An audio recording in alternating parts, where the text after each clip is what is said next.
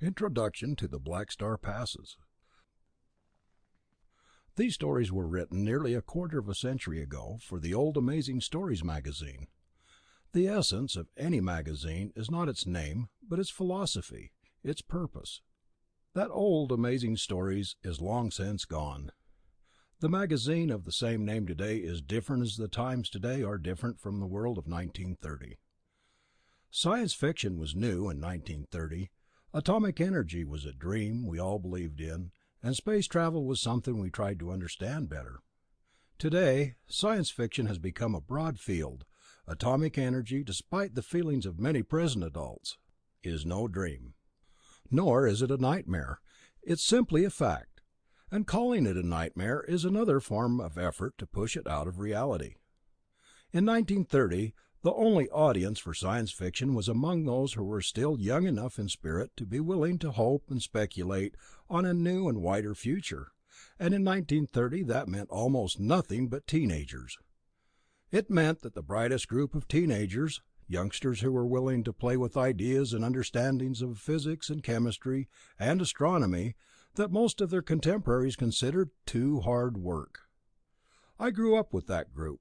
The stories I wrote over the years, and later, the stories I bought for Astounding Science Fiction changed and grew more mature too. Astounding Science Fiction today has many of the audience that read those early stories. They're not high school and college students anymore, of course, but professional engineers, technologists, and researchers now. Naturally, for them we need a totally different kind of story. In growing with them, I and my work had to lose much of the enthusiastic scope that went with the earlier science fiction. When a young man goes to college, he's apt to say, "I want to be a scientist," or "I want to be an engineer." But his concepts are broad and generalized. Most major technical schools, well knowing this, have the first-year course for all students the same. Only in the second and subsequent years does specialization start. By the sophomore year, a student may say, "I want to be a chemical engineer." At graduation he may say, "I'm going into chemical engineering construction." 10 years later, he may explain that he's a chemical engineer specializing in the construction of corrosion-resistant structures, such as the electroplating baths and pickling tanks for stainless steel.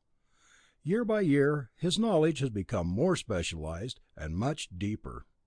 He is better able to do the important work the world needs done, but in learning to do it, he's necessarily lost some of the broad and enthusiastic scope he once had. These are the early stories of the early days of science fiction. Radar hadn't been invented. We missed that idea. But while these stories don't have the finesse of later work, they have a bounding enthusiasm that belongs with a young field, designed for and built by young men. Most of the writers of those early stories were, like myself, college students. For old-timers in science fiction, these are typical of the days when the field was starting. They've got a fine flavor of our own younger enthusiasm. For new readers of science fiction, these have the stuff that laid the groundwork of today's work. They're the stories that were meant for young imaginations, for people who wanted to think about the world they had to build in the years to come. Along about 16 to 19, a young man has to decide what it is, for him, the job that needs doing, and get ready to get in and pitch. If he selects well, selects with understanding and foresight, he'll pick a job that does need doing, one that will return rewards and satisfaction as well as money. No other man can pick that for him. He must choose the job that he feels fitting. Crystal balls can be bought fairly reasonably, but they don't work well. History books can be bought even more cheaply, and they're moderately reliable, but they don't work as well as predicting machines, because the world is changing too rapidly. The world today, for instance, needs engineers desperately. There are a lot of jobs that the nation would like to get done that can't even be started. Not enough engineers available. 50 years ago, the engineering student was sort of a second-class citizen of the college campus. Today, the liberal arts are fighting for a comeback, the pendulum having swung considerably too far in the other direction. So science fiction has a very real function to the teenagers. It represents varying ideas of what the world in which he will live his adult life will be interested in. This is 1953. My son will graduate in 1955. The period of his peak earning power should be when he's about 40 to 60, about 1970, say to 1990. With the progress being made in understanding the health and physical vigor, it's apt to run beyond 2000 AD, however. Anyone want to bet that people will be living in the same general circumstances then? That the same general social and cultural material standards will apply? I have a hunch that the history books are a poor way of planning life today, and that science fiction comes a lot closer. There's another thing about science fiction yarns that's quite conspicuous. It's so difficult to pick out the villains. It might have made quite a change in history if the ballads and tales of the old days had been a little less sure of who the villains were. Read the standard boys' literature of 40 years ago, tales of crusaders who were always right, and the Saracens who were always wrong. Life's much simpler in a thatched cottage than in a dome on the airless moon, easier to understand when the villains are all pure black-hearted villains, and the heroes are all pure white-souled heroes. Just look how simple history is compared with science fiction. It's simple, but is it good? These are the early science fiction tales explored in the universe. They were probings, speculations, as to where we could go, what we could do. They had a sweep and a reach and exuberance that belonged. They were fun, too.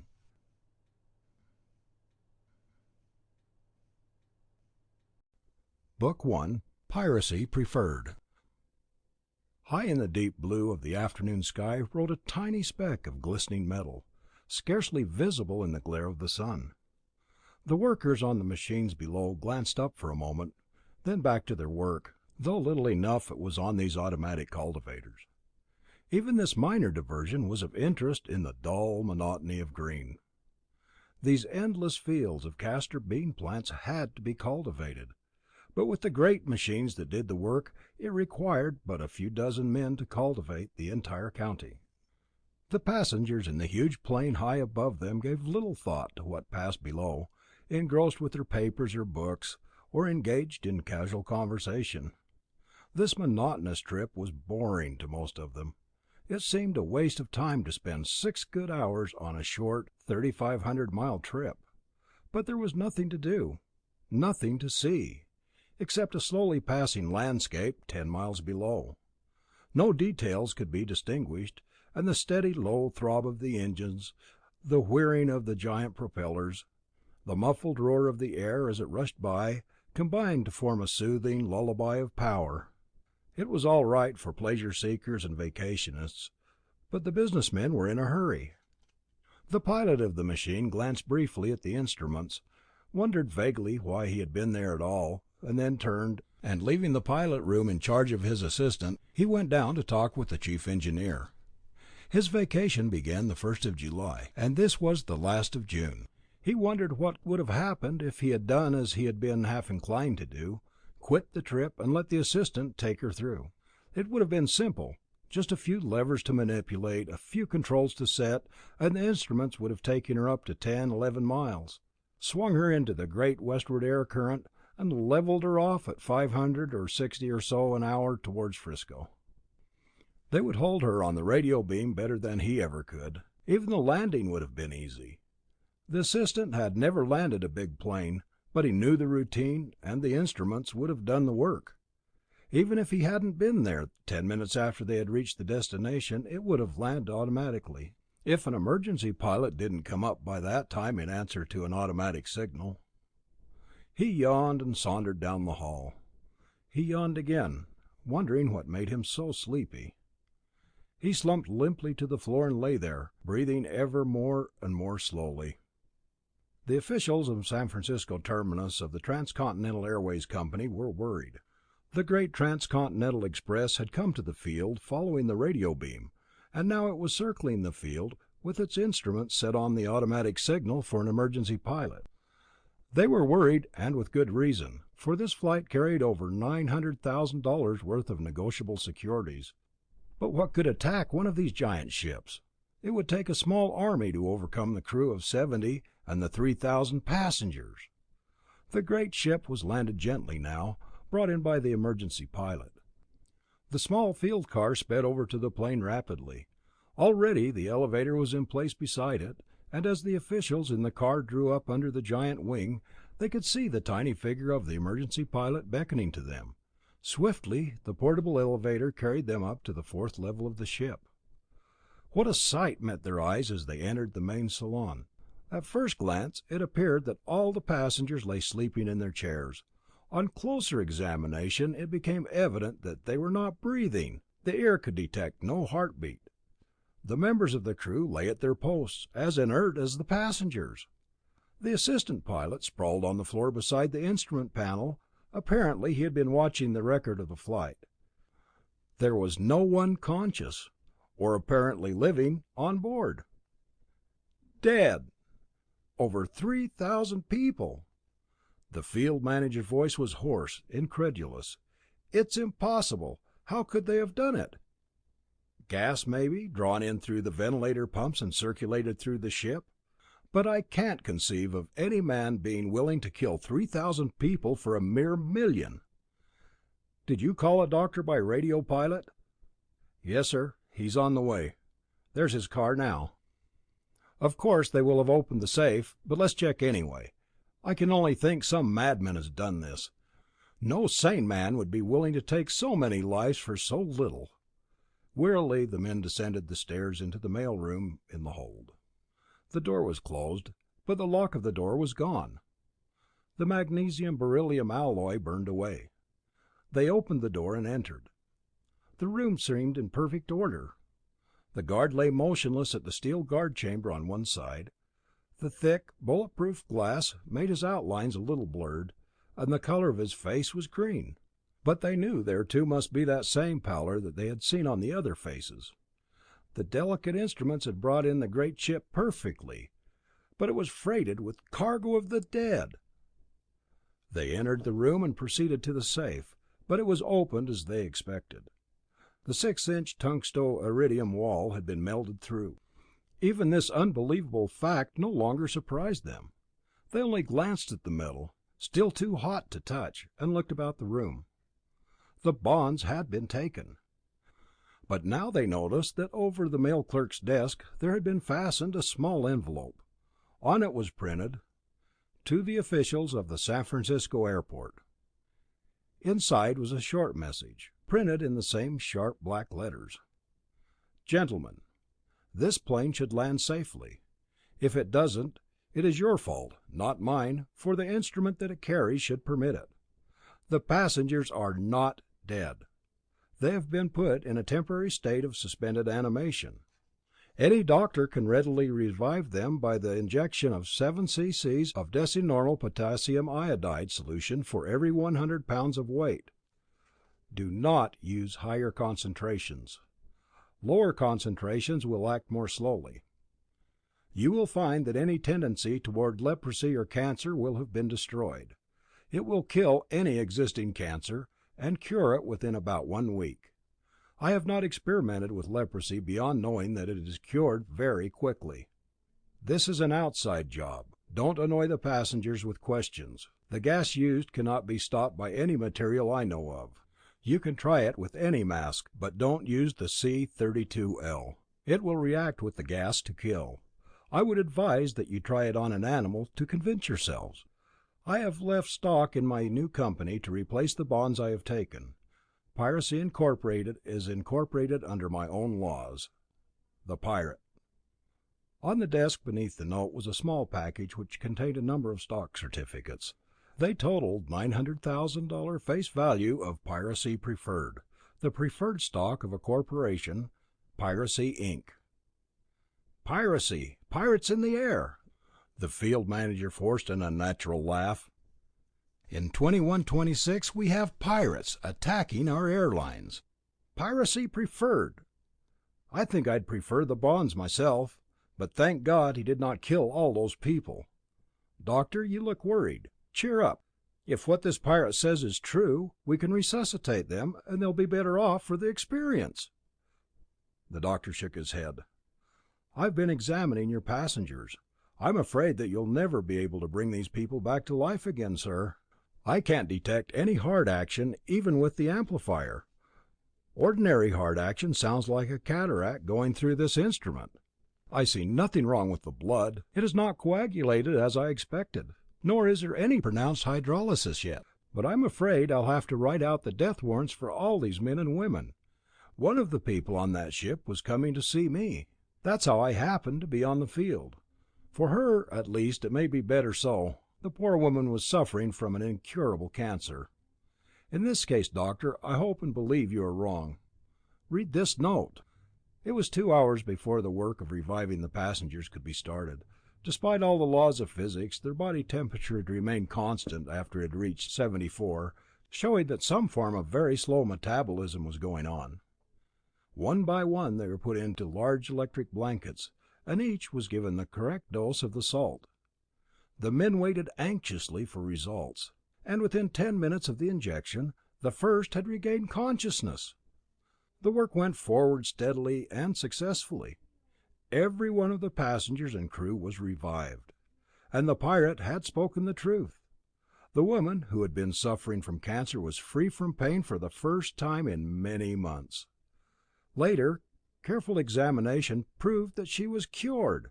The papers were issuing extras within 5 minutes of the time the great plane had landed, and the radio news service was broadcasting the first break in a particularly dead month. During all of June the news had been dead, and now July had begun with a bang. With time to think and investigate, the airport officials went over the ship with the air guard, using a fine-tooth comb. It was soon evident that the job had been done from the outside, as the pirate had said. The emergency pilot testified that when he entered the ship, he found a small piece of wire securing the airlock from the outside. This had certainly been put on while the ship was in flight, and that meant that whoever had done this had landed the great ship with a small plane, had somehow anchored it, then had entered the plane through the airlock at the 10-mile height. He had probably flown across the path of the plane, leaving a trail of gas in its way to be drawn in through the ventilator pumps. It had been washed out by the incoming good air later, for the emergency pilot had not been affected. Now the investigation led them to the mailroom. Despite the refractory nature of the metal, the door had been opened by melting or burning out the lock, and an opening had been burned into the safe itself, opened by melting it through. A bond shipment was due the next day, and the airline officials planned to be on the watch for it. It would get through safely, they were sure. 4 men were put on board in steel chambers hermetically welded behind them with oxygen masks, an automatic apparatus sealed within to supply them with clean air.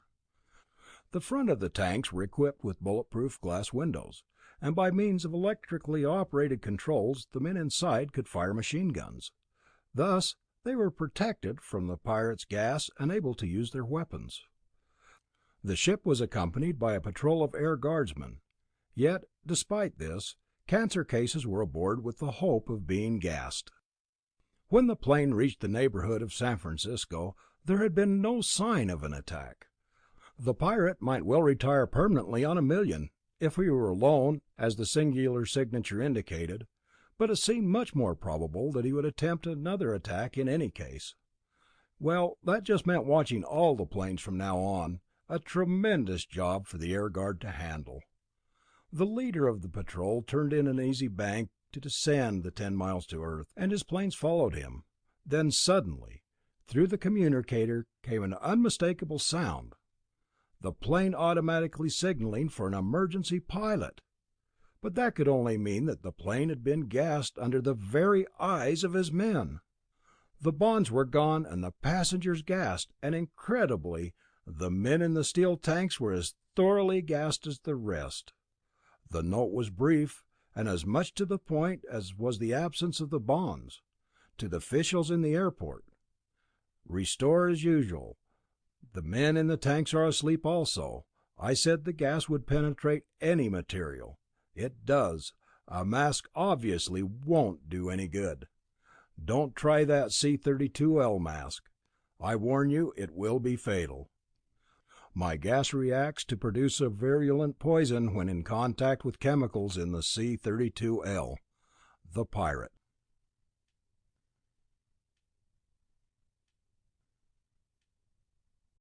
Book 1, Chapter 1. On the 39th floor of a large New York apartment, two young men were lounging about after a strenuous game of tennis. The blue tendrils of smoke from their pipes rose slowly, to be drawn away by the efficient ventilation system. The taller of the two seemed to be doing most of the talking. In the positions they had assumed, it would have been rather difficult to be sure which was the taller, but Robert Morey was a good 4 inches taller than Richard Arcot. Arcot had to suffer under the stigma of "runt" with Morey around. He was only 6 feet tall. The chosen occupation of each was physical research, and in that field Arcot could well have called Morey "runt," for Arcot had only one competitor, his father. In this case it had been like father like son. For many years Robert Arcot had been known as the greatest American physicist, and probably the world's greatest. More recently he had been known as the father of the world's greatest physicist. Arcot Jr. was probably one of the most brilliant men the world had ever seen, and he was aided in all his work by two men who could help him in a way that amplified his powers 1,000-fold. His father and his best friend, Morey, were the complementary and balancing minds to his great intelligence. His father had learned through the years of work the easiest and best ways of performing many of the difficult feats of laboratory experimentation. Morey could develop the mathematical theory of a hypothesis far more readily than Arcot could. Morey's mind was more methodical and exact than Arcot's, but Arcot could grasp the broad details of a problem and get the general method of the solution developed with a speed that made it utterly impossible for his friend to even follow the steps he suggested. Since Arcot Jr.'s invention of the multiple calculus, many new ramifications of old theories had been attained, and many developments had become possible.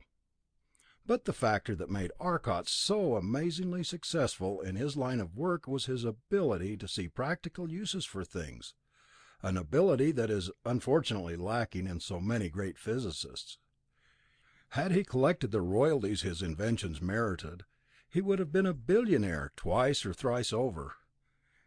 Instead, he had made contracts on the basis that the laboratories he owned be kept in condition, and that he be paid a salary that should be whatever he happened to need. Since he had sold all his inventions to Transcontinental Airways, he had been able to devote all his time to science, leaving them to manage his finances. Perhaps it was the fact that he did sell these inventions to Transcontinental that made these lines so successful. But at any rate, President Arthur Morey was duly grateful, and when his son was able to enter the laboratories, he was as delighted as Arcot. The two had become boon companions. They worked, played, lived, and thought together. Just now they were talking about the Pirate. This was the 7th day of his discovery, and he had been growing steadily more menacing. It was the great Transcontinental Airways that had suffered most repeatedly. Sometimes it was the San Francisco flyer that went on without a pilot, sometimes the New York St. Louis express that would come over the field broadcasting the emergency signal. But always the people were revived with little difficulty, and each time more of the stock of piracy ink was accumulated. The air guards seemed helpless. Time and time again the pirate slipped in undetected. Each time he convinced them that it was an outside job, for the door was always sealed from the outside. Dick, how do you suppose he gets away with the things he does right under the eyes of those guardsmen? He must have some system. He does it every time. I have a vague idea, Arcot answered. I was going to ask you today if your father would let us take passage on the next liner carrying money. I understand the insurance rates have been boosted so high, and they don't dare send any cash by air anymore. They've resorted to the slow land routes. Is there any money shipment in sight? Morey shook his head. No, but I have something that's just as good, if not better, for our purpose. The other day several men came into Dad's office to charter a plane to San Francisco, and Dad naturally wondered why they had been referred to the president of the company. It seems the difficulty was that they wanted to hire the ship so they could be robbed. A large group of medical men and cancer victims were going for the treatment. Each one of the 2,500 going was to bring along $100. That meant a total of $250,000, which is to be left on the table. They hoped the pirate would gas them and thus cure them. Dad couldn't officially do this, but he told them that if there were too many people for the San Francisco Express, 2 sections would be necessary. I believe they were going on that second section. Only $100, a low price for a cancer cure. One thing, Dad asked me to tell you that he'd appreciate your help in stopping this ultra-modern pirate. If you go down to see him this morning, you'll doubtless be able to make the necessary arrangements. I'll do so gladly. I wonder, though, if you know more about this than I do. Did they try that C-32L mask on an animal? The pirate was telling the truth. They tried it on a dog and he went to sleep forever. But do you have any idea how that gas does all it does? Now Arcot shook his head. I don't know what the gas is, but have a lead on how it works. You may know that carbon monoxide will seep through a solid plate of red-hot steel. It has been known for some 300 years now, and I have to hand it to this pirate for making use of it. Even in the War of 2075, they didn't find any practical application for the principle. He's just found some gas that induces sleep in very low concentrations, and at the same time is able to penetrate to an even greater extent than carbon monoxide. I was wondering how he stores that stuff, Morey commented. But I suppose he makes it as fast as he uses it, by allowing 2 or more constituents to react. It might well be simple enough to store them separately, and the airstream blowing past him would carry the gas behind him, permitting him to lay a stream of it in front of the big plane. Is that about it? That was about what I had figured. One of the things I want to do when I go with that invalid special tomorrow is to get some samples for analysis. That's a pretty big order, isn't it, Dick? How are you going to handle it, or even get it into your apparatus? Easily enough as far as getting the sample goes. I have already had some sample bottles made. I have one of them in the lab. Excuse me a moment. Arcot left the room, to return a few minutes later with a large aluminum bottle tightly closed. This bottle has been pumped out to a very good vacuum. I then swept it out with helium gas, then it was pumped out again. I hope to take this into some gas-filled region where the gas will be able to leak in, but the air won't. When it comes to going out again, the gas will have to fight air pressure and will probably stay in. Hope it works. It would help if we knew what we were bucking. The next morning, Arcot had a long conference with President Morey. At the end of it, he left the office, ascended to the roof, and climbed into a small helicopter. He rose to the local traffic level and, waiting his chance, broke into the stream of planes bound for the great airfields over the Jersey district. A few minutes later, he landed on the roof of the Transcontinental Airways shops and entered them, and went to the office of the designing engineer, John Fuller, an old schoolmate. They had been able to help each other before, for Fuller had not paid as much attention to the theoretical physics as he might have, and though he was probably one of the outstanding aeronautical designers, he often consulted Arcot on the few theoretical details that he needed. Probably it was Arcot who had derived the greatest benefit from this association, for the ability of the designer had many times brought his theoretical successes to practical commercial production.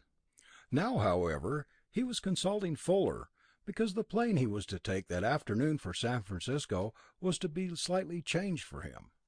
He stayed in Fuller's office for the better part of an hour, and then returned to the roof, and thence to his own roof, where Morey Jr. was waiting for him. "Hello, Dick. I heard from Dad that you were going this afternoon, and came over here.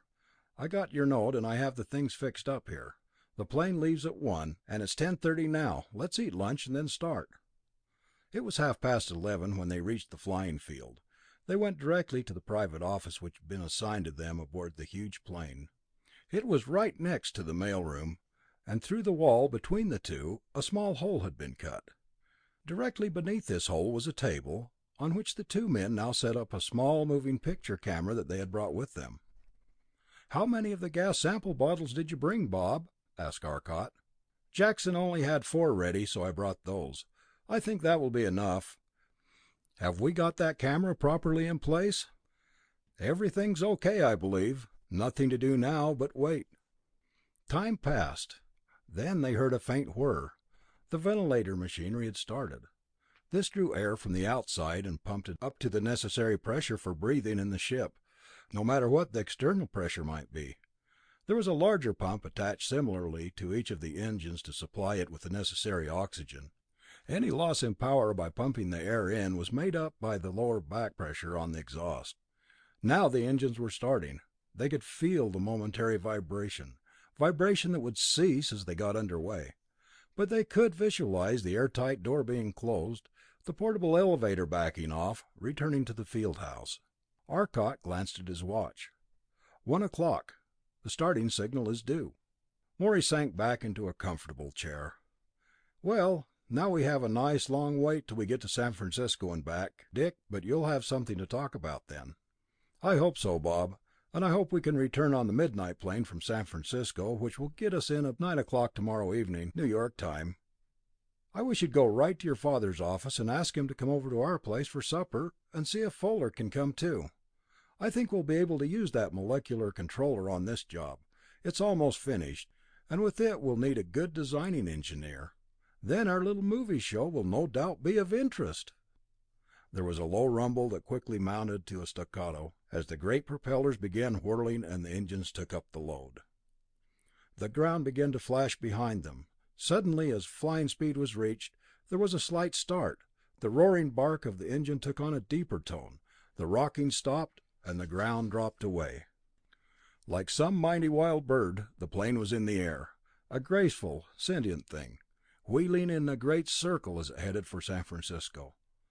Now the plane climbed steadily, in a long bank, up, up, up she went, and gradually the terrific roar of the engine died into a low, throbbing hum as the low pressure of the air silenced the noise. Below them the giant city contracted as the great ship rode higher. The tiny private helicopters were darting about below them like streams of night invisible individuals, creeping black lines among the buildings of the city. The towering buildings shone in the noon sun in riotous hues, as the color tile facing reflected the brilliant sunlight with glowing warmth of color. It was a city of indescribable beauty now. It was one of the things that made this trip worthwhile. Now the shining city dropped behind them, and only the soft green of the Jersey hills and the deep purple black of the sky above were visible. The sun blazed high in the night black heavens, and in the rarefied air. There was so little diffusion that the corona was readily visible with the aid of a smoke glass. Around the sun, long banners in space, the zodiacal light gleamed dimly. Here and there some of the brighter stars winked in the dark sky. Below them the landscape swung slowly by. Even to these men who had made the trip dozens of times, the sight was fascinating, inspiring. It was a spectacle which had never been visible before the development of these superplanes. Whole flying observatories had been made that had taken photographs at heights of 15 miles, where the air is so rarefied that the plane had to travel close to 800 miles an hour to remain aloft. Already ahead of them, Arcot and Morey could see the great splotch of color that was Chicago, the mightiest city of Earth. Situated as it was at the heart of the North American continent, with great water and ground landing facilities and broad plains about it, it made a perfect airport. The sea no longer meant much, for now it was only a source of power, recreation, and food. Ships were no longer needed. Planes were faster and more economical. Hence, seacoast cities had declined in importance. With its already great start toward ascendancy, Chicago had rapidly forged ahead as the airlines developed with the great superplanes. The European planes docked here, and it was the starting point of the South American lines. But now, as they swung high above it, the glistening walls of the soft-colored tiles made it a great mass of changing, flashing color beneath them. Now they could see a great airliner, twice the size of their plane, taking off for Japan, its 6 giant propellers visible only as flashing blurs as it climbed up toward them. Then it was out of sight. It was over the green plains of Nebraska that the Pirate usually worked, so there the men became more and more alert, waiting for the first sign of abnormal drowsiness. They sat quietly, not talking, listening intently for some new note, but knowing all the while that any sound the pirate might make would be concealed by the whirring roar of the air sweeping past the giant airfoils of the plane. Suddenly Arcot realized he was unbearably sleepy. He glanced drowsily toward Morey, who was already lying down. He found it a tremendous effort of will to make himself reach up and close the switch that started the little camera whirring almost noiselessly. It seemed he never pulled his arm back. He just lay there, and a white uniformed man was bending over him when he opened his eyes. To one side of him he saw Morey smiling down at him. "You're a fine guard, Arcot. I thought you were going to stay awake and watch them." "Oh no, I left a much more efficient watchman. It didn't go to sleep, I'm willing to bet." "No, it may not have gone to sleep, but the doctor here tells me it has gone somewhere else. It wasn't found in our room when we woke up. I think the pirate found it and confiscated it. All our luggage, including the gas sample bottles, is gone." "That's all right, I arranged for that. The ship was brought down by emergency pilot, and he had instructions from Father. He took care of the luggage so that no member of the pirates' gang could steal it. There might have been some of them in the ground crew. They'll be turned over to us as soon as we see the emergency man. I don't have to lie here any longer, do I, Doctor?" "No, Dr. Arcot, you're all right now. I would suggest that for the next hour or so you take it easy and let your heart get used to beating again. It stopped for some 2 hours, you know. You'll be all right, however." Chapter 2. 5 men were seated about the Morey library discussing the results of the last raid. In particular, it was related to Arcot and Morey, Fuller and President Morey, as well as Dr. Arcot, Sr., and the 2 young men themselves were there. They had consistently refused to tell what their trip had revealed, saying that the pictures would speak for them. Now they turned their attention to a motion picture projector and screen that Arcot Jr. had just set up.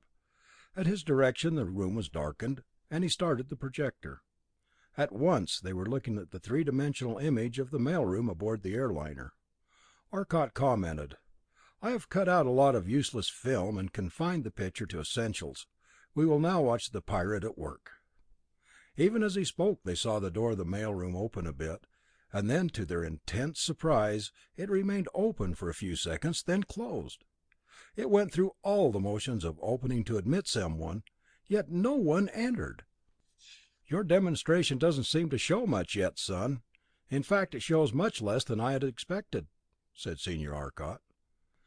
"But that door seemed to open easily. I thought they locked them."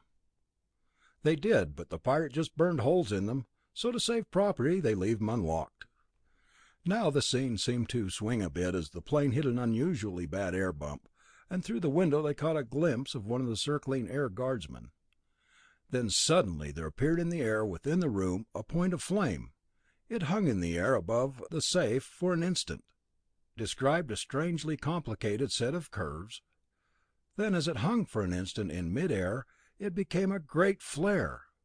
In an instant this condensed to a point of intensely brilliant crimson fire. This described a complex series of curves and touched the top of the safe. In an inconceivably short time, the 8-inch thickness of tungsto-iridium alloy flared incandescently and began to flow sluggishly. A large circle of red flame sprang out to surround the point of brilliance, and this blew the molten metal to one side in a cascade of sparks. In moments the torch had cut a large disc of metal nearly free, seemingly on the verge of dropping into the safe.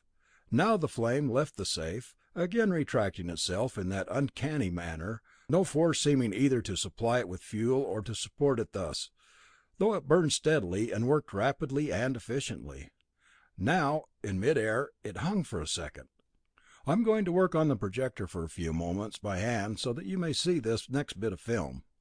Arcot moved a small switch and the machine blinked, giving a strange appearance to the seemingly solid images that were thrown on the screen. The picture seemed to show the flame slowly descending till it again touched the metal. The tungsto-iridium glowed briefly, then, as suddenly as the extinguishing of a light, the safe was gone. It had disappeared into thin air. Only the incandescence of the metal and the flame itself were visible. It seems the pirate has solved the secret of invisibility.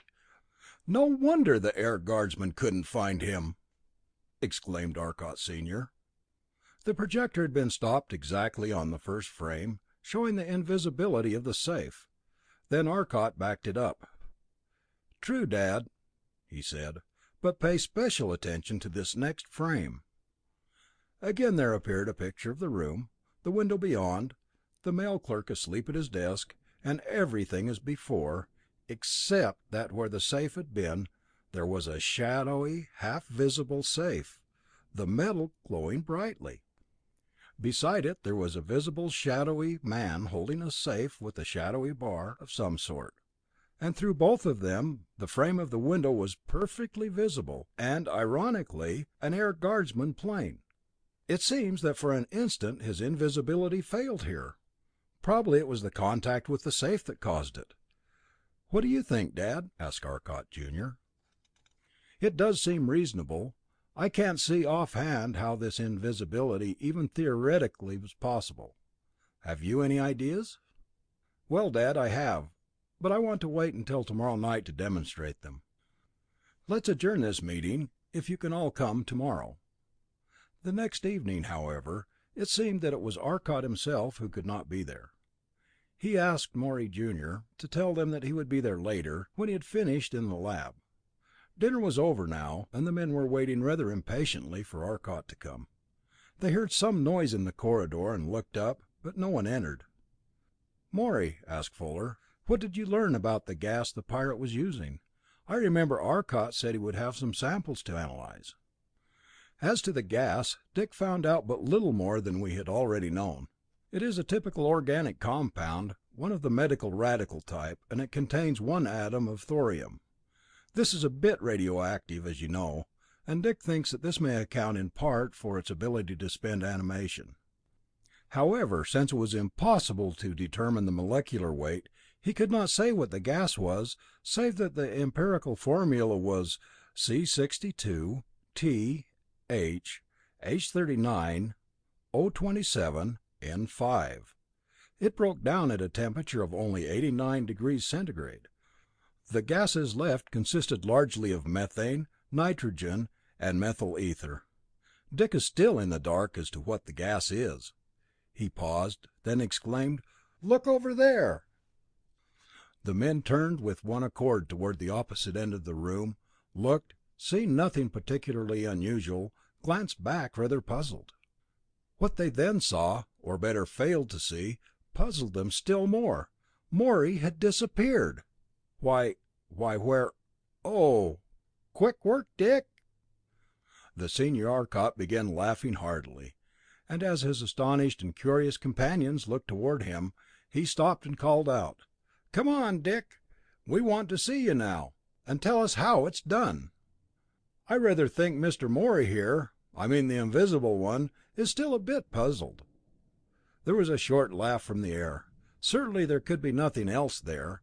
Then a low but distinct click, and both Morey and Arcot were miraculously present, coming instantaneously from nowhere, if one's senses could be relied on. On Arcot's back there was strapped a large and rather hastily wired mechanism, a long wire extending from it out into the laboratory. He was carrying a second piece of apparatus, similarly wired. Morey was touching a short metal bar that Arcot held extended in his hand, using a table knife as a connector, lest they get radio frequency burns on making contact. "I've been busy getting the last connection of this portable apparatus rigged up.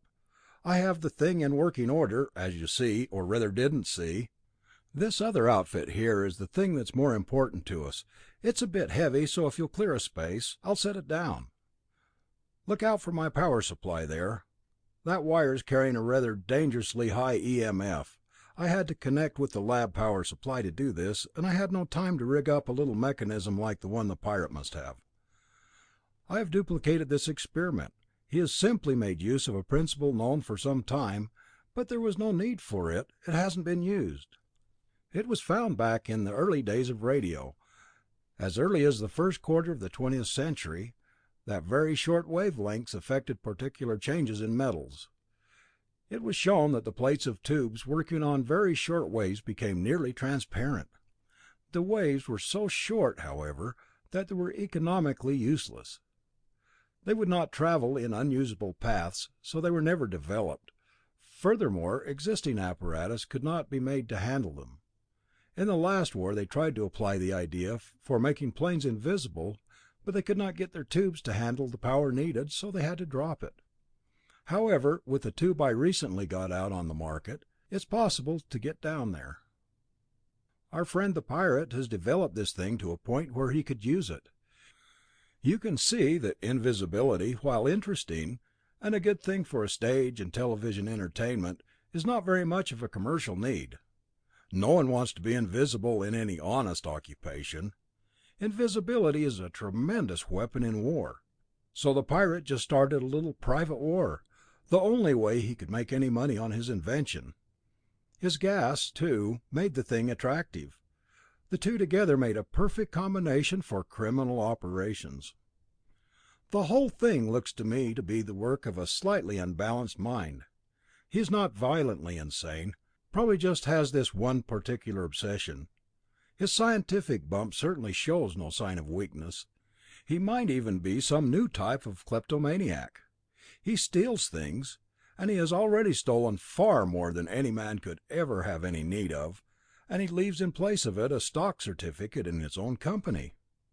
He is not violent, for hasn't he carefully warned the men not to use the C-32L mask? You'll remember his careful instructions as how to revive the people. He has developed this machine for invisibility, and naturally he can fly in and out of the air guard without their knowing he's there, provided their microphonic detectors don't locate him. I believe he uses some form of glider. He can't use an external combustion engine, for the explosions in the cylinders would be as visible as though the cylinders were made of clear quartz. He cannot have an electric motor, for the storage shells would weigh too much. Furthermore, if he were using any sort of prop or a jet engine, the noise would give him away. If he used a glider, the noise of the big plane so near would be more than enough to kill the slight sounds. The glider could hang above the ship, then dive down as it passed beneath. He has a very simple system of anchoring the thing, as I discovered to my sorrow. It's a powerful electromagnet which he turns on when he lands. The landing deck of the big plane was right above our office aboard, and I found my watch was doing all sorts of antics today. It lost an hour this morning, and this afternoon it gained 2. I found it was very highly magnetized. I could pick up needles with the balance wheel. I demagnetized it, now it runs all right. But to get back, he anchors his ship, then leaving it invisible, he goes into the airlock and enters. He wears a high altitude suit, and on his back he has a Porter invisibility set and the fuel for his torch. The gas has already put everyone to sleep, so he goes into the ship, still invisible, and melts open the safe. His power supply for the invisibility machine seems to be somewhat of a problem, but I think I could use a cylinder of liquid air, and have a small air turbine to run a high voltage generator. He probably uses the same system on a larger scale to run his big machine on the ship. He can't use an engine for that either. That torch of his is interesting too. We have had atomic hydrogen welding for some time, and atomic hydrogen releases some 100,000 calories per mole of molecular hydrogen. 2 grains of gas give 100,000 calories. Oxygen has not been prepared in any commercial quantity in the atomic state. From watching that man's torch, from the color of the flame and other indications, I gather that he uses a flame of atomic oxygen and atomic hydrogen for melting, and surrounds it with a preheating jacket of atomic hydrogen. The center of the flame probably develops a temperature of some 4,000 degrees centigrade, and will naturally make a tungsten alloy run like water. As to the machine here, it is, as I said, a machine which impresses very high frequencies on the body it is connected with. This puts the molecules in vibration at a frequency approaching that of light, and when the light impinges upon it, it can pass through readily. You know that metals transmit light for short distances, but in order that the light pass, the molecules of the metal must be set in harmonic vibration at a rate approaching the frequency of light. If we can impress such a vibration on a piece of matter, it will then transmit light very freely. If we impress this vibration on the matter, say the body, electrically, we get the same effect, and the body becomes perfectly transparent.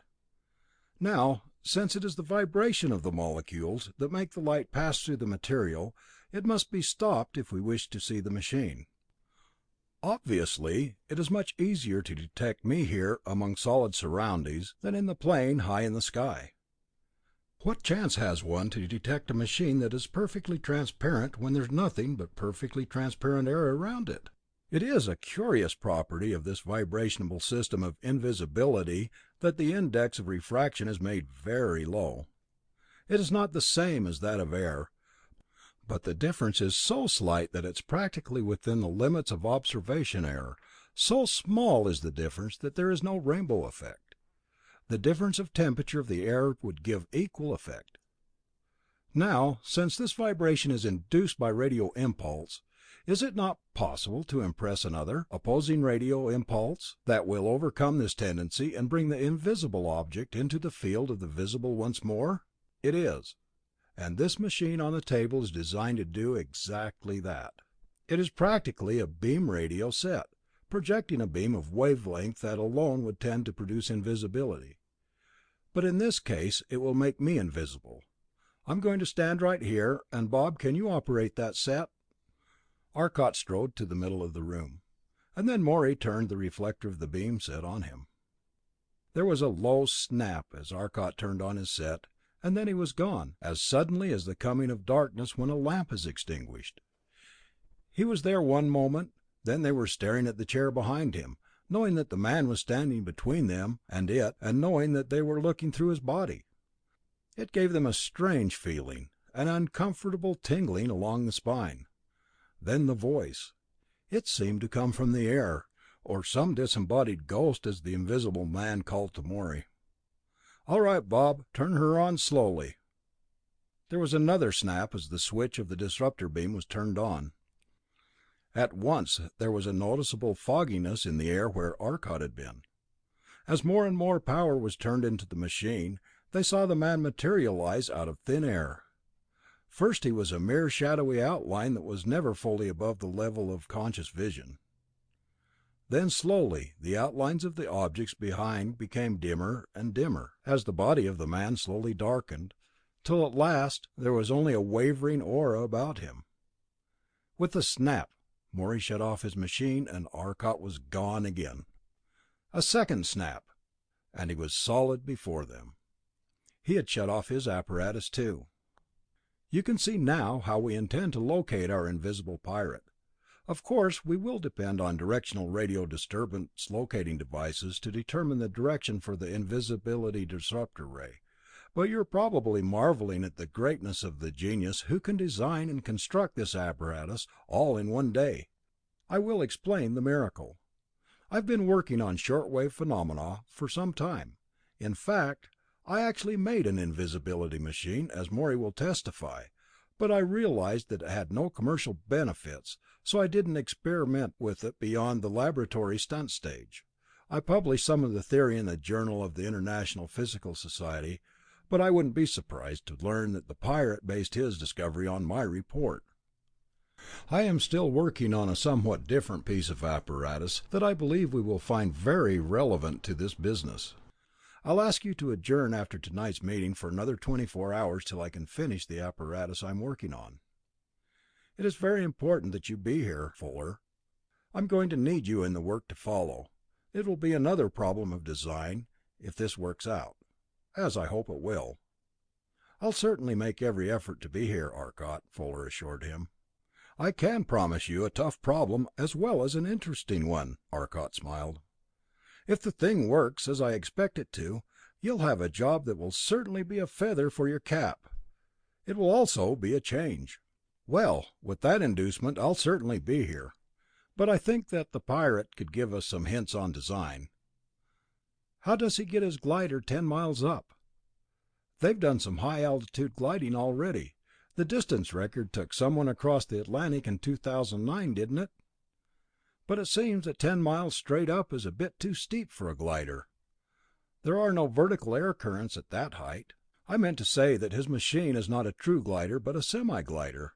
He probably goes up 10 miles or more with the aid of a small engine, one so small it probably takes him half a day to get there. And it would be easy for a plane to pass through the lower traffic lanes then, being invisible, mount high and wait for the airliner. He can't use a very large engine, for it would drag him down, but one of the new 100 horsepower jobs would weigh only about 50 pounds. I think we can draw a pretty good picture of his plane from the scientific logic. It probably has a tremendous wing spread and a very high angle of incidence to make it possible to glide at that height, and the engine and prop will be almost laughably small. The next evening the men got together for dinner, and there was considerable speculation as to the nature of the discovery that Arcot was going to announce, for even his father had no knowledge of what it was. The two men worked in separate laboratories, except when either had a particularly difficult problem that might be solved by the other. All knew that the new development lay in the field of short-wave research, but they could not find out what way it concerned the problem in hand. At last the meal was over, and Arcot was ready to demonstrate. "Dad, I believe that you've been trying to develop a successful solar engine, one that could be placed in the wings of a plane to generate power from the light falling on that surface. In all solar engines, what is the greatest problem to be solved?" "Well, the more I investigate the thing, the more I wonder which is the greatest. There are a surprising number of annoying problems to be met. I should say, though, that the one big trouble with all solar engines, eliminating the obvious restriction that they decidedly aren't dependable for night work, is the difficulty of getting an area to absorb the energy. If I could get enough area, I could use a very low efficiency and still have cheap power, for the power is absolutely free. The area problem is the greatest difficulty, no doubt." "Well," Arcot Jr. said quietly, "I think you have a fairly good area to use if you can only harness the energy it absorbs. I have already a very efficient solar engine. The engine itself requires no absorbing area, as I want to use it. It takes advantage of the fact that the Earth is absorbing quintillions of horsepower. I have merely tapped the power that the Earth has already absorbed for me. Come here." He led the way down the corridor to his laboratory and switched on the lights. On the main laboratory bench was set up a complicated apparatus of many tubes and heavy bus bar connectors. From the final tube, two thin wires ran into a long tubular coil. To the left of this coil was a large relay switch, and a rheostat control. "Turn on the relay, Dad, then slowly rotate the controller to the left, and remember that it is rather powerful. I know this doesn't look like a solar engine, and 9 o'clock at night seems a peculiar hour to demonstrate such a thing, but I'll guarantee results, probably more than you expect." Dr. Arcot stepped up to the controls and closed the switch. The lights dimmed a bit, but immediately brightened again, and then from the other end of the room came a low, steady hum, as the transformer took up the load. "Well, from the sound of that 10 kilowatt transformer there, if this engine is very efficient, we ought to get a terrific amount of power out of it." Dr. Arcot was smiling amusedly at his son. "I can't very well control this except by standing directly in front of it, but I suppose you know what you're doing." "Oh, this is a laboratory model, and I haven't gotten the thing into shape really. Look at the conductors that lead to the coil. They certainly aren't carrying the 10 kilowatts." Dr. Arcot slowly rotated the rheostat. There was a faint hum from the coil, then it was gone. There seemed to be no other result. He rotated it a bit more. A slight draught sprang up within the room. He waited, but then nothing more startling occurred. He gave the rheostat a sharp turn. This time there was absolutely no doubt as to the result. There was a roar like a 50-foot wind tunnel, and a mighty blast of cold air swept out of that coil like a 6-inch model of a Kansas cyclone. Every loose piece of paper in the laboratory came suddenly alive and whirled madly before the blast of air that had suddenly leapt out. Dr. Arcot was forced back as if by a giant hand.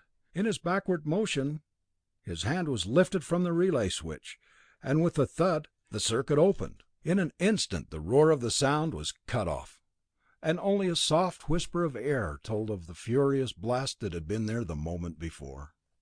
The astonished physicist came forward and looked at the device a moment in silence, while each of the other men watched him. Finally he turned to his son, who was smiling at him with a twinkle in his eye. "Dick, I think you have loaded the dice in a way that's even more lucrative than any other method ever invented. If the principle of this machine is what I think it is, you have certainly solved the secret of a sufficiently absorbing area for a solar engine." "Well," remarked the elderly Morey, shivering a bit in the chill air of the room, "loaded dice have long been noted for their ability to make money, but I don't see how that explains that working model of an Arctic tornado. Ugh, it's too cold in here. I think he'll need considerable area for the heat absorption from the sun, for that engine certainly does cool things down. What's the secret?" "The principle is easy enough, but I had considerable difficulty with the application. I think it's going to be rather important, though." "Rather important," broke in the inventor's father, with a rare display of excitement. "It will be considerably more than that. It's the biggest thing since the electric dynamo. It put planes in the junk heap. It means a new era in power generation. Why, we'll never have to worry about power. It will make interplanetary travel not only possible, but commercially economical." Arcot Jr. smiled broadly. "Dad seems to think the machine has possibilities. Seriously, I believe it will antiquate all types of airplanes, prop or jet. It's a direct utilization of energy that the sun is kindly supplying. For a good many years now, men have been trying to find out how to control the energy of atoms for air travel, or to release the energy of the constitution of matter. But why do it at all? The sun is doing it already, and on a scale so gargantuan that we could never hope or desire to approach it. 3,000,000 tons of matter go into that colossal furnace every second of time, and out of that comes 2.5 decillion ergs of energy, with a total of 2.5 million billion billions of ergs to draw on. Man will have nothing to worry about for a good many years to come. That represents a flood of power vaster than man could comprehend. Why try to release any more energy? We have more than we can use. We may as well tap into that vast ocean of power. There is one thing that prevents us getting it out, the law of probability. That's why Dad mentioned loaded dice, for dice, as you know, are the classical example of probability when they aren't loaded. Once they are loaded, the law still holds, but the conditions are now so changed that it will make the problem quite different." Arcot paused, frowning, then resumed half apologetically, "Excuse the lecture, but I don't know how else to get the thought across. You are familiar with the conditions in a liter of helium gas in a container, a tremendous number of molecules, each dashing along at several miles a second, and an equal number dashing in the opposite direction at an equal speed. They are so thickly packed in there that none of them can go very far before it runs into another molecule and bounce off in a new direction. How good is the chance that all molecules should happen to move in the same direction at the same time? One of the old physicists of Einstein's time, a man named Eddington, expressed it very well. If an army of monkeys were playing on typewriters, they might write all the books in the British Museum. The chance of their doing so is decidedly more favorable than the chance that all the molecules in a liter of gas should move in the same direction at the same time. The very improbability of this chance is the thing that is making our problem appear impossible. But similarly, it would be impossible according to the law of chance, to throw a string of aces indefinitely. It is impossible unless some other force influences the happening. If the dice have bits of iridium stuck under the 6 spots, they will throw aces. Chance makes it impossible to have all the molecules of gas move in the same direction at the same time, unless we stack the chances. If we can find some way to influence them, they may do so. What would happen to a metal bar if all the molecules in it decided to move in the same direction at the same time? Their heat motion is normally carrying them about at a rate of several miles a second, and if we have all of them go one way, the entire bar must move in that direction, and it will start off at a velocity as great as the velocity of the individual molecules. But now, If we attach the bar to a heavy car, it will try to start off, but it will be forced to drag the car with it, and so it will not be able to have its molecules moving at the same rate. They will be slowed down in the starting of the mass of the car, but slowly moving molecules have a definite physical significance. Molecules move because of temperature, and lack of motion means lack of heat. These molecules that have been slowed down are then cold. They will absorb heat from the air about them, and since the molecule of hydrogen gas at room temperature is moving at about 7 miles a second, when the molecules of the confined gas in our car or the molecules of the metal bar are slowed down to but a few hundred miles an hour, their temperature drops to some 100 degrees below zero, and they absorb energy very rapidly, for the greater difference in temperature, the greater the rate of heat absorption. I believe we will be able to accelerate the car rapidly to a speed of several miles a second at very high altitudes, and as we will be able to make use of a perfectly enclosed streamlined car, we should get tremendous speeds. We'll need no wings, of course, for with a small unit pointed vertically, we'll be able to support the car in the air. It will make possible a machine that will be able to fly in reverse, and so come to a quick stop. It will steer us, or it will supply us with electrical power, for we merely have to put a series of small metal bars about the circumference of the generator and get a tremendously powerful engine. For our present need, it means a tremendously powerful engine, and one that we can make invisible.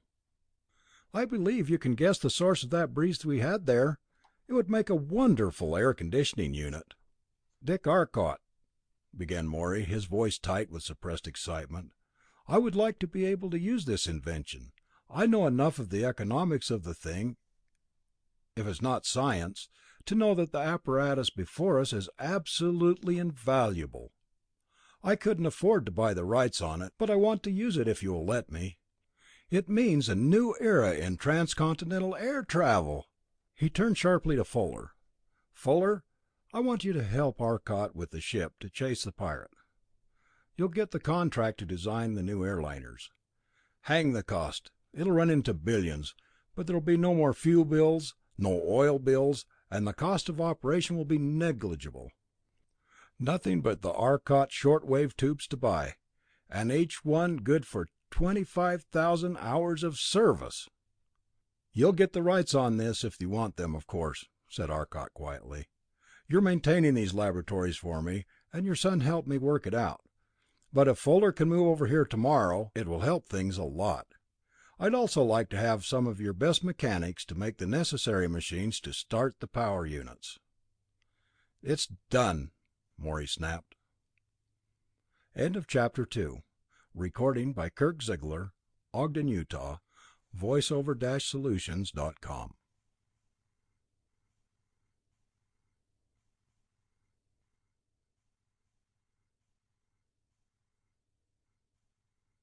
Chapter 3. Early the next morning, Fuller moved his equipment over to the laboratory and set up his table for work. There Arcot and Morey joined him, and the designing of the new machine was started. "First, let's get some idea of the most advisable shape," Fuller began methodically. "We'll want it streamlined, of course, roughly speaking, a cylinder modified to fit the special uses to which it will be put. But you probably have a general plan in mind, Arcot. Suppose you sketch it for us." The big physicist frowned thoughtfully. "Well, we don't know much about this yet, so we'll have to work it out. You'll have plenty of fun figuring out the strains in this machine. So let's be safe and use a factor of safety of 5. Let's see what we'll need. In the first place, our machine must be proof against the pirate's gas, for we won't be riding a beam with instruments to guide us safely if we pass out. I've thought that over, and I think that the best system is just what we used in the sample bottles, a vacuum. His gas is stopped by nothing, so to speak, but there is no substance that will stop it. It will no doubt penetrate the outer shell, but upon reaching the vacuum, it will tend to stay there, between the inner and outer walls. Here it will collect, since it will be fighting air pressure in going either in or out. The pressure inside will force it back, and the pressure outside will force it in. If we did not pump it out, It would soon build up pressure enough to penetrate the interior wall. Now, since the stuff can leak through any material, what kind of pump shall we use? It won't be pushed by a piston, for it will leak through either the cylinder walls or the piston. A centrifugal pump would be equally ineffective. A mercury vapor pump will take it out, of course, and keep a high vacuum, but we'd never make any progress. Our new machine gives us the answer. With it, we can just have a number of openings in the wall of the outer shell, and set in them one of these molecular motion directors, and direct the molecules into the outside air. They can't come in through it, and they will go out. But, Morey objected, the vacuum that keeps out the gas will also keep out heat as well. Since our generator is to run on heat energy, it will be rather chilly inside if we don't remedy that. Of course, our power units could be placed outside, where the blast of air will warm them, but we really won't have a very good streamline effect if we hang a big electric generator outside. I've thought of that too, Arcot answered. The solution is obvious. If we can't bring the generator to the air, we must bring the air to it. He began sketching rapidly on the pad before him. We'll have all the power equipment in this room here in the back, and the control room up in front here. The relays for controlling will be back here, so we can control electrically the operation of the power equipment from our warm, gas-tight room. If it gets too warm in there, we can cool it by using a little of the heat to help accelerate the ship. If it's too cold, we can turn on an electric heater run by the generator. The air for the generator can come in through a small sort of scoop on top, and leave through a small opening in the rear. The vacuum at the tail will assure us a very rapid circulation, even if the centrifugal pump action of the enclosed generator isn't enough. His thoughts began moving more rapidly than his words. We'll want the generator greatly overpowered to run tests over a great range. Won't need more than 100 kilowatts altogether, but should install about 1,000 AC, of course. Batteries in the keel for starting the generator, self-supporting when it's rolling. But let's set down some actual figures on this. For the rest of the day, the three men were working on the general plan of the new ship, calculating the strengths needed, supplementing mathematics with actual experiments with the machines on hand. The calculating machines were busy continuously, for there were few rules that experience could give them. They were developing something entirely new, and though they were a designing staff of three of the foremost mathematicians in the world, it was a problem that tested their ingenuity to the utmost. By the evening of the first day, however, they had been able to give the finished designs for the power units to the mechanics who were to make them. The order for the storage battery and the standard electrical equipment had been placed at once. By the time they had completed the drawings for the mail casting, the materials were already being assembled in a little private camp that Morey owned up in the hills of Vermont. The giant freight helicopters could land readily in the wide field that had been cleared on the small plateau, in the center of which nestled a little blue lake and a winding trout brook. The mechanics and electrical engineers had been sent up there already, officially on vacation. The entire program could be carried out without attracting the least attention, for such orders from the great transcontinental lines were so frequent that no importance was attached to them. 4 days after the final plans had been completed, the last of the supplies were being assembled in the portable shed that was to house the completed machine. The shining tungsto steel alloy frame members were rapidly being welded in place by cathode ray welding torches in the hands of skilled artisans. Already at the other end of the shop, the generator had been arranged for use with the molecular motion power units. The many power units to drive and support the ship were finished and awaiting installation as the crew quit work on the fourth evening. They would be installed on the frame in the morning, and the generator would be hoisted into place with the small portable crane. The storage batteries were connected, and in place in the hall. The great fused quartz windows rested in their cases along one wall, awaiting the complete application of the steel alloy plates. They were to be over an inch thick, an unnecessary thickness perhaps, but they had no need to economize weight, as witnessed by their choice of steel instead of light metal alloys throughout the construction. The three men arrived late that afternoon in a small helicopter, and had gone directly to the shops to see what progress had been made. They had been forced to remain in New York to superintend the shipment of the necessary supplies to the campsite, and since no trouble was anticipated in the making of the steel framework, they had not felt it necessary to come. But now they would be needed to superintend the more delicate work. "She's shaping up nicely, isn't she?" Arcot gazed at the rapidly rounding frame with a critical eye. Unhindered as they were by the traditional shapes, by wings or other protuberances, they had been able to design a machine of striking beauty. The ship was to retain its natural metallic sheen, the only protection being a coat of passivity paint, a liquid chemical that could be brushed or sprayed on iron, chromium, nickel or cobalt alloys, rendering them passive to practically all chemical agents. The new paint left the iron or steel as brilliantly glossy as ever, but overcast with a beautiful iridescence, and immune to the most powerful reagents. The three men walked around the rapidly growing hull, and looked with excited interest at the heavy welded joints and the great beams. The ship seemed capable of withstanding a fall of several hundred feet with little damage. The location of the power units was plainly visible and easily recognized, for at each point there came together 4 or 5 great beams, welded into one great mass of tough metal, and in it there were heavy tungsten bolts that would hold the power units in place. They inspected each joint minutely for signs of flaws, using a small portable X-ray fluoroscope to see the interior of the metal. Each joint seemed perfect. They retired satisfied that everything was ready for work of the next day. The morning began early with a long swim in the lake, and a hearty breakfast of country cured ham and eggs. Then the work on the great framework was continued, and that day saw the power units bolted in place, removable if change was thought advisable. Each power unit was equipped with long streamlined copper fins lying close to the rounded hull, that they might absorb heat more rapidly. Day by day the structure drew near completion, and with the large crew of highly skilled workers, the craft was practically complete within a week. Only the instruments remained to be installed. Then at last, even these had been put in place, and with the aid of Fuller, Morey Jr., and his own father, Arcot had connected their many complicated circuits.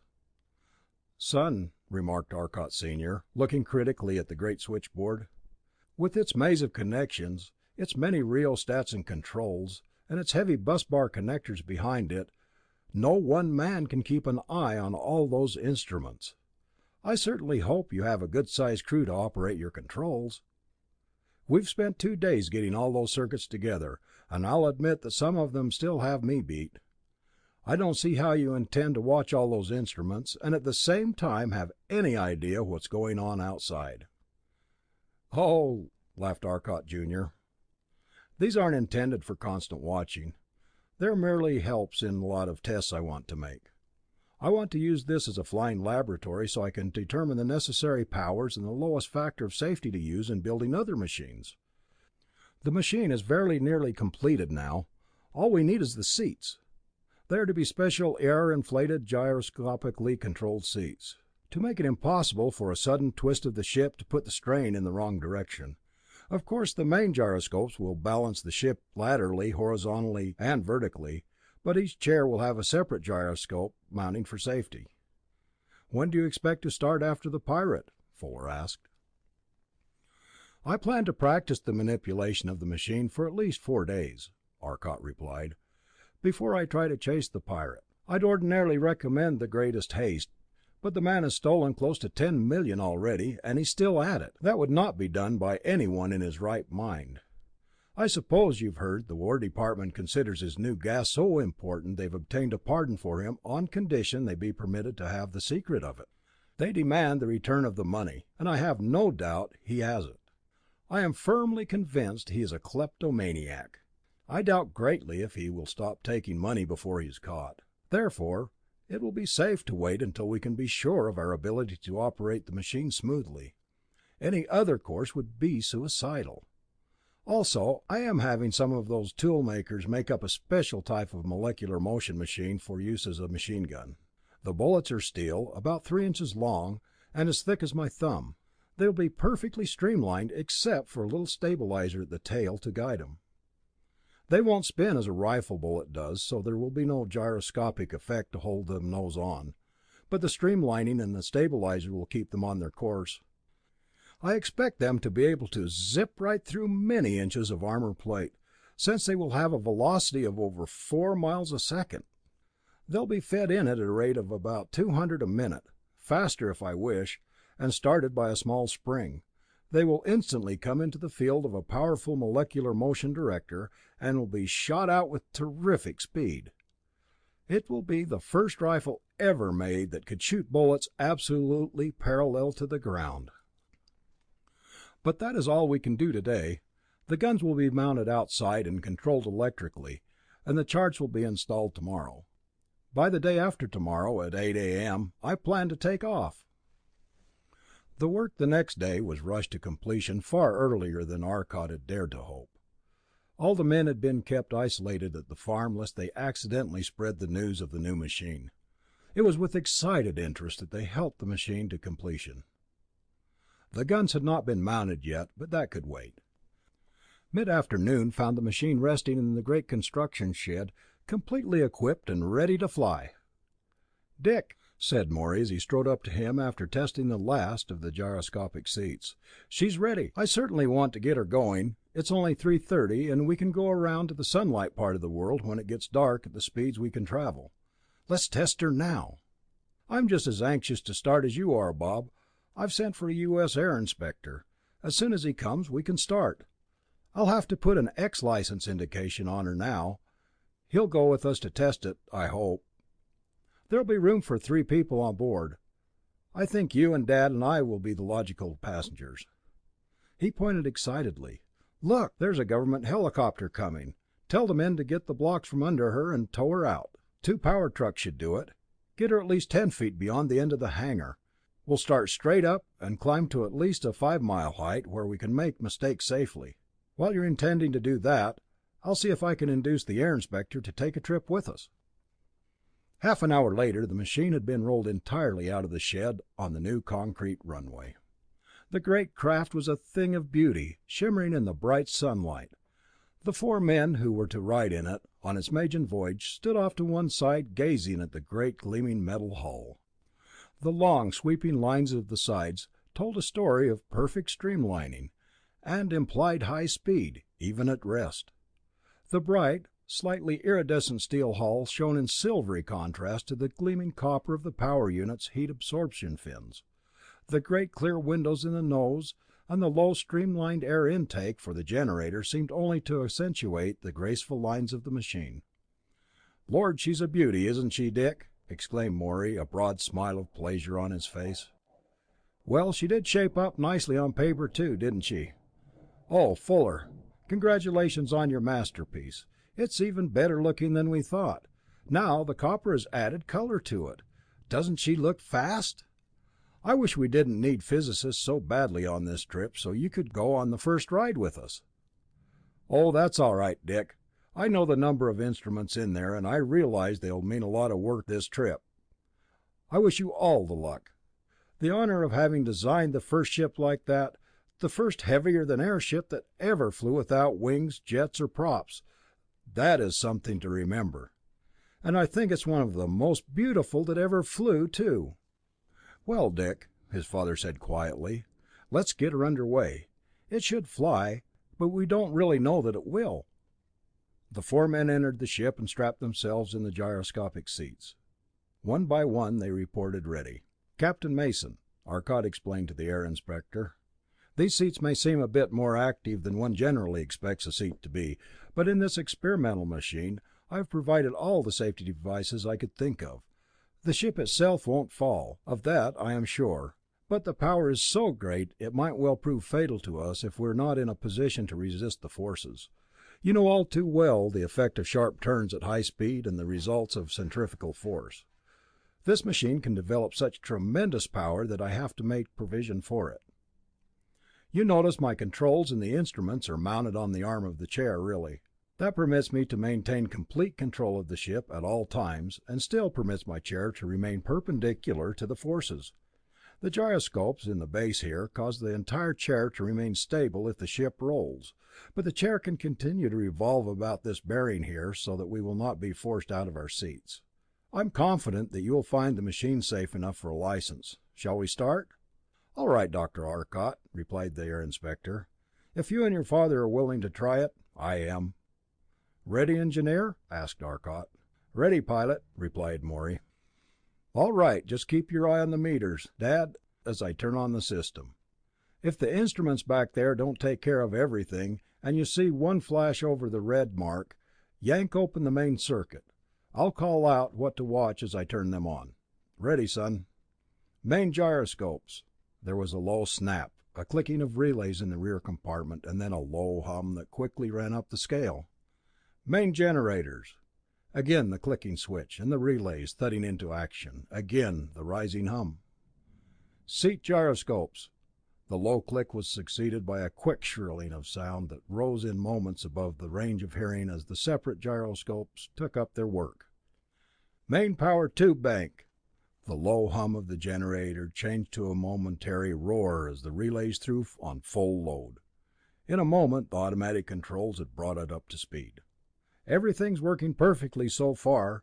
Are we ready to start now, son? Main vertical power units." The great ship trembled throughout its length as the lift off of the power units started. A special instrument had been set up on the floor beside Arcot, that he might be able to judge the lift of his power units. It registered the apparent weight of the ship. It read 200 tons. Now all eyes were fixed on it as the pointer dropped quickly to 150, 100, 75, 50, 40, 20, 10. There was such a click and the instrument flopped back to 300. It was registering in pounds now. The needle moved to zero and the mighty structure floated into the air, slowly moving down the field as a breeze carried it along the ground. The men outside saw it rise swiftly into the sky, straight toward the blue vault of heaven. In 2 or 3 minutes it was disappearing. The glistening ship shrank to a tiny point of light, then it was gone. It must have been rising at fully 300 miles an hour. To the men in the car there had been a tremendous increase in weight that had forced them into the air cushions like leaden masses. Then the ground fell away with a speed that made them look in amazement. The house, the construction shed, the lake, all seemed contracting beneath them.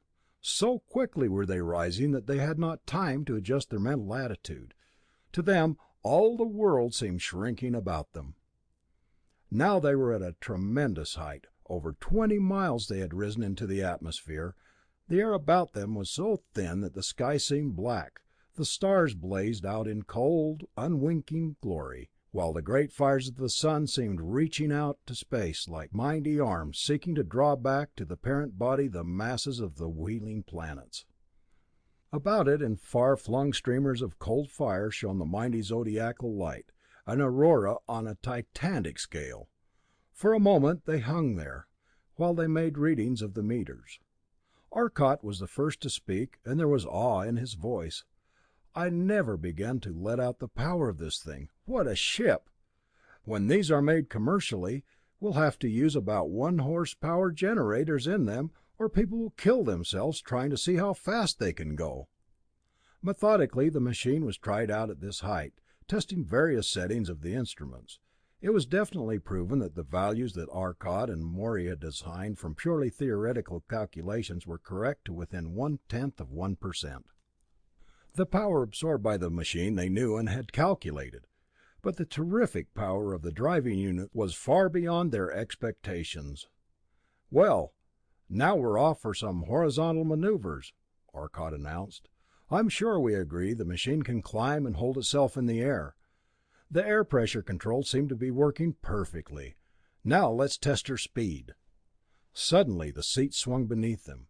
Then as the ship shot forward with ever greater speed, ever greater acceleration, it seemed that it turned and headed upward, although they knew that the main stabilizing gyroscopes were holding it level. In a moment the ship was headed out over the Atlantic at a speed no rifle bullet had ever known. The radio speedometer needle pushed farther and farther over as the speed increased to unheard of values. Before they left the North American shoreline, they were traveling faster than a mile a second. They were in the middle of the Atlantic before Arcot gradually shut off the acceleration, letting the seats drop back into position. A hubbub of excited comments arose from the four men. Momentarily, with the full realization of the historical importance of this flight, no one paid any attention to anyone else. Finally, a question of the air inspector reached Arcot's ears. "What speed did we attain, Dr. Arcot? Look, there's the coast of Europe. How fast are we going now?" "We were traveling at the rate of 3 miles a second at the peak," Arcot answered. "Now it has fallen to 2.5." Again Arcot turned his attention to his controls. "I'm going to try to see what the ultimate ceiling of this machine is. It must have a ceiling, since it depends on the operation of the generator to operate the power units. This in turn depends on the heat of the air, helped somewhat by the sun's rays. Up we go!" The ship was put into a vertical climb, and steadily the great machine rose. Soon, however, the generator began to slow down. The readings of the instruments were dropping rapidly. The temperature of the exceeding tenuous air outside was so close to absolute zero that it provided very little energy. "Get up some forward speed," Morey suggested, "so that you'll have the aid of the air scoop to force the air in faster." "Right, Morey." Arcot slowly applied the power to the forward propulsion units. As they took hold, the ship began to move forward. The increase in power was apparent at once. The machine started rising again, but at last, at a height of 51 miles, her ceiling had been reached. The cold of the cabin became unbearable, for every kilowatt of power that the generator could get from the air outside was needed to run the power units. The air, too, became foul and heavy, for the pumps could not replace it with a fresh supply from the near vacuum outside. Oxygen tanks had not been carried on this trip. As the power of the generator was being used to warm the cabin once more, they began to fall. Though the machine was held stable by the gyroscopes, she was dropping freely, but they had 50 miles to fall, and as the resistance of the denser air mounted, they could begin to feel the sense of weight return. "You've passed, but for the maneuvers, Dr. Arcot." The air inspector was decidedly impressed. The required altitude was passed so long ago. "Why, are we still some miles above it, I guess? How fast are we falling?" "I can't tell unless I point the nose of the ship down, for the apparatus works only in the direction in which the ship is pointed. Hold on, everyone, I'm going to start using some power to stop us." It was night when they returned to the little field in Vermont. They had established a new record in every form of aeronautical achievement except endurance. The altitude record, the speed record, the speed of the climb, the acceleration record.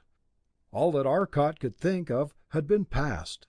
Now the ship was coming to the dock for the night. In the morning it would be out again, but now Arcot was sufficiently expert with the controls to maneuver the ship safely on the ground. They finally solved the wind difficulty by decreasing the weight of the ship to about 50 pounds, thus enabling 3 men to carry it into the hangar. The next 2 days were devoted to careful tests of the power factors of the machine. The best operating frequency, the most efficient altitude of operation, and as many other tests as they had time for. Each of the 3 younger men took turns operating, but so great were the strains of the sudden acceleration that Arcot Sr. decided it would be wisest for him to stay on the ground and watch. Arcot spent 4 days practicing the manipulation of the machine, for though it handled far more readily than any other craft he had ever controlled, there was always the danger of turning on too much power under the stress of sudden excitement. The night before, Arcot had sailed the ship down and alighted on the roof of Morey Sr.'s apartment, leaving enough power on to reduce the weight to but 10 tons, lest it fall through the roof, while he went down to see the president of the lines about some bait for the pirate.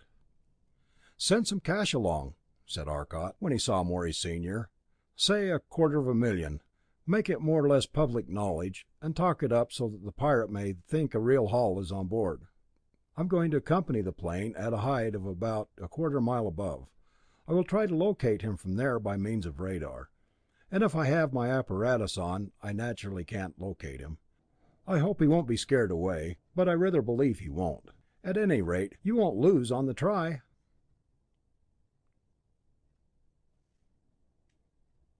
Chapter 4. Again, Morey and Arcot were looking at the great Jersey aerodrome, out on the fields that had been broad marshes centuries before. Now they had been filled in and stretched for miles, a great landing field, close to the great city across the river. The men in the car above were watching the field, hanging inert, a point of glistening metal, high in the deep velvet of the purple sky. For 15 miles of air separated them from the transcontinental machine below. Now they saw through their field glasses the great plane was lumbering slowly across the field, gaining momentum as it headed westward into the breeze. Then it seemed to be barely clearing the great skyscrapers that towered 2,400 feet into the air, arching over 4 or 5 city blocks. From this height they were toys made of colored paper, soft colors, glistening in the hot noon sunlight, and around and about them wove lines of flashing, moving helicopters, the individual lost in the mass of the million or so swiftly moving machines.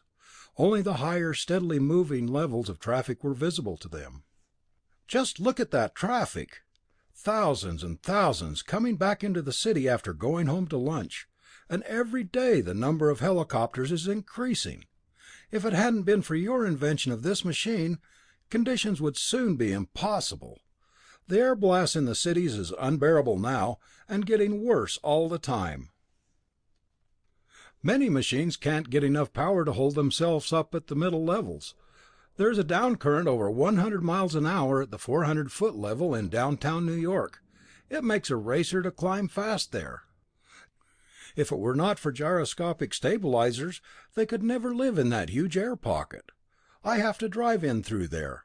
I'm always afraid that somebody with an old worn-out bus will have stabilizer failure and will really smash things." Morey was a skillful pilot, and realized, as few others did, the dangers of that downward air blast that the countless whirring blades maintained in a constant roar of air. The office buildings now had double walls, with thick layers of sound-absorbing materials to stop the roar of the cyclonic blast that continued almost unabated 12 hours a day. "Oh, I don't know about that, Morey," replied Arcot. "This thing has some drawbacks. Remember that if we had about 10 million of these machines hung in the air of New York City, there would be a noticeable drop in the temperature. We'd probably have an Arctic climate year in and year out. You know, though, how unbearably hot it gets in the city by noon, even on the coldest winter days, due to the heating effect of the air friction of all those thousands of blades. I have known the temperature of the air to go up to 50 degrees. There probably will have to be a sort of balance between the two types of machines.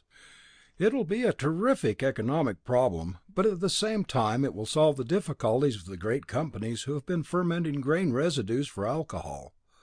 The castor bean growers are also going to bring down their prices a lot when this machine kills the market. They will also be more anxious to extract the carbon from corn stalks for reducing ores of iron and other metals." As the ship flew high above the transcontinental plane, the men discussed the economic values of the different applications of Arcot's discoveries, from the huge power stations they could make to the cooling and ventilating of houses. "Dick, you mentioned the cooling effect on New York City. With the millions on millions of these machines that there will be, with huge power plants, with 1,000 other different applications in use, won't the terrific drain energy from the air cause the whole world to become a little cooler?" asked Fuller. "I doubt it, Bob," said Arcot slowly. "I've thought of that myself. Remember that most of the energy we use eventually ends up as heat anyway. And just remember the decillions of ergs of energy that the sun is giving off. True, we only get an infinitesimal portion of that energy, but what we do get is more than enough for us. Powerhouses can be established very conveniently in the tropics, where they will cool the air, and the energy can be used to refine metals. That means that the surplus heat of the tropics will find a use. Weather control will also be possible by the direction control of great winds. We could set huge director tubes on tops of the mountains, and blow the winds in whatever direction best suited us. Not the blown wind itself, but the vast volume of air it carried with it would be able to cool the temperature zones in the summer from the cold of the poles, and warm it in the winter with the heat of the tropics. After a thoughtful silence, Arcot continued. "And there's another thing it may make possible in the future, a thing that may be hard to accept as a commercial proposition. We have a practically inexhaustible source of energy now, but we have no sources of minerals that will last indefinitely. Copper is becoming more and more rare. Had it not been for the discoveries of the great copper fields of the Sahara in Alaska, we wouldn't have any now. Platinum is exhausted, and even iron is becoming more and more valuable. We are facing a shortage of metals. Do you realize that within the next 2 centuries we will be unable to maintain this civilization unless we get new sources of certain basic raw materials? But we have one other chance now. The solution is there are 9 planets in this solar system. Neptune and Uranus are each far vaster than Earth. They are utterly impossible for life as we know it, but a small colony might be established there to refine metals for the distant Earth. We might be able to build domed and sealed cities, but first we could try the nearer planets, Mars, Venus, or some satellite such as our moon. I certainly hope that this machine will make it possible." For some time they sat in silence as they sped along, high above the green plains of Indiana. Chicago lay like some tremendous jewel far off on the horizon to the right and ahead. 5 miles below them was a huge bulk of the transcontinental plane, seemed a toy as it swung slowly across the fields, actually traveling over 600 miles an hour. At last Morey spoke. "You're right, Arcot. We have to think of the interplanetary aspects of this someday. Oh, there's Chicago. We'd better start the vacuum gas protector. And the radar. We may soon see some action." The 3 men immediately forgot the somewhat distant danger of the metal shortage. There were a number of adjustments to be made, and these were quickly completed while the machine forged evenly, steadily ahead. The generator was adjusted to maximum efficiency, and the various tubes were tested separately, for though they were all new, and each good for 25,000 hours, it would be inconvenient, to say the least, if one failed while they were in action. Each tested perfect, and they knew from the smooth functioning of the various relays that governed the generator as the loads on it varied, that it must be working perfectly, at least something less than 1/2 maximum rating.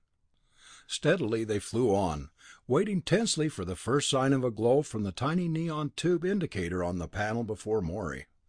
"This looks familiar, Dick," said Morey, looking about at the fields of the low line of the blue mountains far off on the western horizon. "I think it was about here that we took our little nap in the flying wheelchair, as the papers called it. It would be about here. Look! It is about here. Get ready for action, Fuller. You're taking the machine gun. I'll work the invisibility disruptor, and Arcot will run the ship. Let's go!" On the board before him, the tiny neon tube flickered dully, glowed briefly like a piece of red-hot iron, then went out. In a moment it was glowing again, and then quickly its brilliance mounted till it was a line of crimson. Morey snapped the switch from the general radar to the beam receiver, that he might locate the machine exactly. It was fully a minute before the neon tube flashed into life once more. The pirate was flying just ahead of the big plane, very likely gassing them. All around him were the air guardsmen, unaware that the enemy was so near. As the disruptor beam could be projected only about a mile, they would have to dive down on the enemy at once. An instant later the great plane beneath them seemed to be rushing upward at a terrific speed. 2 radar beams were kept focused constantly on the pirate's craft. When they were about 2 miles from the 2 planes, the neon tube blazed brilliantly with a clash of opposing energy. The pirate was trying to maintain his invisibility, while the rapidly growing strength of the machine above strove to batter it down. In moments the ammeter connected with the disruptor beam began to rise so rapidly that Morey watched it with some concern. Despite the 10 kilowatt set being used to project the beam, the resistance of the apparatus on board the pirate ship was amazing. Abruptly the 3 became aware of a rapidly solidifying cloud before them. The interference of the beam Morey was sending had begun breaking down the molecular oscillation that permitted the light to pass freely through the pirate's craft. Suddenly there was a circle of blue light about the shadow form, and in a moment later the ionized air relapsed into normal condition as the pirate's apparatus broke down under the strain. At once Morey shut off his apparatus, convinced by the sudden change that the pirate's apparatus had blown out. He glanced up quickly as Arcot called to him. "Morey, look at him go!" Too late. Already the plane had shot off with terrific speed. It had flashed up and to their left, at a rate of climb that seemed unbelievable, except that the long trail of flaming gas told the story. The plane was propelled by rockets. The terrific acceleration carried it out of their range of vision in an instant, and as Arcot swung the ship to bring him again within sight of the windows, they gasped, for already he was many miles away.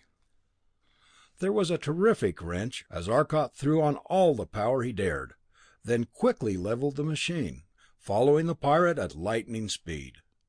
He increased the acceleration further as the men grew accustomed to the force that weighed them down. Ahead of them the pirate was racing along, but quickly they were overhauling him, for his machine had wings of a sort.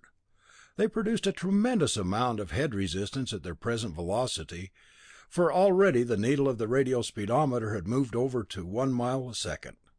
They were following the fleet ahead at the rate of 3,600 miles an hour. The roar of the air outside was a tremendous wave of sound, yet to them, protected by the vacuum of the double walls, it was detectable only by the vibration of the car. Rapidly the pirate's lead was cut down. It seemed but a moment before he could be within range of their machine gun. Suddenly he nosed down and shot for the ground, 10 miles below, in a power dive. Instantly Arcot swung his machine gun in a loop that held him close to the tail of the pirate. The swift maneuvers at this speed were a terrific strain on both men and machines. The acceleration seemed crushing them with weight of 4 men, as Arcot followed the pirate in a wide loop to the right that ended in a straight climb, the rocket ship standing on its tail, the rocket blast roaring out behind a stream of fire a half-mile long. The pirate was climbing at a speed that would have distanced any other machine the world had ever seen, but the tenacious opponent behind him clung tighter than ever to the tiny darting thing. He had released great clouds of his animation suspending gas. To his utter surprise, the ship behind him had driven through it entirely unaffected. He, who knew most about the gas, had been unable to devise a material to stop it, a mask or a tank to store it. Yet in some way these men had succeeded. And that hurtling bullet-shaped machine behind! Like some miniature airship it was, but with a speed and acceleration that put even his ship to shame. It could twist, turn, dive, rise, and shoot off on the straightaway with more flashing speed than anything aloft. Time and again he tried complicated maneuvers that strained him to the utmost, yet that machine always followed after him. There was one more thing to do. In outer space his rockets would support him. In a straight climb he shot up to the blazing sun above, out into space, while the sky around him grew black, and the stars shone in solemn splendor around him.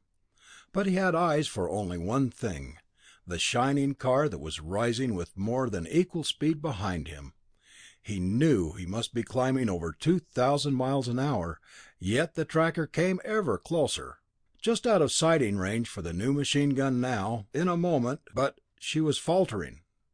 The men in the machine behind sat white-lipped, tense, as the whirling shocks of sudden turns at terrific speed twisted the gyroscopic seats round like peas in a rolling ball. Up, down, left, right, the darting machine ahead was twisting with unbelievable speed. Then suddenly the nose was pointed for the zenith again, and with a great column of flame shooting out behind him, he was heading straight towards space. "If he gets there, I'll lose him, Morey," said Arcot. The terrific acceleration of the climb seemed to press them to their seats with a deadly weight. It was labor to talk, but still the car shot on. Slowly they seemed to be overhauling him. Now that the velocities were perforce lowered by the efforts of gravity, and the air resistance of the atmosphere was well nigh gone, only the acceleration that the human body could stand was considered. The man ahead was pushing his plane ahead with an acceleration that would have killed many men. Slowly the acceleration of the machine was falling. Arcot pushed the control over to the last ampere, and he felt the slight surge, as a greater power rushed through the coils momentarily. Soon this was gone too, as the generator behind faltered. The driving power of the atmosphere heat was gone. More than 60 miles below them they could see the Earth as a greenish-brown surface, slightly convex, and far to the east they could distinguish a silvery line of water. But they had no eyes but for the column of shooting flame that represented the fleeing raider. Out in airless space now, he was safe from them. They could not follow. Arcot turned the plane once more parallel to Earth, watching the plane above through the roof window. Slowly the machine sank into the 50-mile level, where there was just sufficient air to maintain it in efficient operation. Well, he beat us, but there is only one thing for us to do. He must hang there on his rockets till we leave, and we can hang here indefinitely, if we can only keep this cabin decently warm. He has no air to cool him, and he has the sun to warm him. The only thing that is worrying him right now is the heat of his rockets, but he can throw most of that out with the gases. Lord, that's some machine! But eventually his rockets will give out, and down he'll come, so we'll just hang here beneath him and... Whoa, not so fast. He isn't going to stay there, it seems. He's angling his ship off a bit, and shooting along, so that, besides holding himself up, he's making a little forward progress. We have to follow. He's going to do some speeding, it seems. Well, we can keep up with him at our level. Dick, no plane ever made before would have stood the terrific pulls and yanks that this plane got. He was steering and twisting on the standard type air rudders, and what strains he had! The unique type of plane must be extremely strong. I never saw one shaped like his before, though it is the obvious shape at that. It was just a huge triangular arrowhead. Did you ever see one like it? Something like it, yes, and so have you. Don't you recognize that as the development of the old paper gliders you used to throw around as a kid? It has the same shape, the triangular wings with the point in the lead, except that he undoubtedly had a slight curve to the wings to increase the efficiency. Something like the flying wings of 50 years ago. I hope that man is only a kleptomaniac, because he can be cured of that, and I may then have a new laboratory partner. He has some exceedingly intelligent ideas. He's an ingenious man, but I wish he didn't store quite so much fuel in his rocket tubes. It's unbearably cold in here, and I can't sacrifice any power just for comfort. The rocket ship up there seems to be getting more and more acceleration in the level. He has me dropping steadily to get air to run the generator. He is going fast enough. They followed beneath the pirate, faster and faster as the rockets of the ship began to push forward more and more. Dick, why is it that he didn't use all his rockets at the first instead of gradually increasing the power this way? If you were operating the ship, Morey, you'd understand. Look at the speedometer a moment and see if you can figure it out. 4.5 miles per second. Buzzing right along. But I don't see what that... Good Lord, we'll never get him at this rate. How do you expect to get him? I have no idea yet. But you missed the important point. He's going 4.5 miles a second. When he reaches 5 miles a second, he will never come down from his 150-mile high perch. He will establish an orbit. He has so much centrifugal force that already he has very little weight. We're staying right beneath him, so we don't have much either. Well, there he goes in a last spurt. We are falling behind pretty fast. There, we're catching up now. No, we're just holding parallel. He's done it. Look! Arcot pulled out his watch and let go of it. It floated motionless in the air for a moment, then slowly drifted back toward the rear of the room. I'm using a bit of acceleration, a bit more than we need to maintain our speed. We are up high enough to make the air resistance almost nothing, even at this velocity, but we still require some power. I don't know. There was a low buzz, repeated twice. Instantly, Morey turned the dials of the radio receiving set. Again the call signal sounded. In a moment a voice came in, low but distinct. The power seemed fading rapidly. "I'm Wade, the pirate. Help if you can. Can you get outside the atmosphere? Exceed orbital speed and fall out?" "I'm in orbit and I can't get out. Fuel reserve gauge stuck and I used all my rockets. No more power. Cannot slow down and fall. I'm running out of compressed air and the generator is set for going. Will take animation suspending gas. Will you be able to reach me before entering night?" "Quick, Morey. Answer that we will." "We will try, pirate. Think we can make it." "Okay. Power about gone." The last of his power had failed. The pirate was marooned in space. He had seen his rockets go out, leaving the exhaust tube glowing for a moment before it, too, was dark, and only the sun shining on the silvery ship made it visible. "We have to hurry if we want to do anything before he reaches night. Radio the San Francisco fields that we will be coming in soon, and we need a large electromagnet, one designed to work on about 500 volts DC, and some good-sized storage cells. How many will have to be decided later, depending on the room we'll have for them. I'll start decelerating now so that we can make the turn and circle back. We are somewhere west of Hawaii, I believe, but we ought to be able to do the trick if we use all the power we can." Morey at once set to work with the radio set to raise San Francisco Airport. He was soon in communication with them, and told them that he would be there in about an hour. They promised all the necessary materials, also that they would get ready to receive the pirate once he was finally brought to them. It was nearer an hour and a quarter later that the machine fell into the great San Francisco landing field, where the mechanics at once set to work bolting on a huge electromagnet on the landing skids on the bottom of the machine. The most serious problem was connecting the terminals electrically without making holes in the hull of the ship. Finally, one terminal was grounded, and the radio aerial used as the other. Fuller was left behind on this trip, and a large number of cells were installed in every possible position. In the power room, a hastily arranged motor generator set was arranged, making it possible to run the entire ship from the batteries. Scarcely had these been battened down to prevent sliding under the accelerations necessary, than Arcot and Morey were off. The entire operation had required about 15 minutes. "How are you going to catch him, Arcot?" "I'll overtake him going west. If I went the other way, I'd meet him going over 10 miles a second in relation to his machine." He had the right idea. He told me to fall out to him at a greater than orbital speed. I will go just within Earth's atmosphere till I get just under him, holding myself in the air by means of a downward acceleration on the part of the regular lifting power units. I am going to try to reach 8 miles a second. We will be overhauling him at 3 a second, and the ship will slow down to the right speed while falling out to him. We must reach him before he gets into the shadow of Earth, for if he reaches night he will be without heat, and he'll die of cold. I think we can reach him, Dick." "I hope so. Those spare cells are all right, aren't they?" "We'll need them. If they don't function when we get out there, we'll fall clear off into space. At 8 miles a second, we would leave Earth forever." The ship was accelerating steadily at the highest value the men aboard could stand. The needle of the speedometer crept steadily across the dial. They were flying at a height of 40 miles that they might have been enough air, and still not too greatly hindered by air resistance. The black sky above them was spotted with points of glowing light, the blazing stars of space. But as they flew along, the sensation of weight was lost.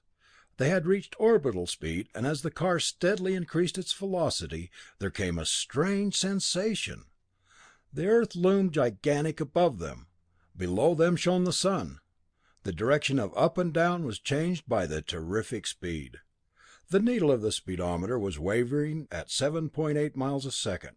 Now it held steady. "I thought you were going to take it up to 8 miles a second, Dick." "Air resistance is too great. I'll have to go higher." At a height of 50 miles they continued at 8.1 miles a second. It seemed hours before they reached the spot where the pirate's machine should be flying directly above them, and they searched the black sky for some sign of the shining dot of light. With the aid of field glasses they found it, far ahead, and nearly 100 miles above. "Well, here we go. I'm going to fall up the 100 miles or so till we're right in his path. The work done against gravity will slow us down a little, so I'll have to use the power units somewhat. Did you notice what I did to them?" "Yes, they're painted dull black. What's the idea?" "We'll have no air from which to get heat for power out here, so we'll have to depend on the sunlight they can absorb. I'm using it now to slow us down as much as possible." As the tiny silver dot had grown till it became recognizable as the pirate plane, they were drawing up to it now, slowly but steadily.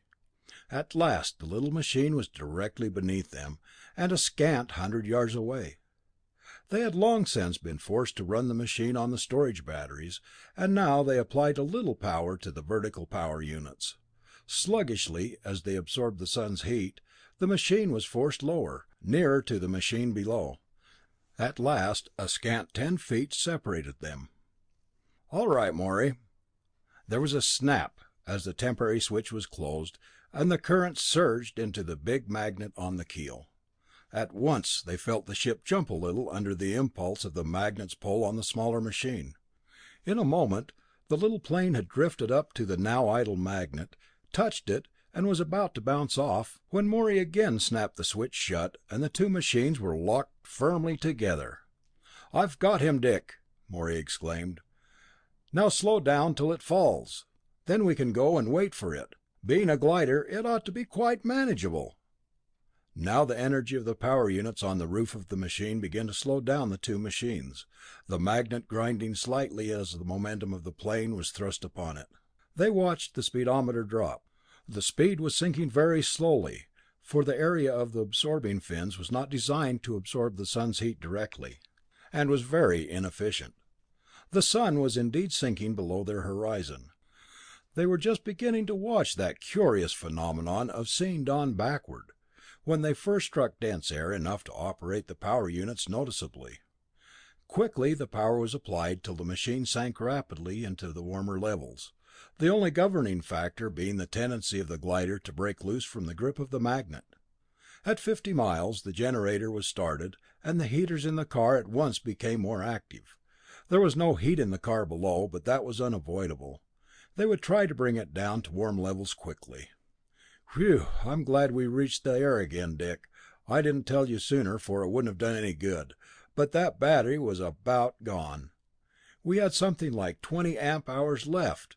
I'm giving the recharge generator all she will take. We seem to have plenty of power now. I knew the cells were low, but I had no idea they were as low as that. I noticed that the magnet was weakening, but thought it was due to the added air strain.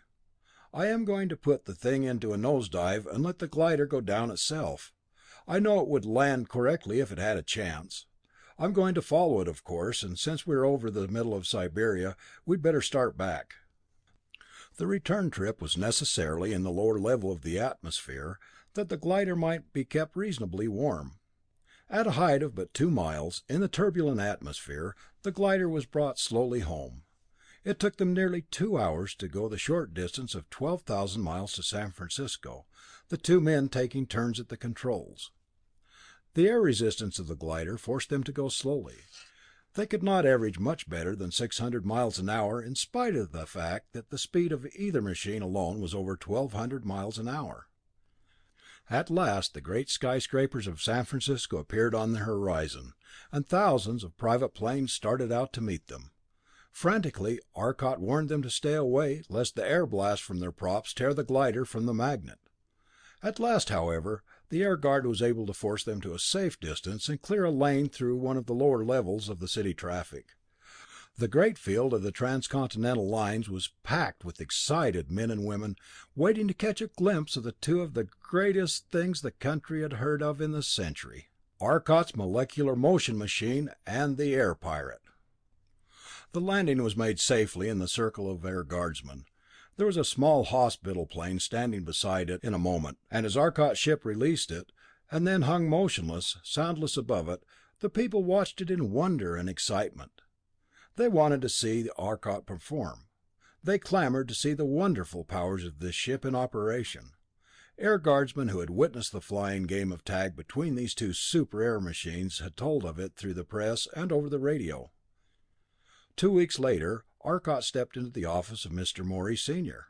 "Busy?" "Come on in, you know I'm busy, but not too busy for you. What's on your mind?" "Wade, the pirate." "Oh, I saw he reports on his lab out on the Rockies, and also the psychomedical reports on him. And most particularly, I saw the request for his employment you sent through the channels. What's your opinion of him? You've talked with him." Arcot frowned slightly. "When I talked to him, it was still two different identities dancing around in one body. Dr. Ridgely says the problem is settling down. I believe him. Ridgely's no more of a fool in his line than you and Dad are in your own lines, and Ridgely's business is healing mental wounds. We agreed some while back that the pirate must be insane, even before we met him. We also agreed that he had a tremendously competent and creative mind. As a personality in civilization, he evidently slipped several cogs. Ridgely says that is repairable. You know, Newton was off the beam for about 2 years. Faraday was a complete breakdown for 5 years, and after his breakdown came back to do some monumental work. And those men didn't have the help of modern psychomedical techniques. I think we'd be grade A fools ourselves to pass up the chance to get Wade's help. The man, insane or not, figured out a way of stabilizing and storing hydrogen for his rockets. If he could do that in the shape he was in, I'd say we'd be smart to keep the competition in the family." Mr. Morey leaned back in his chair and smiled up at Arcot. "You've got a good case there. I'll buy it. When Dr. Ridgely says Wade's got those slipped cogs replaced, offer him a job on your lab staff. I'm a bit older than you are. You've grown up in a world where psychomedical techniques really work.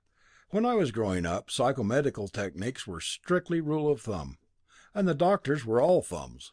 Mr. Morey sighed then. "In this matter, I think your judgment is better than mine. I'll see him again and offer him the job. I'm pretty sure he'll take it, as I have said. I have a suspicion that within 6 months he'll be a lot saner than most people around. The ordinary man doesn't realize what a job of rechecking present techniques can do, and Wade is, naturally, getting a very thorough overhaul. Somewhat like a man going in for treatment of a broken arm. In any decent hospital, they'll also check for other medical problems, and he'll come out healthier than if he had never had the broken arm. Wade seems to have had a mind that made friends with molecules, and talked their language. After Ridgely shows him how to make friends with people, I think he'll be quite the man on our team."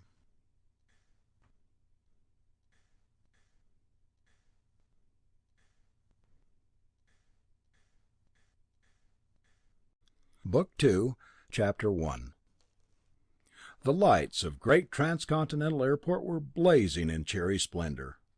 Out there in the center of the broad field, a dozen men were silhouetted in the white brilliance, looking up at the sky, where the stars winked cold and clear on the jet background of the frosty night.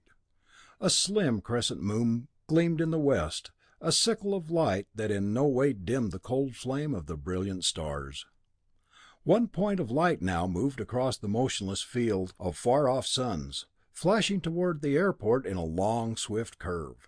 The men on the field murmured and pointed up as it swept low over the blazing lights of New York.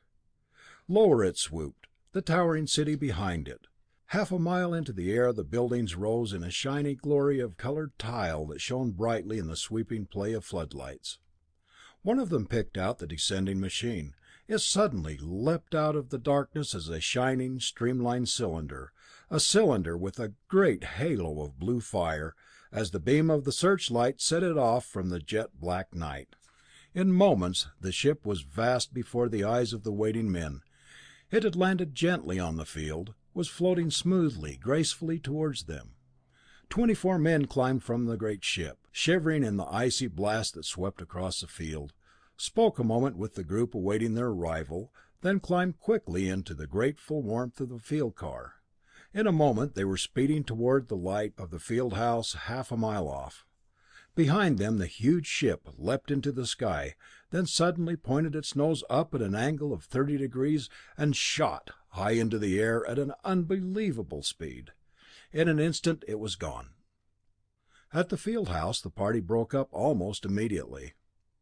"We want to thank you, Mr. Morey, for your demonstration of the new ship tonight, and you, Dr. Arcot, for answering our many questions about it. I am sure we all appreciate the kindness you have shown the press." The reporters filed out quickly, anxious to get the news into the morning editions. It was after 1 o'clock now. Each received a small slip of paper from the attendant standing at the exit, the official statement of the company. At last all had left but the 6 men who were responsible for the new machine. This night had witnessed the official demonstration of the first of Arcot Morey molecular motion ships. Small as she was, compared to those that were to come, yet she could carry over 3,000 passengers, as many as could any existing winged plane, and her speed was immensely greater. The trip from the west coast to the eastern had been made in less than 1 hour. At a speed close to 1 mile a second, the great ship had shot through the thin air 25 miles above the earth. In this vessel a huge bar of metal could be affected by an ultra-high frequency generator. When so affected, its molecules all moved forward, taking the ship with them. Thus a molecular motion drive vessel could, theoretically, approach the velocity of light as a limit. "Arcot," said Morey Senior after the pressman had left the room, "as president of this company, I certainly want to thank you for the tremendous thing you have given us to use. You have sold us this machine, but how can we repay you? Before this, time and time again, you have sold us your inventions, the ideas that have made it possible for Transcontinental to attain its present high position in world transportation.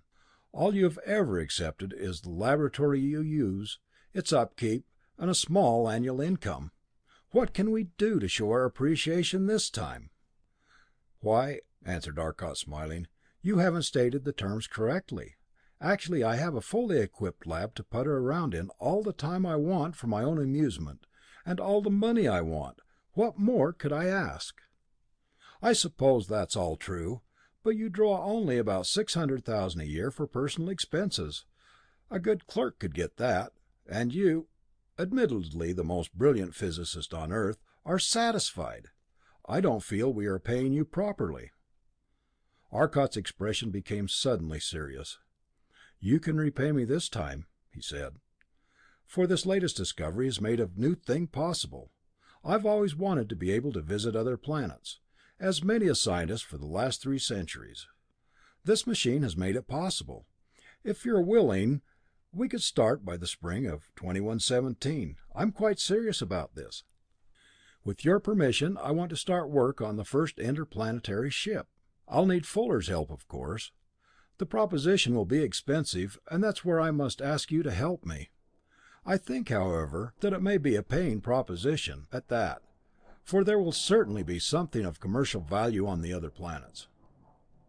They had walked out to the shed where Arcot's private molecular motion car stood, the first machine ever built that used the heat of the sun to drive it. Thoughtfully, the president of the great transcontinental lines looked at it. It was small compared with the great machine that had just brought them east, but of the same swift type. It was a thing of graceful beauty even on the ground, its long curving streamlines giving it wonderful symmetry. They stood in thoughtful silence for a minute, the young men eager to hear the verdict of their prospective backer. Morey, always rather slow of speech, took an unusually long time to answer. "If it were only money you asked for, Arcot, I'd gladly give you double the sum. But that isn't the case. I know perfectly well that if you do go, my son will go with you, and Fuller and Wade will naturally go too." He looked at each of them in turn. "Each of you has come to mean a lot to me. You and Fuller have known Bob since college days. I've known Wade only 3 months, but every day I grow to like him more. There's no denying the fact that any such trip is a terrifically dangerous proposition. But if you were lost, there would be more than my personal loss. We would lose some of the most brilliant men on Earth. You, for instance, are conceded as being the world's most brilliant physicist. Fuller is one of the greatest designing engineers. Wade is rapidly rising to prominence as a chemist and physicist. And my son is certainly a good mathematician."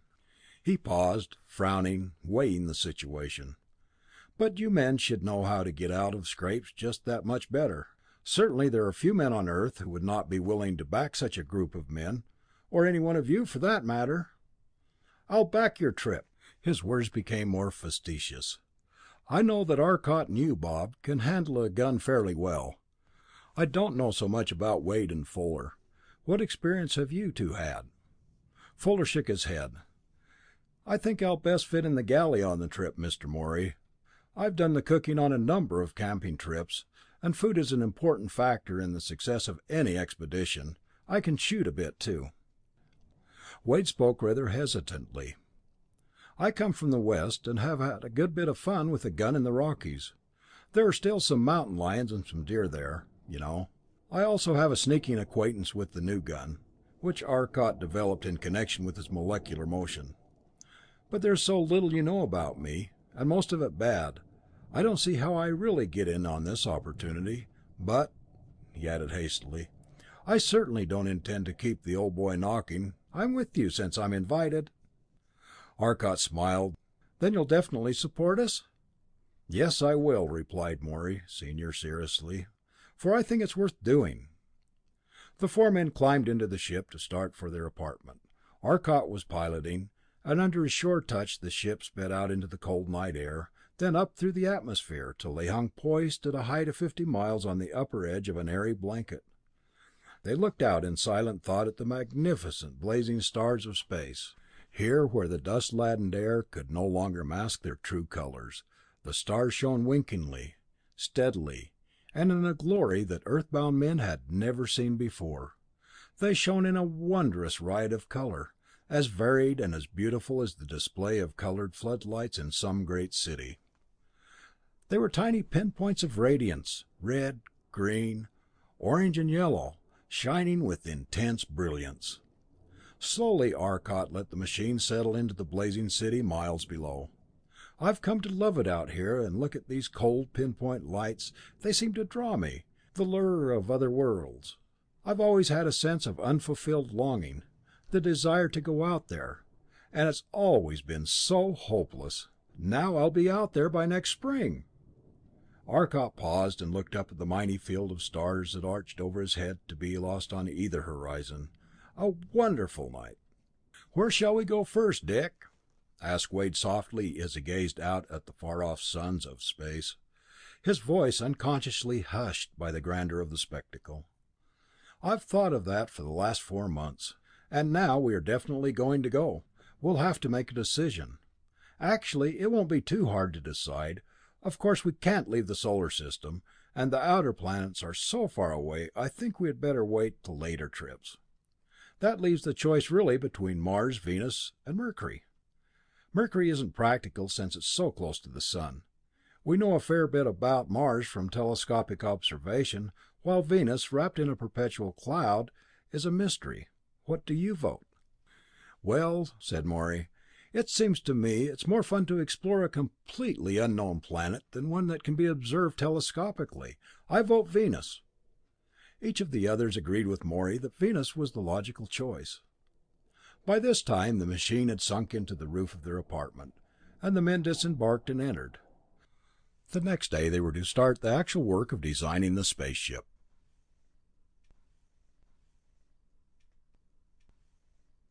Chapter 2. "When we start this work," Arcot began the next morning, "we obviously want to design the ship for the conditions we expect to meet, and for minimum convenience and safety. I believe I've thought about this trip longer than the rest of you, so I'll present my ideas first. We don't actually know anything about conditions on Venus, since no one has actually been there. Venus is probably a younger planet than Earth. It's far nearer the sun than we are, and it gets twice the heat we do. In the long time gone when the planets were cooling, I believe Venus required far longer than Earth, for the inpouring heat would retard its cooling. The surface temperature is probably about 150 degrees Fahrenheit. There is little land, probably, for with the cloud mass covering Venus as it does, it's logical to visualize tremendous seas. What life has developed must be largely aquatic, and the land is probably far behind us in evolution. Of course, Venus is the planet of mystery. We don't know. We can only guess. But do we know what things we are going to need to cross space? Obviously, the main driving force will be the power units. These will get their energy from the rays of the sun by absorbing them in copper discs about 12 feet in diameter. The ship will have to be more of a disc than a cylinder. I think a ship 180 feet long, 50 feet wide, and 20 feet deep will be about the best dimensions. The power units will be strung along the top of the ship in double rows, one down each side of the hull. In the middle will be a series of fused quartz windows, opening into a large room just under the outer shell. We'll obviously need some source power to activate the power tubes that run the molecular motion power units. We'll have a generator run by molecular motion power units in here, absorbing its heat from the atmosphere in this room. The air will be heated by the rays of the sun, of course, and in this way we'll get all our power from the sun itself. Since this absorption of energy might result in making the ship too cool, due to the radiation of the side away from the sun, we'll polish it, and thus reduce the unlighted side's radiation. The power units will not be able to steer us in space, due to their position, and those on the sides, which will steer us in the atmosphere by the usual method, will be unable to get the sun's power. They'll be shaded. For steering in space, we'll use atomic hydrogen rockets, storing the atomic gas by the Wade method in tanks in the hold. We'll also have a battery down there for starting the generator and for emergencies. For protection against meteors, we'll use radar. If anything comes within a dozen miles of us, the radar unit covering that sector will at once set automatic machinery in operation, and the rockets will shoot the ship out of the path of the meteor. All that day, Arcot and the others discussed the various pieces of apparatus they would need, and toward evening, Fuller began to draw rough sketches of the different mechanisms that had been agreed upon. The next day, by late afternoon, they had planned the rough details of the ship and had begun the greater task of calculating the stresses and the power factors. "We won't need any tremendous strength for the ship while it's in space," Arcot commented, "for then there will be little strain on it. It will be weightless from the start, and the gentle acceleration will not strain it in the least. But we must have strength so it can maneuver in the atmosphere. We'll leave Earth by centrifugal force, for I can make much better speed in the atmosphere where there is plenty of power to draw on. Outside, I must depend solely on sunlight. We'll circle the Earth, forming an orbit just within the atmosphere, at 5 miles a second. We'll gradually increase speed to about 10 miles a second, at which point the ship would normally fly off into space under its own centrifugal force. With the power units, we'll prevent this release until the proper moment. When we release it, it will be entirely free of Earth, and no more work will be needed to overcome Earth's pull." The planning continued with exasperating slowness. The details of the work were complex, for all the machines were totally new. Several weeks passed before even the power units could be ordered, and the first work on the ship started. After that, orders for materials left the office daily. Still, it was late in November before the last order was sent out. Now they must begin work on other phases of the expedition: food supplies and the standard parts of equipment. In the interval, Arcot had decided to make a special ventilated suit for use on Venus. This was to make use of a small molecular motion director apparatus to cool the air and blow it through the suit. The apparatus consisted of a small compressed air-driven generator and a power tube bank that could be carried on the back. "Arcot," Wade said when he saw the apparatus completed and the testing machine ready, "I've just noticed how similar this is to the portable invisibility apparatus I developed as the Pirate. I wonder if it might not be handy at times to be invisible. We could incorporate that with a slight change. It wouldn't add any more than 5 pounds, and those tubes you're using, I'm sure, are easily strong enough to carry the extra load." "Great idea, Wade," said Arcot. "It might be very useful if we meet hostile natives. The disappearance stunt might make us gods or something to primitive beings. And now that you mention it, I think we can install the apparatus in the ship. It will require almost no power, and might save our lives sometime." The work went forward steadily at the great transcontinental shops where the spaceship was being built. Its construction was being kept as much of a secret as possible, for Arcot feared the interference of the crowds that would be sure to collect if the facts were known, and since the shops directly joined the airfield, it meant that there would be helicopters buzzing about the transatlantic and transcontinental planes. The work to be done required the most careful manipulation and workmanship, for one defect could mean death. They calculated 6 weeks for the trip, and in the time before they could reach either planet, much might happen to a crippled ship. To the men who were making the trip, the waiting seemed most exasperating, and they spent the days before they could begin the installation of the electrical apparatus in purchasing the necessary standard equipment, the standard coils, tubes, condensers, the canned food supplies, clothes, everything they could imagine as a possible utility. They were making the ship with a great deal of storage space, for Arcot hoped the trip would be a financial success, particularly supplying much needed metals. Many vital elements are already excessively scarce, and no satisfactory substitutes had been found. On the outward trip, some of this space would be filled with the many things they would consume en route. In addition, they were carrying a great many spare parts, spare tubes, spare power units, spare condensers, 1,001 odd parts. Arcot intended that they should be able to make an entire new power switchboard and motion director unit if anything should go wrong, and he certainly had all the apparatus. At last the day came when the final connection had been soldered, and the last joint welded. The atomic hydrogen tanks were full, and under the ship's own power, oxygen tanks were filled and the batteries charged. They were ready for a test flight. The great ship rested on the floor of the shed now, awaiting the start. "Oh, fellows, come here a minute," Arcot called to the other members of the party. "I want to show you something." The three walked quickly to the bow where Arcot stood, and following the line of his vision, looked in wonder to see that everything was right.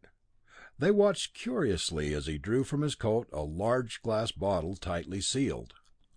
"What's that for?" asked Wade curiously. "We're about to start on the first cruise, and I've been wondering if it isn't time we gave the ship a name." "Great! I'd been thinking of that too. What are we going to name her?" "Well," said Arcot, "I had been thinking of Alexander. He longed for other worlds to conquer." "Not bad," Morey commented.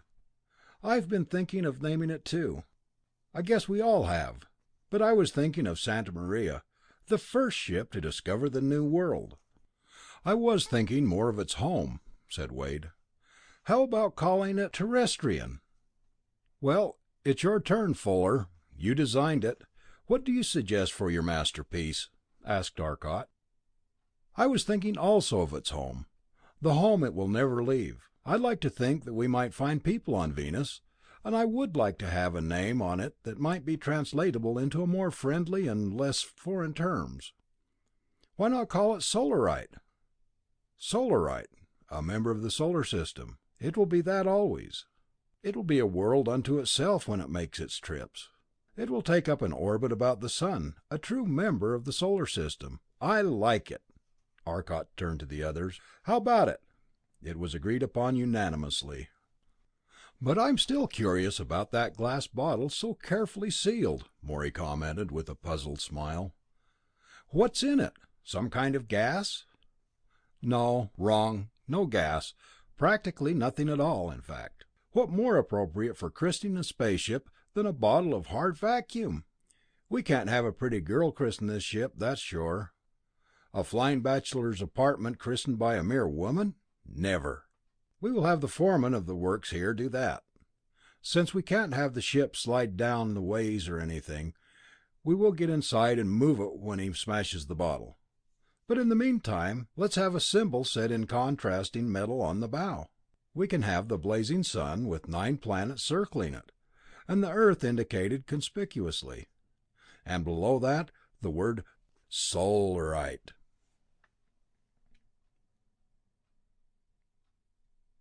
Chapter 3. It was shortly after noon when the newly christened Solarite left on its first trip into space. The sun was a great ball of fire low in the west when they returned. Dropping plummet-like from the depths of space, the rush of air about the hull, a long scream that mounted from a half-heard sound in the outer limit of the Earth's atmosphere, to a roar of tortured air as the ship dropped swiftly to the field and shot into the hangar. Instantly the crew darted to the side of the great cylinder as the door of the ship opened. Fuller appeared in the opening, and at the first glimpse of his face, the hangar crew knew something was wrong. "Hey, Jackson," Fuller called. "Get the field doctor. Arcot had a little accident out there in space." In moments the man designated returned with the doctor, leading him swiftly down the long metal corridor to Arcot's room aboard. There was a mean-looking cut in Arcot's scalp, but a quick, sure examination by the doctor revealed that there appeared to be no serious injury. He had been knocked unconscious by the blow that made the cut, and he had not yet recovered his senses. "How did this happen?" asked the doctor as he bathed the cut and deftly bandaged it. Morey explained. "There's a device aboard whose job it is to get us out of the way of stray meteors, and it works automatically. Arcot and I were just changing places at the controls. While neither of us was strapped into our seats, a meteor came within range, and the rocket tubes shot the car out of the way. We both went tumbling head over heels, and Arcot landed on his ear. I was luckier, and was able to break my fall with my hands, but it was a mean fall. At our speed we had about double weight, so though it was only about 7 feet, we might as well fallen 14. We took turns piloting the ship, and Arcot was about to bring us back when that shock just about shook us all over the ship. We will have to make some changes. It does its job, but we need warning enough to grab hold." The doctor was through now, and he began to revive his patient. In a moment he stirred and raised his hands to feel the sore spot. In 10 minutes he was conversing with his friends, apparently none the worse except for a very severe headache. The doctor gave him a mild opiate and sent him to bed, to sleep off the effects of the blow. With the ship fully equipped, tested, and checked in every possible way, the time for leaving was set for the following Saturday, 3 days off. Great supplies of stores had to be carried aboard in the meantime. Care had to be exercised in this work, lest the cargo slip free under varying acceleration of the Solarite, and batter itself to bits, or even wreck some vital part of the ship. At noon on the chosen day, the first ship ever to leave the bounds of Earth's gravity was ready to start. Gently the heavily laden Solarite rose from the hangar floor, and slowly floated out into the bright sunshine of the early February day. Beside it rode the little ship that Arcot had first built, piloted by the father of the inventor. With him rode the elderly Morey and a dozen newsmen. The little ship was badly crowded now as they slowly rose, high into the upper reaches of the Earth's atmosphere. The sky about them was growing dark. They were going into space. At last they reached the absolute ceiling of the smaller ship, and it hung there while the Solarite went a few miles higher. Then slowly, but ever faster and faster, they were plunging ahead, gathering speed. They watched the radio speedometer creep up. 1, 2, 3, 4, 5, 6. Steadily it rose as the acceleration pressed them hard against the back of the seats. 8, 9. Still it rose as the hum of the generator became a low snarl. 10, 11, 12. They were rocketing at 12 miles a second, the tenuous air about the ship shrieking in a thin scream of protest as it parted on the streamlined bow. Slowly the speed rose, reached 15 miles a second. The sun's pull became steadily more powerful. They were falling toward the fiery sphere, away from the Earth.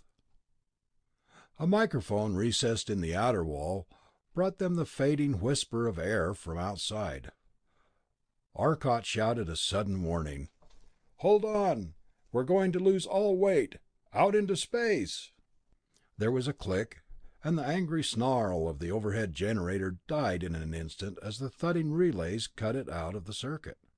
Simultaneously, the air scoop which had carried the air into the generator switched off, transferring to the solar heat as a source of power. They seemed to be falling with terrific and ever-increasing speed. They looked down, saw the Earth shrinking visibly as they shot away at more than 5 miles a second. They were traveling 15 miles a second ahead and 5 a second straight up. The men watched with intense interest as the heavens opened up before them. They could see the stars now, a scant degree from the sun itself, for no air diffused its blinding glory. The heat of the rays seemed to burn them. There was a prickling pleasantness to it now, as they looked at the mighty sea of flame through smoke glasses. The vast arms of the corona reached out like tentacles of some fiery octopus through thousands of miles of space. Huge arms of flaming gas that writhed out as though to reach and drag back the whirling planets to the parent body. All about the mighty sphere, stretching far into space, a wan glow seemed to ebb and flow, a kaleidoscope of swiftly changing color. It was the zodiacal light, an aurora borealis on a scale inconceivable. Arcot worked rapidly with the controls, the absence of weight that gave that continued sense of unending fall aiding him and his assistants in their rapid setting of the controls. At last the work was done, and the ship flashed on its way under the control of the instruments that would guide it across all the millions of miles of space, and landed on Venus with unerring certainty. The photoelectric telescopic eye watched the planet constantly, keeping the ship surely and accurately on course that would get them to the distant planet in the shortest possible time. The work thereafter became routine, requiring a minimum of effort, and the men could rest and use their time to observe the beauties of the skies as no man had ever seen them during all the billions of years of time that this solar system has existed. The lack of atmosphere made it possible to use a power of magnification that no terrestrial telescope may use. The blurred outlines produced by the shifting air prohibits magnifications of more than a few thousand diameters. But here in space they could use the greatest power of their telescope. With it they could look at Mars and see it more clearly than any other man had ever seen it, despite the fact that it was now over 200 million miles away. But though they spent much time taking photographs of the planets and of the moon, and in making spectrum analysis of the sun, time passed very slowly. Day after day they saw measured on the clocks, but they stayed awake, finding they needed little sleep, for they wasted no physical energy. Their weightlessness eliminated fatigue. However, they determined that during the 12 hours before reaching Venus they must be thoroughly alert, so they tried to sleep in pairs. Arcot and Morey were the first to seek slumber, but Morpheus seemed to be a mundane god, for he did not reward them. At last it became necessary for them to take a mild opiate, for their muscles refused to permit their tired brains to sleep. It was 12 hours later when they awoke, to relieve Wade and Fuller. They spent most of the 12 hours of their routine watching and playing games of chess. There was little to be done. The silver globe before them seemed unchanging, for they were still so far away it seemed little larger than the moon does when seen from Earth. But at last it was time for the effects of the mild drug to wear off, and for Wade and Fuller to awaken from their sleep. "Morey, I have an idea." There was an expression of perfect innocence on Arcot's face, but a twinkle of humor in his eyes. "I wonder if it might not be interesting to observe the reactions of a man waking suddenly from sleep to find himself alone in space." He stared thoughtfully at the control that would make the ship perfectly transparent, perfectly invisible. "I wonder if it would," said Morey, grasping Arcot's idea. "What do you say we try it?" Arcot turned the little switch, and where there had been a ship, it was no more. It was gone. Fuller stirred uneasily in his bed, tightly strapped as he was. The effects of the drug were wearing off. Sleepily he yawned, stretched, and blindly, his heavy eyes still closed, released the straps that held him in bed. Yawning widely, he opened his eyes, with a sudden start, sat upright. Then, with an excellent imitation of an Indian on the warpath, he leaped from his bed and started to run wildly across the floor. His eyes were raised to the place where the ceiling should have been. He called lustily in alarm, then suddenly he was flying up, and crashed heavily against the ceiling. His face was a picture of utter astonishment as he fell lightly to the floor. Then slowly it changed, and took on a chagrined smile. He understood. He spun around as loud cries suddenly resounded from Wade's room across the hall. Then there was a dull thud, as he too, forgetting the weightlessness, jumped and hit the ceiling. Then the cries were gone, like the snuffing of a candle. From the control room there rose loud laughter, and a moment later they felt more normal, as they again saw the four strong walls about them. Wade sighed heavily and shook his head. They were approaching the planet visibly now. In the 12 hours that passed they had covered 1,000,000 miles, for now they were falling toward the planet under its attraction. It glowed before them now in wondrous splendor, a mighty disk of molten silver. For the last 24 hours they had been reducing their speed relative to Venus, to ensure their forming an orbit about the planet, rather than shoot around it and back into space. Their velocity had been over 100 miles a second part of the way, but now it had been reduced to 10. The gravity of the planet was urging them forward at ever increasing speed, and their problem became more acute moment by moment.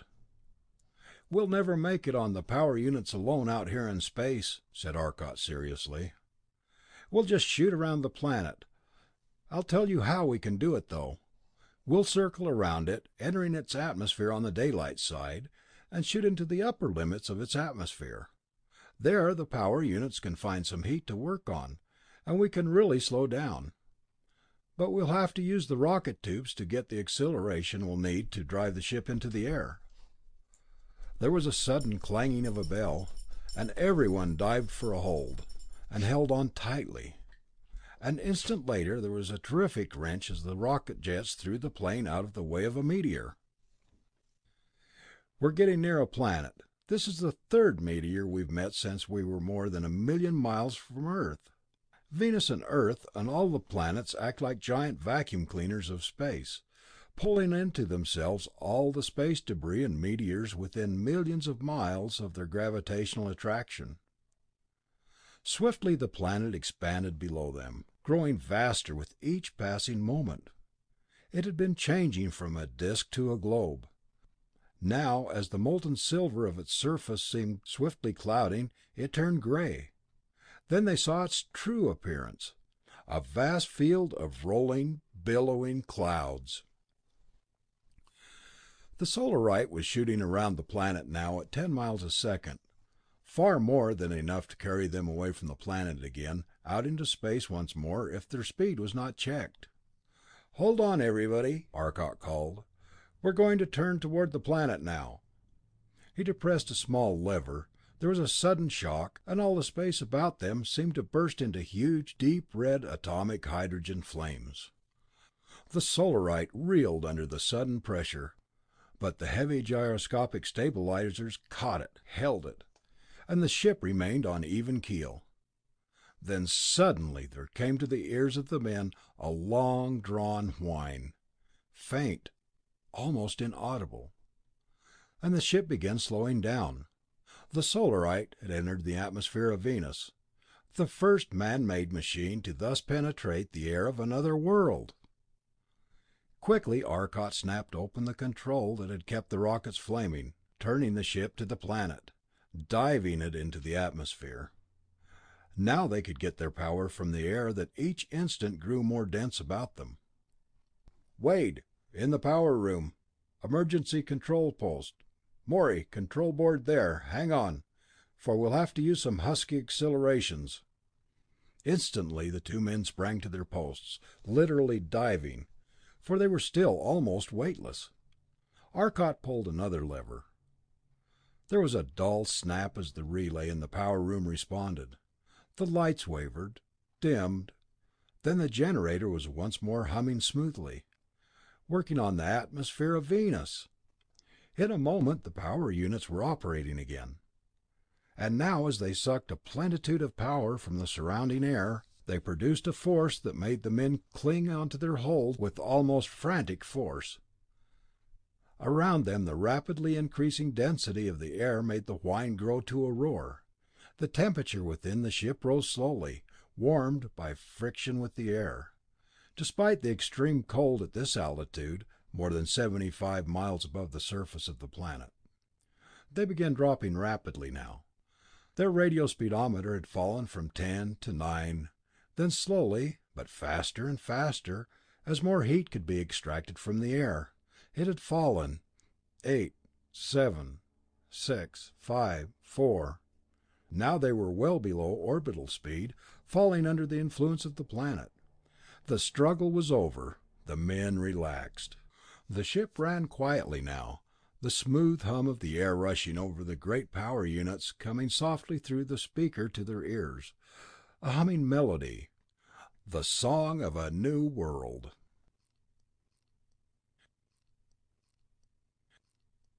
Chapter 4. Suddenly the sun was gone, and they were floating in a vast world of rolling mists.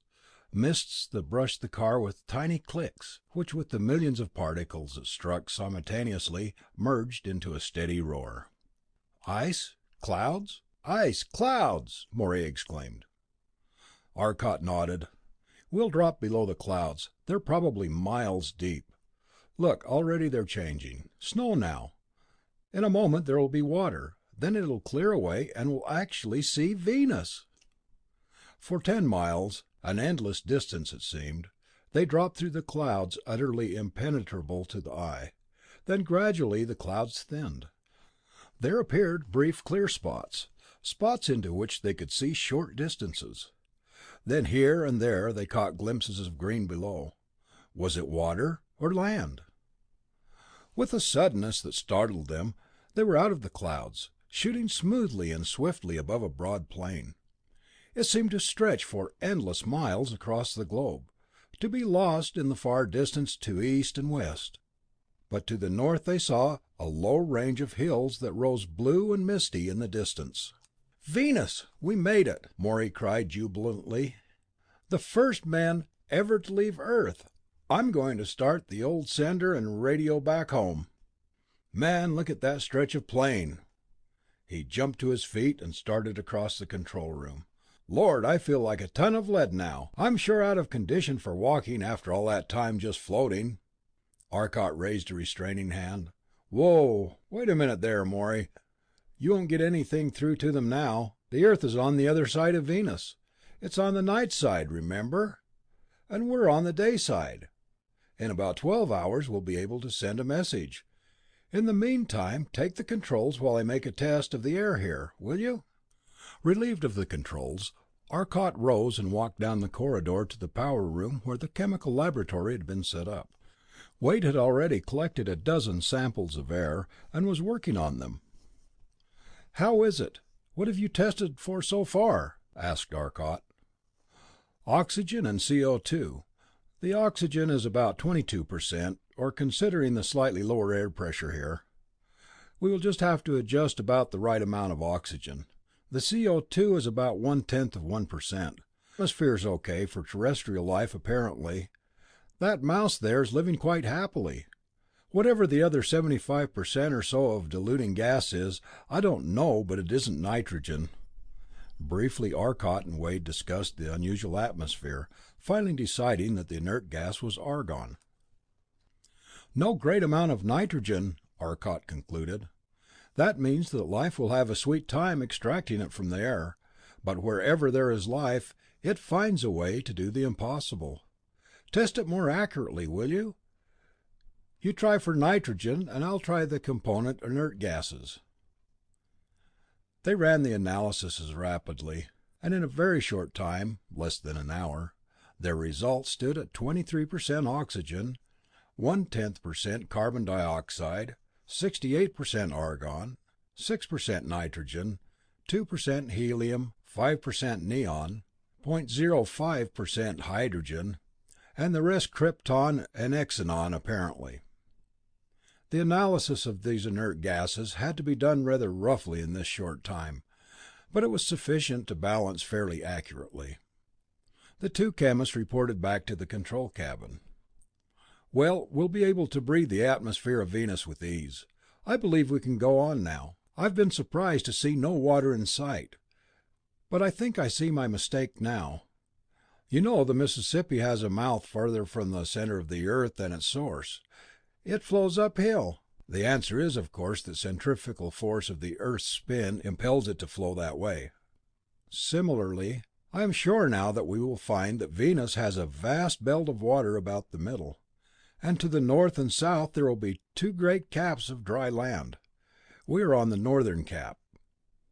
We have the microphone turned way down. Let's step up the power a bit and see if there's any sound outside," said Arcot, and walked over to the power control switch. An instant later a low hum came from the loudspeaker. There was a light breeze blowing in. In the distance, forming a dull background for the hum, there came a low rumbling that seemed punctuated now by the greater sound. "Must be a long way off," said Arcot, a puzzled frown on his face. "Swing the ship around so we can see in what direction the sound is the loudest," he suggested. Slowly Morey swung the ship around on its vertical axis. Without a doubt something was off in the direction of the hills was making a considerable noise. "Arcot, if that's a fight between two animals, two of those giant animals that you said might be here, I don't care to get near them." Fuller's narrowed eyes strove to penetrate the haze that screened the low hills in the blue distance. The microphone was shut off while the Solarite shot swiftly forward toward the source of the sound. Quickly the hills grew, the blue mistiness disappearing, and the jagged mounds revealing themselves as bleak, harsh rock. As they drew nearer, they saw beyond the hills intermittent flashes of brilliant light, heard shattering blasts of sound. "A thunderstorm!" Wade began, but Arcot interrupted. "Not so fast, Wade. Fuller's animal is there, the only animal in all creation that can make noise like that. Look through the telescope. See those dots wheeling about there above the flashing lights? The only animal that can make that racket is man. There are men over there, and aren't they in a playful mood? Turn on the invisibility while we can, Morey. Let's get nearer. Look out, here we go." Morey began to close a tiny switch in one side of the instrument panel. Then, before the relay below could move, he had flipped it back. "Here, you take it, Arcot. You always think about 2 steps ahead of me. You're quicker, and you know the machine better anyway." Quickly the two men exchanged places. "I don't know about that, Morey," said a voice from vacancy, for Arcot had at once thrown the ship into invisibility. "The longer we're here, the more mistakes I see we make in our calculations. I see what put me off so badly on my estimate of the intelligence of life found here. The sun gives it a double dose of heat, but there's also a double dose of other radiations, some of which evidently speed up evolution. Anyway, we may be able to find friends here more quickly if we aid one side or the other in the very lively battle going on there. Before we go any further, what's our decision?" "I think it's a fine idea," said Fuller. "But which side are we to aid? And what are the sides? We haven't even seen them yet." "Let's go nearer and take a good look." "Yes, but are we going to join either side after looking?" "Oh, that's unanimous," said Wade excitedly. The invisible ship darted forward. They sped past the barrier of the low hills, and were again high above a broad plain. With a startled gasp, Arcot cut their speed. There, floating high in the air, above a magnificent city, was a machine such as no man had ever before seen. It was a titanic airplane, monstrous, gargantuan, and every other word that denoted immensity. Fully 3/4 of a mile, the huge metal wing stretched out in the dull light of the cloudy Venerian day. A machine that seemed to dwarf even the vast city beneath it. The roar of its mighty propellers was a rumbling thunder to the men in the Solarite. From it came the flashing bursts of flame. On closer inspection, the watchers saw that it seemed to be a swarm of tiny gnats flying about the mighty plane. They appeared to be attacking the giant as vainly as gnats might attack an eagle, for they could not damage the giant machine. The flashing bombs burst in blasts of yellow flame as harmlessly as so many firecrackers. All that mighty plane was covered with heavy metal plates, fully 10 inches thick, and of metal so tough that when the powerful bombs hit it, they made no impression, though they blasted tremendous craters in the soil below.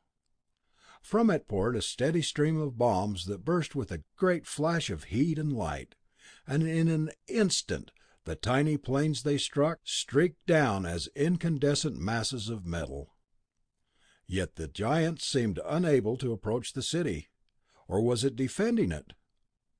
No, for it was from the city that the vainly courageous little ships poured out. But certainly it was not these ships that kept the titanic battleship of the air at bay. Tensely the men watched the uneven conflict. The rain of bombs continued, though all fell short of the city. But slowly around the metropolis there appeared an area of flaring, molten lava, and steadily this moved toward the beautiful buildings. Suddenly the battleship turned toward the city and made a short dash inward on a circling path. As though awaiting this maneuver, a battery of hissing, flaming swords of white light flashed upward, a few hundred feet from the ring of the molten rock. As the titanic plane rolled, sides slipped out of the way, they passed harmlessly, barely missing a monstrous wing. "Which?" Arcot demanded. "I say the city. No one should destroy anything so magnificent." Not a dissenting voice was raised, so Arcot sent the Solarite nearer. "But what in the world can we do with that huge thing?" Fuller's voice came eerily out of the emptiness. "It has perfect invulnerability through its size alone." There was a sudden silence among the Terrestrials, as one of the tiny planes darted forward and dove at full speed directly toward one of the giant propellers. There were 50 of these strung along each great wing. If enough of them could be destroyed, the plane must crash. There came a terrific crash, a flare of light, and splintered fragments of flaming wreckage plummeted down. Yet the mighty blades continued whirling as smoothly as ever. What could the Solarite do against the giant monoplane? Evidently Arcot had a plan. Under his touch their machine darted high into the sky above the great plane. There was a full mile between them when he released the sustaining force of the Solarite and let it drop, straight toward the source of the battle, falling freely, ever more and more rapidly. They were rushing at the mighty plane below at a pace that made their hearts seem to pause. Then suddenly Arcot cried out, "Hold on! Here we stop!" They seemed a scant 100 feet from the broad metal wings of the unsuspecting plane when suddenly there was a tremendous jerk, and each man felt himself pressed into the floor beneath a terrific weight that made their backs crack with the load. Doggedly they fought to restrain their senses. The blackness receded. Below them they saw only a mighty sea of roaring red flames, a hell of blazing gas that roared like a score of bombs set off at once. The Solarite was sitting down on her rocket jets. All 6 of the rocket tubes in the base of the ship had been opened wide, and streaming from them in a furious blast of incandescent gas, the atomic hydrogen shot out in a mighty column of gas at 3,500 degrees centigrade. Where the gas touched, the great plane flared to incandescence, and in an immeasurable interval the fall of the Solarite ended, and it rebounded high into the air. Arcot, struggling against the weight of 6 gravities, pulled shut the little control that had sent those mighty torches blasting out, and an instant later they sped away lest the plane shoot toward the gas columns. From a safe distance they looked back at their work. No longer was the mighty plane unscathed, invulnerable. for now in its top gaped 6 great craters of incandescent metal that almost touched and coalesced. The great plane itself reeled, staggering, plunging downward, but long before it reached the hard soil below, it was brought into level flight, and despite many dead engines, it circled and fled toward the south. The horde of small planes followed, dropping a rain of bombs into the growing pits in the ship, releasing their fury in its interior. In moments, the beings manning the Marauder had to a large extent recovered from the shock of the attack and were fighting back.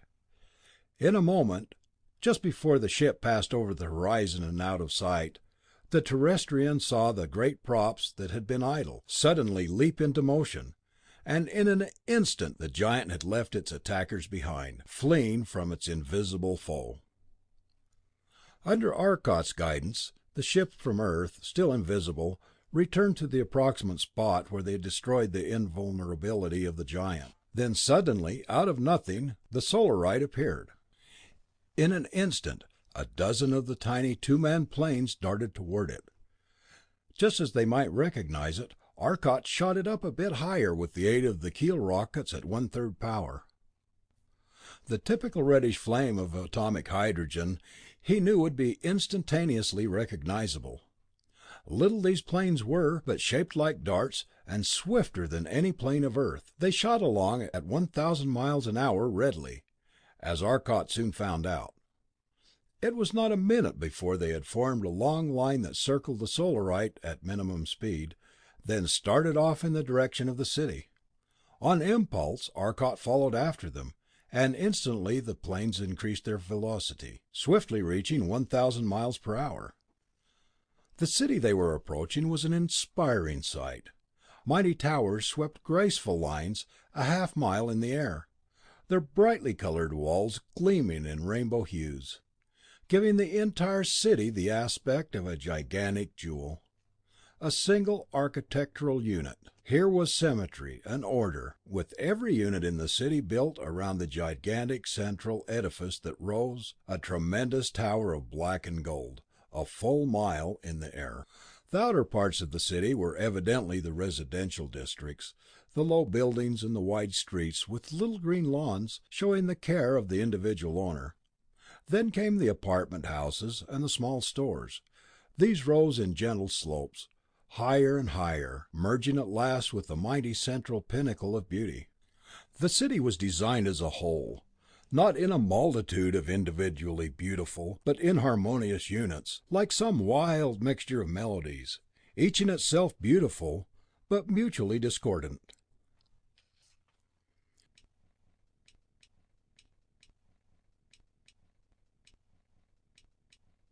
Chapter 5.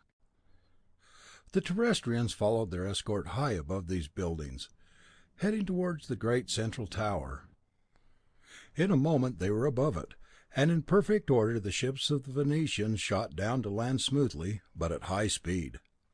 On the roof of the building they slowed with a startling rapidity, held back by electromagnets under the top dressing of the roof landing, as Arcot learned later. "We can't land on that. This thing weighs too much. We'd probably sink right through it. The street looks wide enough for us to land there." Arcot maneuvered the Solarite over the edge of the roof, and dropped it swiftly down the half-mile to the ground below. Just above the street he leveled off, and descended slowly, giving the hurrying crowds plenty of time to get from beneath it. Landing finally, he looked curiously at the mass of Venerians who had gathered in the busy street, coming out of buildings where they evidently had sought shelter during the raid. The crowd grew rapidly as the Terrestrians watched them, people of the New World. "Why," exclaimed Fuller in startled surprise, "they look almost like us." "Why not?" laughed Arcot. "Is there any particular reason why they shouldn't look like us? Venus and Earth are very nearly the same size, and are planets of the same parent sun. Physical conditions here appear to be very similar to conditions back home. And if there's anything to Sven Arrhenius's theory of life spores being sent from world to world by sunlight, there's no reason why humanoid races cannot be found throughout the universe. On worlds, that is, suitable for the development of such life forms." "Look at the size of them," Fuller commented. Their size was certainly worth noting, for in all that crowd only the obvious young were less than 6 feet tall. The average seemed to be 7 feet, well-built men and women with unusually large chests, who would have seemed very human indeed but for a ghastly, death-like blue tinge to their skin. Even their lips were as bright as blue as man's lips are red. The teeth seemed to be as white as any human's, but their mouths were blue. "They look as if they'd all been eating blueberries," laughed Wade. "I wonder what makes their blood blue. I've heard of blue-blooded families, but these are the first I've ever seen." "I think I can answer that," said Morey slowly. "It seems odd to us, but those people evidently have their blood based on hemocyanin. In us, the oxygen is carried to the tissues, and the carbon dioxide carried away by an iron compound, hemoglobin. But in many animals of Earth, the same function is performed by a copper compound, hemocyanin, which is an intense blue. I am sure that is the explanation for these strange people.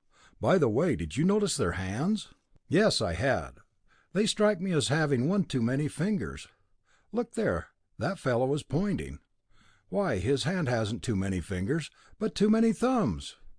He has one on each side of his palm. Say, that would be handy in placing nuts and bolts and such fine work, wouldn't it?" Suddenly a lane opened in the crowd, and from the great black and gold building there came a file of men in tight-fitting green uniforms, a file of 7-foot giants. Obviously they were soldiers of some particular branch, for in the crowd there were a number of men dressed in similar uniforms of deep blue. "I think they want one or more of us to accompany them," Arcot said. "Let's flip a coin to decide who goes. 2 better stay here and 2 go. If we don't come back inside of a reasonable period of time, one of you might want to start making inquiries. The other can send a message to Earth and get out of harm's way until help can come. I imagine these people are friendly now, however, else I wouldn't go."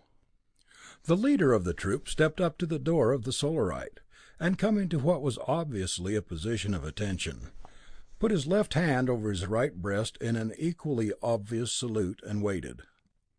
The coin was flipped with due ceremony. It would decide which of them were to have the distinction of being the first Terrestrians to set foot on Venus. Arcot and Morey won, and they quickly put on those loose-fitting ventilated cooling suits that they might live comfortably in the hot air outside, for the thermometer registered 150 degrees. The 2 men quickly walked over to the airlock, entered, closed it behind them, and opened the outer door. There was a slight rush of air as the pressure outside was a bit lower than that inside. There was a singing in their ears, and they had to swallow several times to equalize the pressure. The guards at once fell into a double row on either side of them, and the young officer strode ahead. He himself had curbed his curiosity after a single startled glance he had given those strange men. Only their hands were visible, for the cooling suits covered them almost completely. But the strange pink color must indeed have been startling to the eyes, also their dwarf stature, and the strange suits they wore. The men of this little troop, however, as well as the people in the crowd about them, were not so disinterested. They were looking in eager amazement at these men who had just saved their city, these strange small men with their queer pink skin. And most surprising of all, perhaps, the inner thumb was missing from each hand. But soon they had passed beyond the sight of the crowd, which was held in check by a handful of the deep blue uniformed men. "Those fellows would never hold such a terrestrial crowd back if visitors from another planet landed," remarked Morey wonderingly. "How do they know we are visitors from another planet?" Arcot objected. "We suddenly appeared out of nowhere. They don't even know our direction of approach. We might be some strange race of Venerians as far as they know."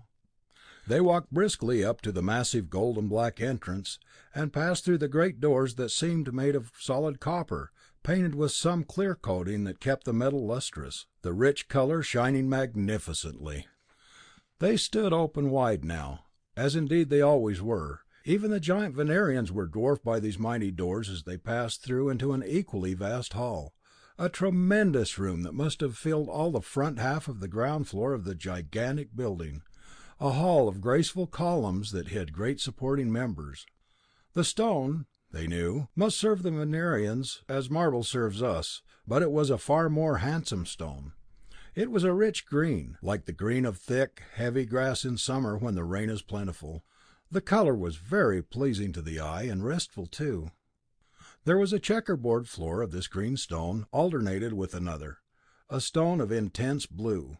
They were hard, and the colors made a very striking pattern, pleasingly different from what they had been accustomed to, but common to Venus, they later learned. At last the party had crossed the great hall and stopped beside a large doorway. The officer halted for a moment and gestured toward two of his men, who remained while the others walked quickly away. The diminished party stepped through the doorway into a small room, whose walls were lined with copper, and an instant later, as the officer pushed a small button, there was a low hiss of escaping air, and a copper grating sprang quickly up across the opening of the elevator. He touched another button, and there was the familiar sinking feeling as the car rose, a low hum seeming to come from its base. The elevator rose swiftly through a very considerable distance, up endlessly. "They must have some wonderfully strong cables here on Venus," Morey exclaimed. "The engineers of terrestrial buildings have been wondering for some time how to get around the difficulty of shifting elevators. The idea of changing cars doesn't appeal to me either, but we must have risen a long way." "I should say so. I wonder how they do it. We've been rising for a minute and a half at a very fair clip. There we are, end of the line. I want to look at this car." Arcot stepped over to the control board, looked at it closely, then stepped out and peered down between the car and the shaft as the copper grating fell, simultaneously pulling down with it the door that had blocked off the hallway. "Come here, Morey. Simple system at that. It would be so, of course. Look, they have tracks and regular trolley system, with cog rails alongside, and the car just winds itself up. They have a motor underneath, I'll bet, and it just run it up that way. They have never done that on Earth because of the cost of running the car up without too much power. I think I see the solution.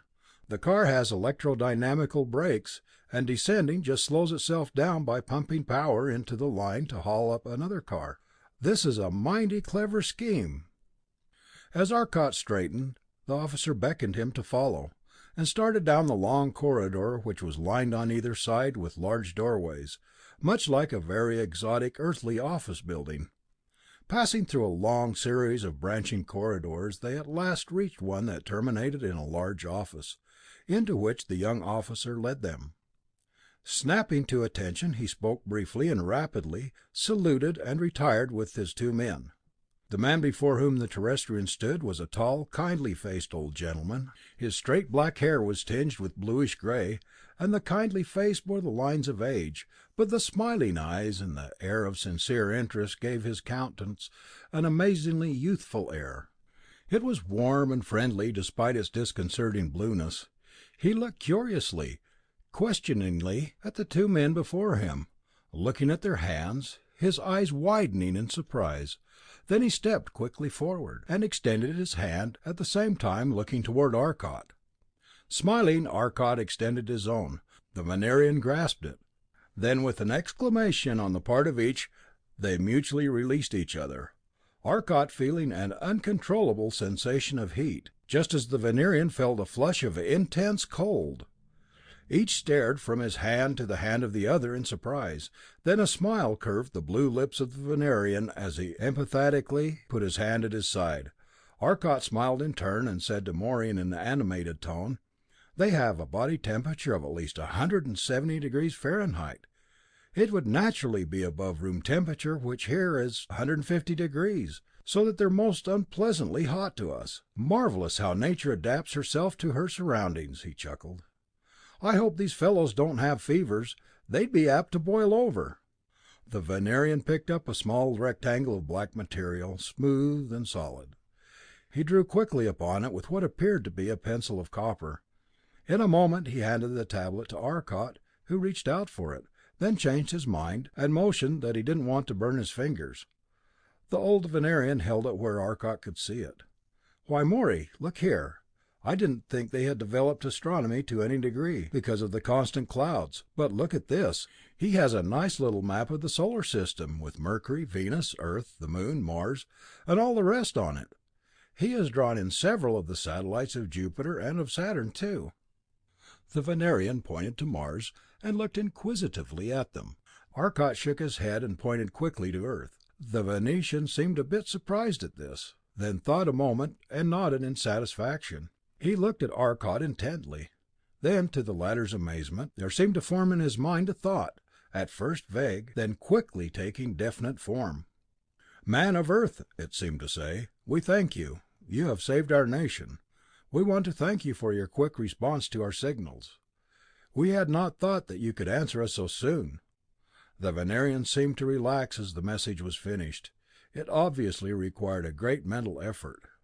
Arcot looked steadily into his eyes now, and tried to concentrate on a message, on a series of ideas. To him, trained though he was in deep concentration on one idea, the process of visualizing a series of ideas was new, and very difficult. But he soon saw that he was making some progress. "We came in response to no signals, exploration only. We saw the battle, and aided because your city seemed doomed, and because it seemed too beautiful to be destroyed." "What's it all about, Arcot?" asked Morey wonderingly, as he watched them staring at each other. "Mental telepathy," Arcot answered briefly. "I'm terribly thick from this point of view, but I just learned that they sent signals to Earth. Why, I haven't learned, but I am making progress. If I don't crack under the strain, I'll find out sooner or later, so wait and see." He turned again to the Venerian. The latter was frowning at him rather dubiously. Then, with sudden decision, he turned to his desk, and pulled down a small lever. Then again he looked intently at Arcot. "Come with me. The strain of this conversation is too great. I see you do not have thought transference on your world. Come along, Morey. We're going somewhere. He says his thought transference is too much for us. I wonder what he's going to do." Out into the maze of halls they went again, now led by the kindly 7-foot Venerian. After walking through a long series of halls, they reached a large auditorium, where already there had gathered in the semicircle of seats 100 or so of the tall, blue-tinged Venerians. Before them, on a low platform, were 2 large, deeply cushioned chairs. To these chairs the 2 Terrestrians were led.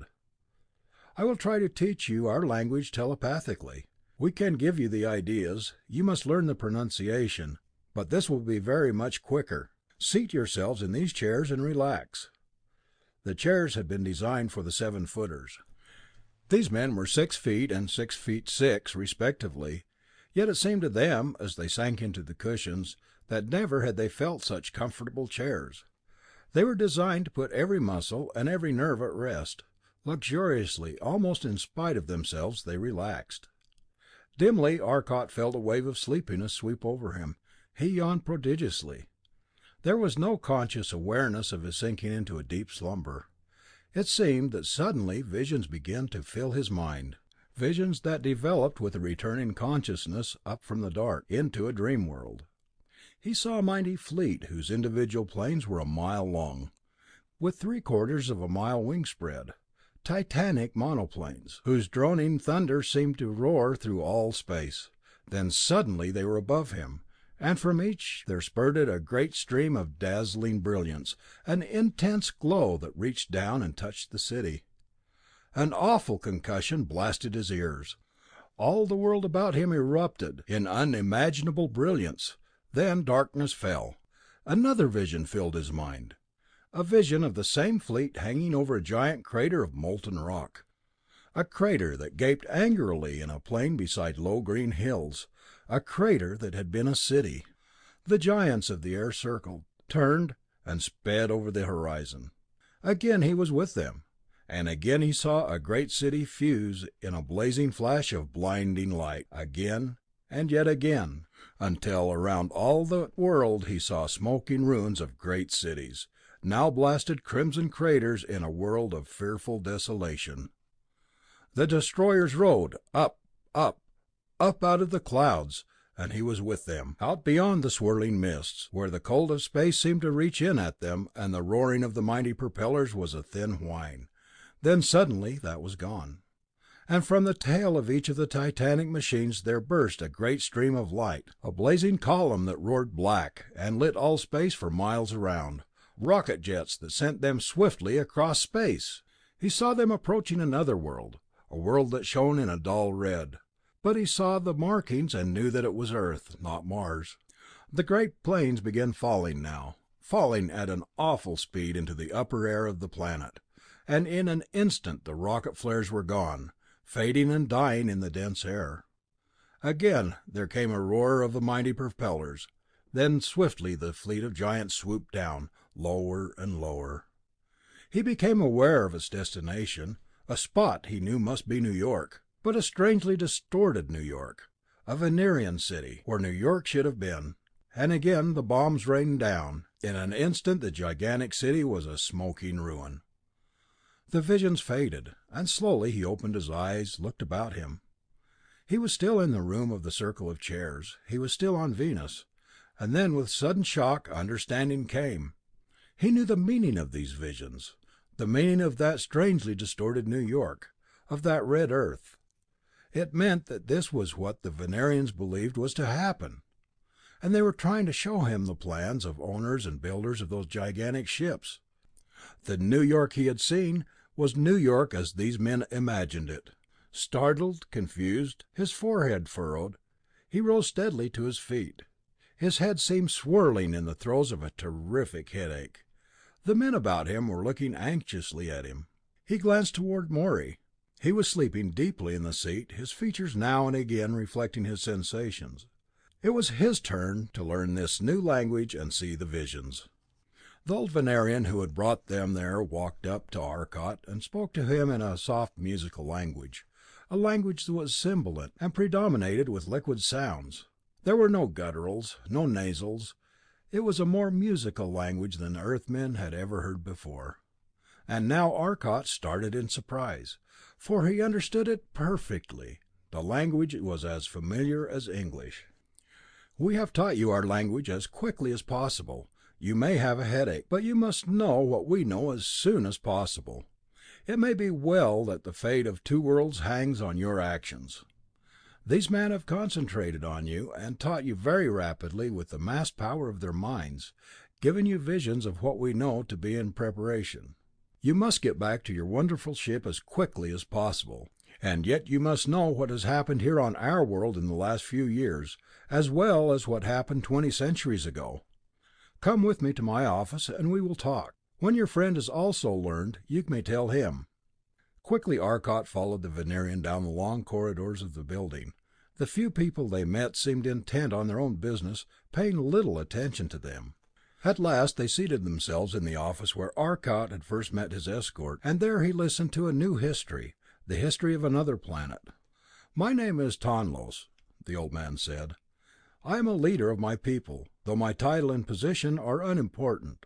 To explain would entail a prolonged discussion of our social structure, and there is no time for that. Later, perhaps, but now to our history. 20 centuries ago," Tonlos continued, "there were two great rival nations on this planet. The planet Turo is naturally divided, so there would be a tendency towards such division. There are two enormous belts of land around the globe, one running from about 20 degrees north of the equator to about 80 degrees north. This is my country, Lenore. To the south there is a similar great belt of land, almost identical inside, Kaxor. These two nations have existed for many thousands of our years. 2,000 years ago a great crisis arose in the affairs of the world. A great war was in the process of starting. But a Lenorian developed a weapon that made it possible for Kaxorians to win, and war was averted. The feeling was so strong, however, that laws were passed which stopped all intercourse between the two nations for these thousands of years. By devious ways we've learned that Kaxor has concentrated on the study of physics, perhaps in hopes of finding a weapon in which they could threaten us once more. Lanor has studied the secrets of the human mind and body. We have no disease here any longer, we have no insanity. We are students of chemistry, but physics has been neglected to a great extent. Recently, however, we have taken up again this science, since it alone of the main sciences has not received our study. Only 25 years have been spent on these researches, and in that short time we cannot hope to do what the Kaxorians have done in 2000.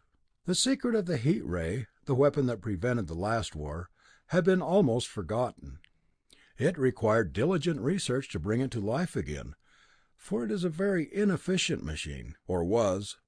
Of late, however, we have been able to improve it, and now it is used in commerce to smelt our ores. It was this alone that allowed this city to put up the slight resistance that we did. We were surely doomed. This is the capital of Lenore, Sonor. We and the nation would have fallen but for you. We have had some warning that this was coming. We have spies in Caxor now, for we learned of their intentions when they flew the first of their giant planes over one of our cities and dropped a bomb. We've been trying, since we discovered the awful scope of their plans, to send you a warning if you could not help us. That you should come here at this particular time is almost beyond belief, a practically impossible coincidence. But perhaps there is more than coincidence behind it. Who knows? He paused briefly, went on with a heavy sigh. Since you drove that plane away, we can expect a new raid at any moment, and we must be prepared. Is there any way you can signal your planet? Yes, we can signal easily, Arcot answered. He struggled with the newly acquired language. I do not know the word in your tongue. It may be that you do not have it. Radio, we call it. It is akin to light, but a vastly longer wavelength. Produced electrically, it can be directed like light and sent in a beam by means of a reflection. It can penetrate all substances except metals, and can leak around them, if it be not directional. With it I can talk readily with the men of Earth, and this very night I will. Arcot paused, frowning thoughtfully, and then continued. I know there's definite need for haste, but we can't do anything until Morey has received the knowledge you have given me. While we're waiting here, I might just as well learn all I can about your planet. The more I know, the more intelligently I'll be able to plan for our defense. In the conversation which followed, Arcot gained a general knowledge of the physical makeup of Venus. He learned that iron was an exceedingly rare element on the planet, while plutonium was relatively plentiful. Gold, though readily available, was considered a nuisance, since it was of no practical value due to its softness, excessive weight, and its affinity for many catalysts. Most of the other metallic elements were present in quantities approximating those of Earth, except for an element called morlus. When Tonlos mentioned this, Arcot said, "Morlus, I have a word in your language, but I do not know the element. What is it?" "Why, here are some." Tonlos handed Arcot a small block of metal that had been used as a weight on a table in one corner of the room. It seemed fairly dense, but as heavy as iron, but it had a remarkably bluish tint. Obviously, it was the element that composed the wings of the plane they had seen that afternoon. Arcot examined it carefully, handicapped somewhat by its heat. He picked up a small copper rod and tried to scratch it, but there was no noticeable effect. "You cannot scratch it with copper," said Tonlos. "It is the second hardest metal we know. It is not as hard as chromium, but far less brittle. It's malleable, ductile, and very strong, very tough, especially when alloyed with iron, but those alloys are used only in very particular work because of iron's rarity."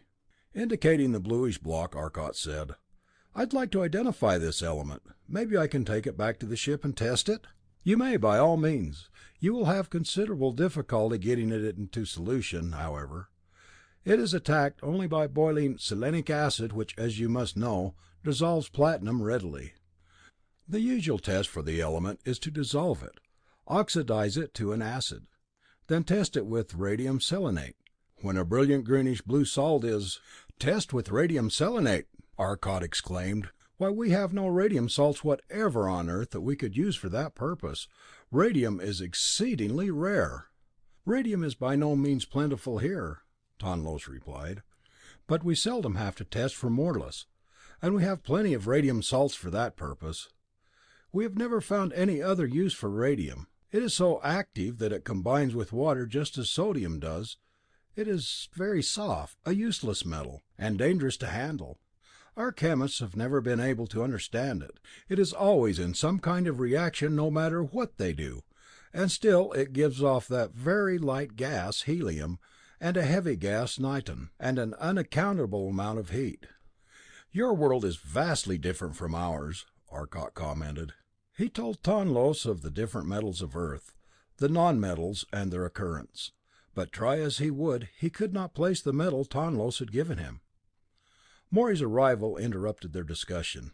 He looked very tired and very serious. His head ached from his unwonted mental strain, just as Arcot's had.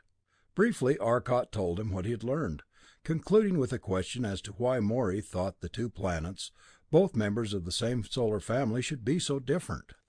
"I have an idea," said Morey slowly, "and it doesn't seem too wacky. As you know, by means of solar photography, astronomers have mapped the sun, charting the location of different elements.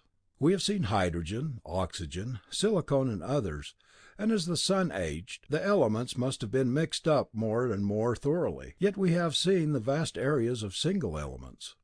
Some of those areas are so vast that they could easily be the source of an entire world. I wonder if it is not possible that Earth was thrown off from some deposit rich in iron, aluminum, and calcium, and pour in gold, radium, and those other metals, and particularly pour in one element. We have located in the sun the spectrum of an element we have named coronium, and I think you have a specimen of coronium in your hand there. I'd say Venus came from a coronium-rich region." The discussion ended there, for already the light outside had deepened into a murky twilight. The Terrestrians were led quickly down to the elevator, which dropped them rapidly to the ground. There was still a large crowd about the Solarite, but the way was quickly cleared for them. As the men passed through the crowd, a peculiar sensation struck them very forcibly. It seemed that everyone in the crowd was wishing them the greatest success, the best of good things in every wish. "The ultimate applause, Morey! I'll swear we just received a silent cheer!" exclaimed Arcot, as they stood inside the airlock of the ship once more. It seemed home to them now. In a moment they had taken off the uncomfortable ventilating suits and stepped once more into the room where Wade and Fuller awaited them. "Say, what were you fellows doing?" Wade demanded. "We were actually getting ready to do some inquiring about your health. I know we were gone a long time, but when you hear the reason you'll agree it was worth it. See if you can raise Earth on the radio. Morey, will you, while I tell these fellows what happened? If you succeed, tell them to call in Dad and your father, and to have a couple of tape recorders on the job. We'll want a record of what I have to send. Say that we'll call back in an hour." Then, while Morey was busy down in the power room sending the signals out across the 40 million miles of space that separated them from their home planet, Arcot told Wade and Fuller what they had learned. Morey finally succeeded in getting his message through, and returned to say that they would be waiting in 1 hour. He had had to wait 8 minutes after sending his message to get any answer, however, due to time required for radio waves to make the two-way trip. "Fuller," Arcot said, "as chef, suppose you see what you can concoct while Wade and I start on this piece of coronium and see what there is to learn."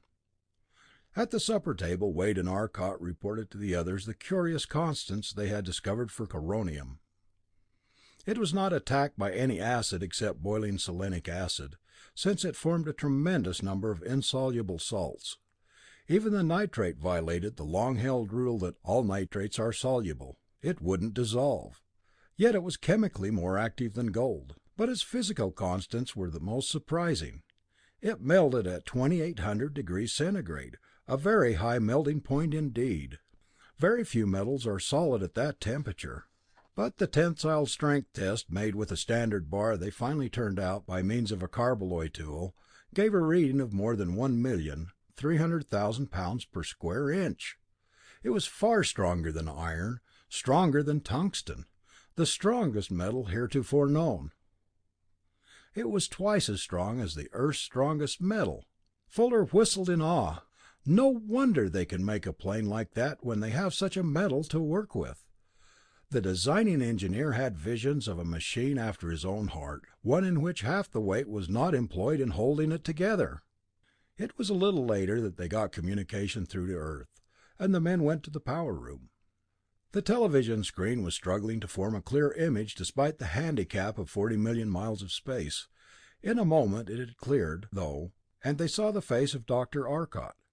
He showed plainly that he was worried about the startling news that had reached him already, sketchy though it was.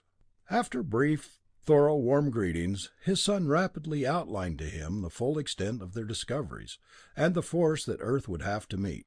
"Dad, these Kaxorians have planes capable of far more than 1,000 miles an hour in the air.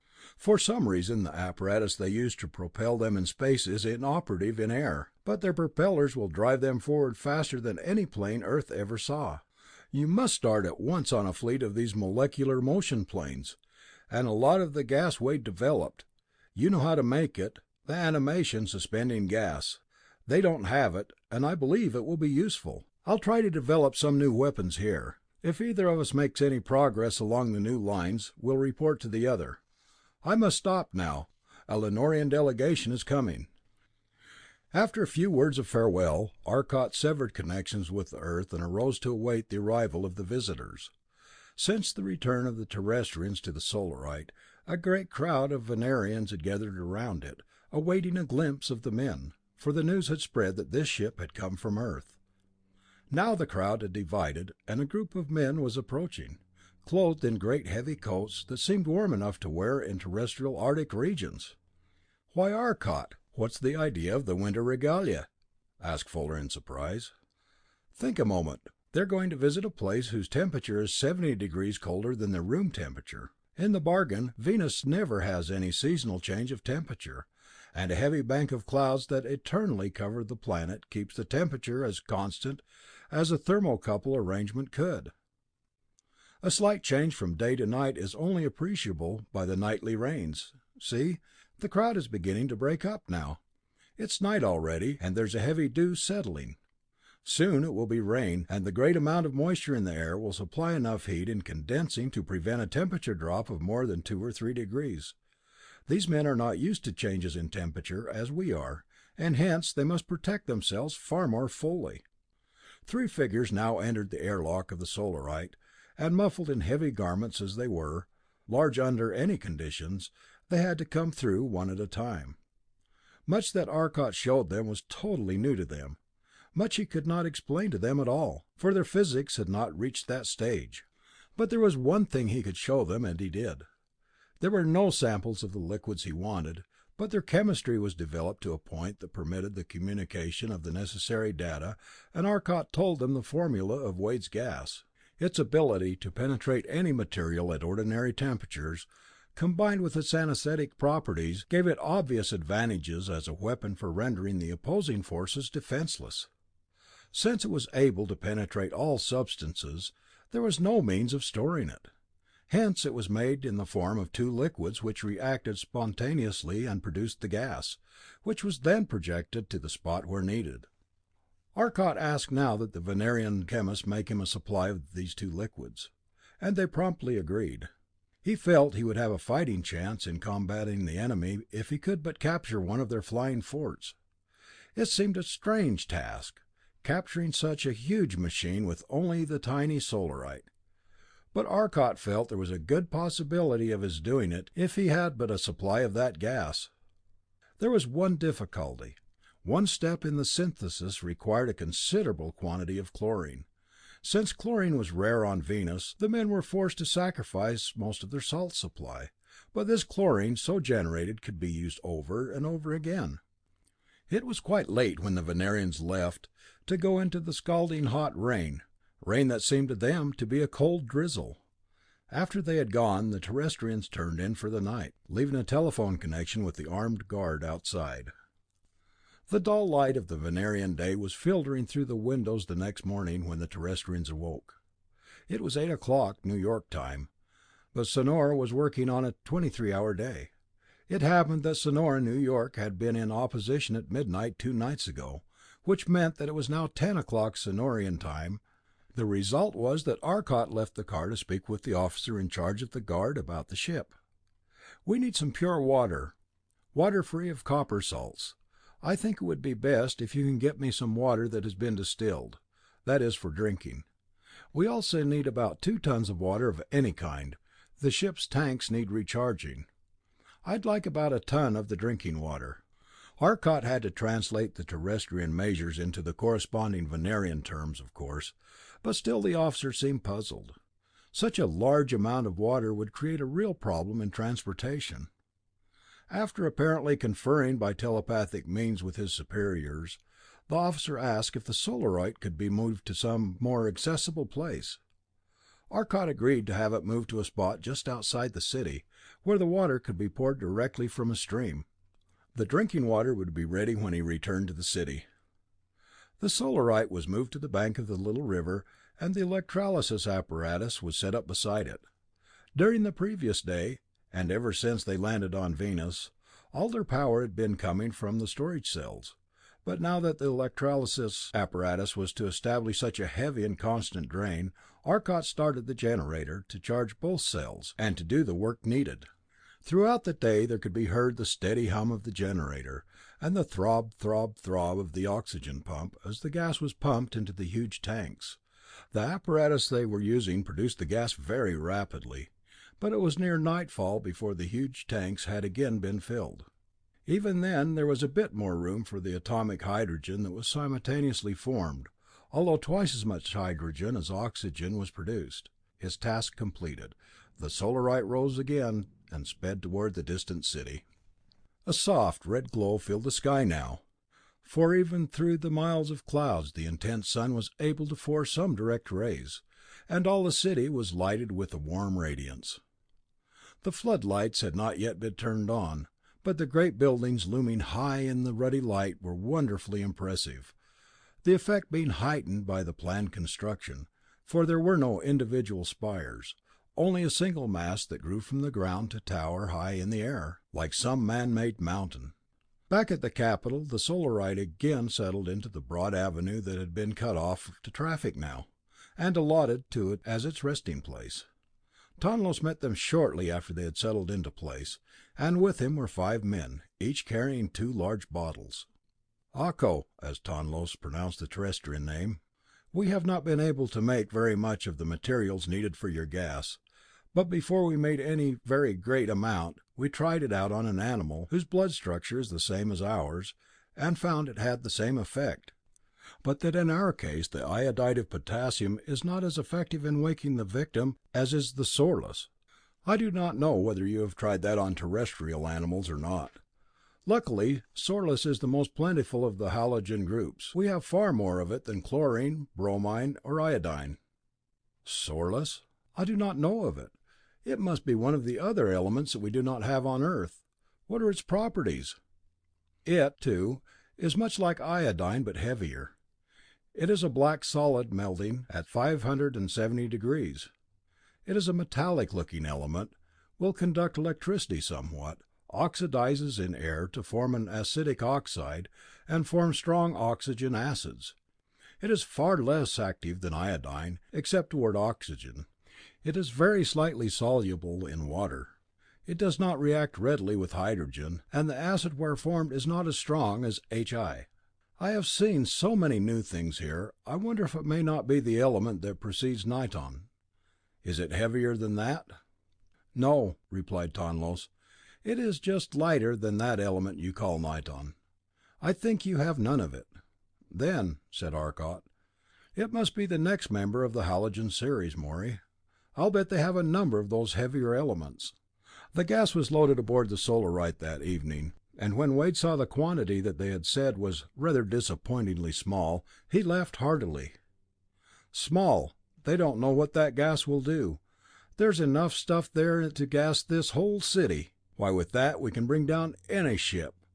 But tell them to go on making it, for we can use it on the other ships.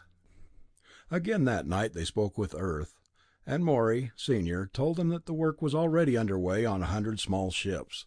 They were using all their own ships already, while the government got ready to act on the idea of danger. It had been difficult to convince them that someone on Venus was getting ready to send a force to Earth to destroy them, but the weight of their scientific reputation had turned the trick. The ships now under construction would be ready within 3 weeks.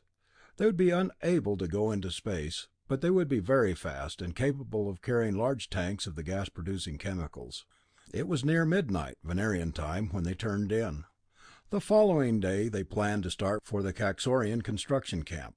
They had learned from Tonlos that there were but 5 of the giant planes completed now, but there were 15 more under construction, to make up the fleet of 20 that was to attack Earth. These 15 others would be ready in a week, or less. When they were ready, the Solarite would stand small chance. They must capture one of the giants and learn its secrets, and then, if possible, with the weapons and knowledge of 2 worlds, defeat them. A large order! Their opportunity came sooner than they had hoped for, or wanted. It was about 3 o'clock in the morning when the telephone warning hummed loudly through the ship. Arcot answered. Far to the east and south of them the line of scout planes that patrolled all of the borders of Lanor had been broken. Instantaneously, it seemed, out of the dark, its lights obscured, the mighty Kaxorian craft had come, striking a tiny scout plane head on, destroying it utterly before the scout had a chance to turn from the path of the titanic ship. But even as the plane spun downward, the pilot had managed to release a magnesium flare, a blinding, brilliant light that floated down on a parachute, and in the blaze of the white light it gave off, the other scouts at a few miles distance had seen the mighty bulk of the Kaxorian plane. At once they had dropped to the ground and then, by telephone lines, had sent the reports to far-off Sonor. In moments the interior of the Solarite became a scene of swift, purposeful activity. All day the Terrestrians had been able to do so little in preparation for the conflict they knew must come, the battle for two worlds. They had wanted action, but they had no weapons except their invisibility and the atomic hydrogen. It would not sink a plane, it would only break open its armor, and they hoped to paralyze its crew, and on this alone they must pin their hopes.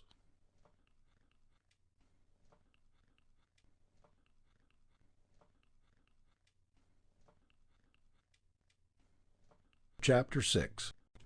Arcot lifted the Solarite at once high into the air, and started toward the point on the border where the plane had been seen crossing.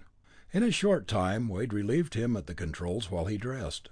They had been flying on in silence for about an hour when suddenly Wade made out in the distance the great bulk of the plane, against the dull gray of the clouds, a mile or so above them.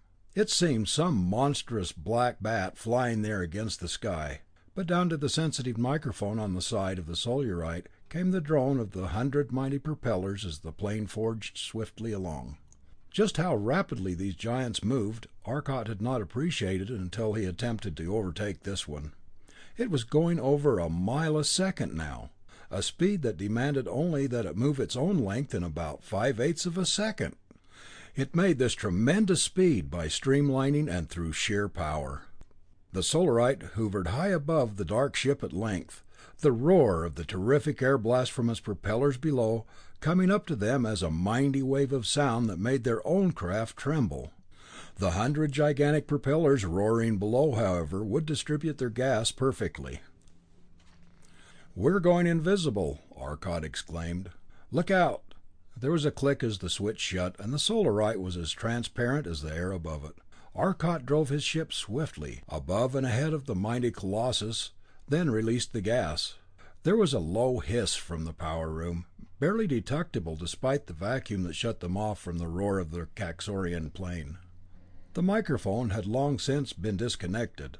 Out of the gas vent streamed a cloud of purplish gas, becoming faintly visible as it left the influence of the invisibility apparatus, but only to those who knew where to look for it. The men in that mighty plane could not see it as their machine bore down into a little cloud of gas. Tensely the Terrestrians waited. Moments. The gigantic plane wobbled. There was a sudden swerve that ended in a nosedive, straight toward Venus 7 miles below. That the ship should crash into the ground below was not at all Arcot's plan. He was greatly relieved when it flattened its dive and started to climb, its incalculable mass rapidly absorbing its kinetic energy. Down from its 7-mile height it glided, controlling itself perfectly as Arcot released the last of the 4 containers of the liquid gas makers, putting to sleep the last man on the ship below. In a long glide that carried it over many miles, the great ship descended. It had sunk far and gone smoothly, but now there loomed ahead of it a range of low hills. It would certainly crash into the rocky cliffs ahead. Nearer and nearer drew the barrier while Arcot and the others watched with rigid attention. It might skim over those low hills at that, just barely escaping. The watchers cringed as head-on, at nearly 2,000 miles an hour, the machine crashed into the rocks. Arcot had snapped the loudspeaker into the circuit once more, and now as they looked at the sudden crash below, there thundered up to them mighty waves of sound. The great plane had struck about 20 feet from the top of the nearly perpendicular cliff. The terrific crash was felt by seismographs and sonar nearly 2,000 miles away. The mighty armed hull plowed into the rocks like some gigantic meteor, the hundreds of thousands of tons crashing the rocky precipice, grinding it to powder, and shaking the entire hill. The cliff seemed about to buckle and crack. In moments the plane had been brought to rest, but it had plowed through 20 feet of rock for nearly an eighth of a mile. For an instant it hung motionless, perched perilously in the air, its tail jutting out over the little valley, then slowly, majestically it sank, to strike with a reverberating crash that shattered the heavy armor plate. For another instant the great motors continued turning, the roar of the propellers like some throbbing background to the rending crashes as the titanic wreck came to rest. Suddenly, with a series of roaring explosions, the bank of motors in the left wing blew up with awful force. There was a flash of indescribable brilliance that momentarily blinded the watching Terrestrians. Then there came to the microphone such waves of sound as it could not be reproduced. From the rock on which rested the fused mass of metal that they knew had been the wing, rose a great cloud of dust. Still the motors on the other side of the ship continued roaring and the giant propellers turned. As the blast of air blew dust away, the Terrestrians stared in unbound amazement. Up from the gaping, broken wing lanced a mighty beam of light of such dazzling intensity that Arcot swiftly restored them to visibility that they might shut it out. There was a terrific hissing, crackling roar. The plane seemed to wobble as it lay there, seemingly recoiling from that flaming column. Where it touched the cliff there was an intense incandescence that made the rock glow white hot, then flowed down in a sluggish rivulet of molten lava. For 5 minutes longer this terrific spectacle lasted, while Arcot withdrew the Solarite to a safer distance. The 50 motors of the remaining wing seemed slowing down now. Then suddenly there was such a crash and towering flash of light as no human being had ever seen before. Up into the very clouds it shot its mighty flame, a blazing column of life that seemed to reach out into space. The Solarite was hurled back end over end, tumbling, falling. Even the heavy gyroscopes could not hold it for an instant, but quickly the straining motors brought them to rest in air that whirled and whined about them. They were more than 20 miles from the scene of the explosion, but even at that distance they could see the glow of the incandescent rock. Slowly, cautiously, they maneuvered the Solarite back to the spot, and looked down on a sea of seething lava. Morey broke the odd silence. "Lord, what power that thing carries! No wonder they could support it in the air. But how can they control such power? What titanic forces!" Slowly Arcot sent the Solarite away into the night, into the kindly darkness once more. His voice when he spoke at last was oddly restrained. "I wonder what those forces were. They are greater than any man has ever before seen. An entire hill fused to molten, incandescent rock, not to mention the tons and tons of metal that made up that ship. They are greater than any man has ever before seen. An entire hill fused to molten, incandescent rock, not to mention the tons and tons of metal that made up that ship. And such awful forces as these are to be released on our Earth?" For an interminable period they sat silent as the panorama of the hills glided by at a slow 200 miles an hour. Abruptly Arcot exclaimed, "We must capture a ship. We'll try again. We'll either destroy or capture it, and either way we're ahead." Aimlessly they continued their leisurely course across a vast plain. There were no great mountains on Venus, for this world had known no such violent upheaval as the making of a moon. The men were lost in thought, each intent on his own ideas. At length Wade stood up and walked slowly back to the power room. Suddenly the men in the control room heard his call. "Arcot, quick, the microphone, and rise a mile." The Solarite gave a violent lurch as it shot vertically aloft at tremendous acceleration.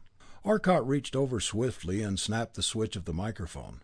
There burst in upon them the familiar roaring drone of 100 huge propellers. No slightest hum of motor, only the vast whining roar of the mighty props. "Another one! They must have been following the first by a few minutes. We'll get this one." Arcot worked swiftly at his switches. "Wade, strap yourself in the seat where you are. Don't take time to come up here." They followed the same plan which had worked so well before. Suddenly invisible, the Solarite flashed ahead of the great plane. The titanic wave of rushing sound engulfed them, and then again came the little hiss of gas. There were no hills in sight as far as the eye could see. In the dim light it seemed always to filter through those gray clouds they could never see distant, level horizon. Several dragging minutes passed before there was any evident effect. The men from Earth were waiting for that great ship to waver, to wobble from its course. Suddenly Arcot gave a cry of surprise. Startled amazement was written all over his face, as his companions turned in wonderment to see that it was partially visible. The Solarite, too, had become a misty ghost ship about them. They were becoming visible. Then in an instant it was gone, and they saw that the huge black bulk behind them was wavering, turning. The thunderous roar of the propellers fell into a whistling whine. The ship was losing speed. It dipped and shot down a bit, gained speed, then step by step it glided down, down, down to the surface below. The engines were idling now, the plane running more and more slowly. They were near the ground now, and the watchers scarcely breathed. Would this ship too crash? It glided to within a half a mile of the plane, then it dipped once more, and Arcot breathed his relief as it made a perfect landing, the long series of rollers on the base of the gigantic hull absorbing the shock of the landing. There were small streams in the way, a tree or two, but these were obstacles unnoticed by the gargantuan machine. Its mighty propellers still idling slowly, the huge plane rolled to a standstill. Swooping down, the Solarite landed beside it, to be lost in the vast shadows of the mighty metal walls. Arcot had left a small radio receiver with Tonlos and sonar before he started his trip, and had given him directions on how to tune in on the Solarite. Now he sent a message to him, telling that the plane had been brought down, and asking that a squadron of planes be sent at once. Wade and Arcot were elected to make the first inspection of the Kaxorian plane, and clad in their cooling suits they stepped from the Solarite, each carrying for emergency use a small hand torch, burning atomic hydrogen, capable of melting its way through even the heavy armor of the great plane. They stood beside it, looking up at the gigantic wall of metal that rose sheer beside them hundreds of feet straight up. It seemed impossible that this mighty thing could fly, that it could be propelled through the air. In awed silence they gazed at its vast bulk. Then, like pygmies beside some mighty prehistoric monster, they made their way along its side, seeking a door. Suddenly Wade stopped short and exclaimed, "Arcot, this is senseless. We can't do this. This machine is so big that it'll take us a half an hour of steady walking to go around it. We'll have to use the Solarite to find an entrance." It was well that they followed Wade's plan, for the only entrance, as they later learned, was from the top. There, on the back of the giant, the Solarite landed, its great weight having no slightest effect on the Kaxorian craft. They found a trap door leading down inside. However, the apparatus for opening it was evidently within the hull, so they had to burn a hole in the door before they could enter. What a sight there was for these men of Earth! The low rumble of the idling engines was barely audible as they descended the long ladder. There was no resemblance whatever to the interior of a flying machine. Rather, it suggested some great powerhouse, where the energies of half a nation were generated. They entered directly into a vast hall that extended for a quarter of a mile back through the great hull, and completely across the fuselage. To the extreme nose it ran, and throughout there were scattered little globes that gave off an intense white light, illuminating all of the interior. Translucent bull's-eyes obscured the few windows. All about, among the machines, lay Venerians. Dead they seemed, the illusion intensified by their strange blue complexions. The two Terrestrians knew, however, that they could readily be restored to life. The great machines they had been operating were humming softly, almost inaudibly. There were 2 long rows of them, extending to the end of the great hull. They suggested mighty generators 20 feet high. From their tops projected 2 feet thick cylinders of solid fused quartz. From these extended other rods of fused quartz, rods that led down through the floor, but these were less bulky, scarcely over 8 inches thick. The huge generator-like machines were disc-shaped. From these too, a quartz rod ran down through the floor. The machines on the further row were in some way different. Those in the front half of the row had tubes leading to the floor below, but had no tubes jutting into the ceiling. Instead, there were many slender rods connected with a vast switchboard that covered all of one side of the great room, but everywhere were the great quartz rods, suggesting some complicated water system. Most of them were painted black, though the main rods leading from the roof above were as clear as crystal. Arcot and Wade looked at these gigantic machines in hushed awe. They seemed impossibly huge. It was inconceivable that all this was but the power room of an airplane. Without speaking, they descended to the level below, using a quite earthly appearing escalator. Despite the motionless figures everywhere, they felt no fear of their encountering resistance. They knew the effectiveness of Wade's anesthetic. The hall they entered was evidently the main room of the plane. It was as long as the one above and higher, yet all that vast space was taken by one single titanic coil that stretched from wall to wall. Into it and from it there led two gigantic columns of fused quartz. That these were rods, such as those smaller ones above, was obvious, but each was over 8 feet thick. Short they were, for they led from one mighty generator such as they'd seen above, but magnified on a scale inconceivable. At the end of it, its driving power, its motor, was a great cylindrical case, into which led a single quartz bar 10 inches thick. This bar was alive with pulsing, glowing fires that changed and maneuvered and died out, over all its surface and through all its volume. The motor was but 5 feet in diameter and a scant 7 feet long, yet obviously it was driving the great machine, for there came from it a constant low hum, a deep-pitched song of awful power. And the huge quartz rod that led from the titanic coil cylinder was alive with the same glowing fires that played through the motor rod. From one side of the generator ran two objects that were familiar, copper bus bars, but these were 3 feet thick. The scores of quartz tubes that came down from the floor above joined, coalesced, and ran down to the great generator and into it. They descended to another level. Here were other quartz tubes, but these led down still further, for this floor contained individual sleeping bunks, most of them unoccupied, unready for occupancy, though some were made up. Down another level, again the bunks, the little individual rooms. At last they reached the bottom level, and here the great quartz tubes terminated in 100 smaller ones, each of these leading into some strange mechanism. There were sighting devices on it, and there were ports that opened in the floor. This was evidently the bombing room. With an occasional hushed word, the Terrestrians walked through what seemed to be a vast city of the dead, passing sleeping officers and crewmen by the hundreds. On the third level they came at last to the control room. Here were switchboards, control panels, and dozens of officers sleeping now beside their instrument. A sudden, dull thudding sound spun Arcot and Wade around, nerves taut.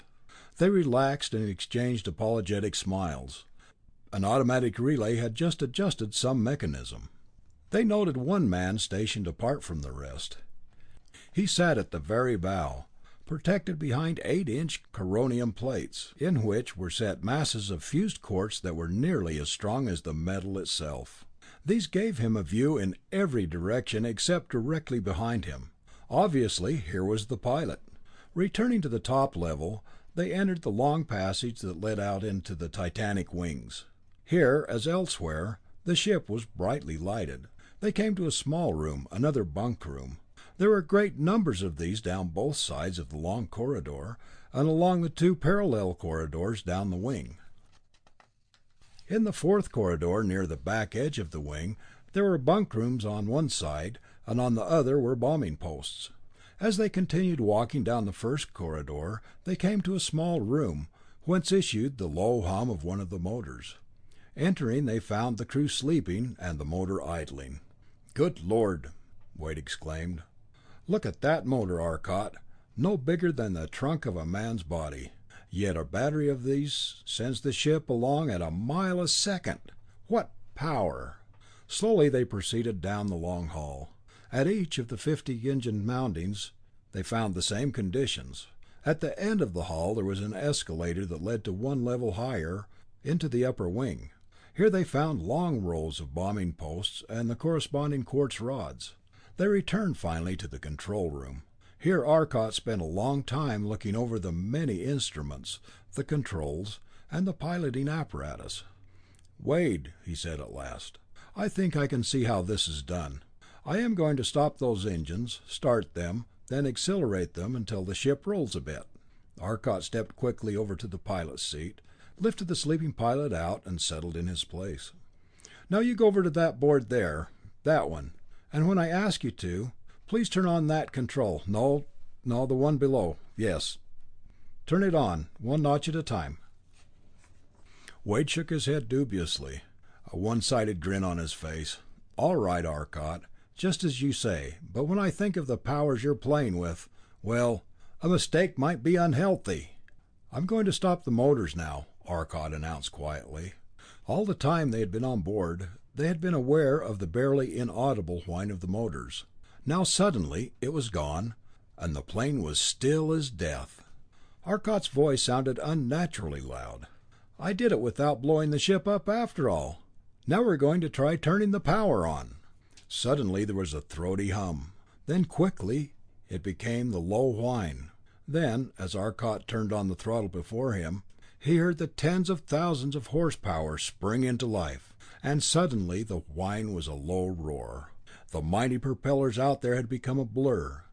Then with majestic slowness the huge machine moved off across the field. Arcot shut off the motors and rose with a broad, relieved smile. "Easy," he said. They made their way up again through the ship, up through the room of the tremendous cylinder coil, and then into the power room. Now the machines were quiet, for the motors were no longer working. "Arcot, you didn't shut off the biggest machine of all down there. How come?" "I couldn't, Wade. It has no shut-off control, and if it did have, I wouldn't use it. I'll tell you why when we get back to the Solarite." At last they left the mighty machine, walked once more across its broad metal top. Here and there they now saw the ends of those quartz cylinders. Once more they entered the Solarite through the airlock, and took off the cumbersome insulating suits.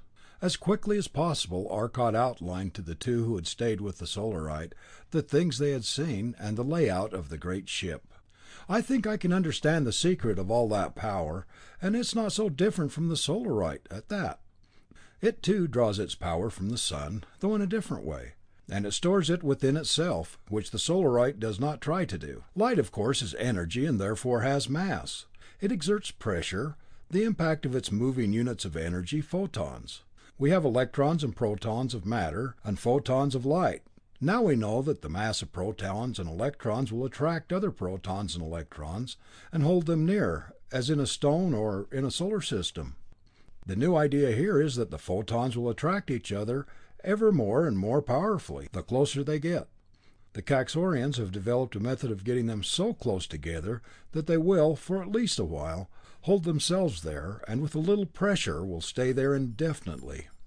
In that huge coil and cylinder we found there we saw the main power storage tank. That was full of gaseous light energy, held together by its own attraction, plus a little help of the generator." "A little help?" Wade exclaimed. "Quite a little. I'll bet that thing had 1,000,000 horsepower in its motor." "Yes, but I'll bet they have nearly 50 pounds of light condensed there, so why worry about a little thing like 1,000,000 horsepower? They have plenty more where that comes from. I think they go up above the clouds in some way and collect the sun's energy. Remember that Venus gets twice as much as Earth. They focus it on those tubes on the roof there, and they, like all quartz tubes, conduct the light down into the condensers where it's first collected. Then it's led to the big condenser downstairs, where the final power is added, and the condensed light is stored. Quartz conducts light just as copper conducts electricity. Those are bus bars we saw running around there. The bombs we've been meeting recently are, of course, little knots of this light energy thrown out by that projector mechanism we saw, and is very promptly volatilized by the heat of the absorption. Do you remember that column of hissing radiance we saw shooting out of the wrecked plane just before it blew up? That was the motor connection broken and discharging free energy. That would ordinarily have supplied all 50 motors at about full speed. Naturally, when it cut loose it was rather violent. The main generator had been damaged, no doubt, so it stopped working. and the gravitational attraction of the photons wasn't enough without its influence to hold them bound too long. All those floods of energy were released instantaneously, of course. Look, here come the Lanorians now. I want to go back to Sonar and think over this problem. Perhaps we can find something that will release all that energy, though honestly I doubt it. Arcot seemed depressed, overawed perhaps, by the sheer magnitude of the force that lay bound up in the Kaxorian ship. It seemed inconceivable that the little Solarite could in any way be effective against the incredible machine. The Lanorian planes were landing almost like a flock of birds, on the wings, the fuselage, the ground all about the gigantic ship. Arcot dropped into a chair, gazing moodily into emptiness, his thoughts on the mighty giant, stricken now, but only sleeping. In its vast hulk lay such energies as intelligence had never before controlled. Within it he knew there were locked the powers of the sun itself. What could the Solarite do against it? Oh, I almost forgot to mention it. Arcot spoke slowly, dejectedly. In the heat of the attack back there, it went practically unnoticed. Our only weapon beside the gas is useless now. Do you remember how the ship seemed to lose its invisibility for an instant?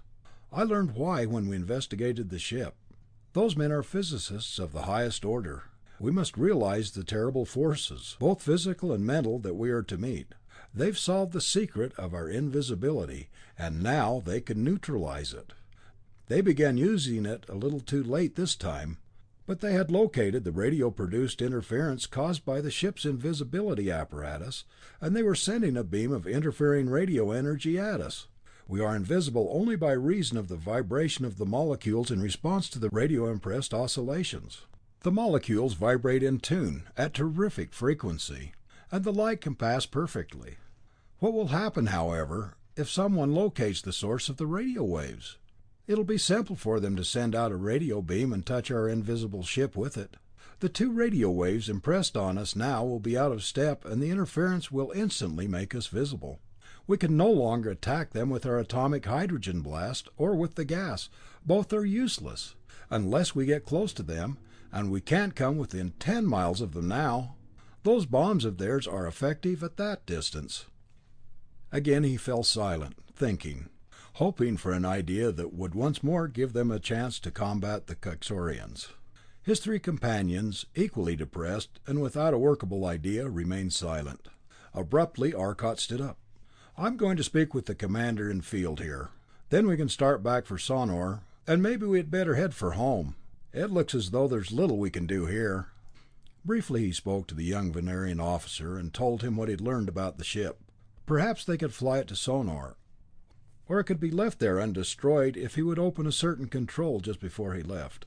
Arcot showed him which one. It would drain out the power of the great storage tank, throwing it harmlessly against the clouds above.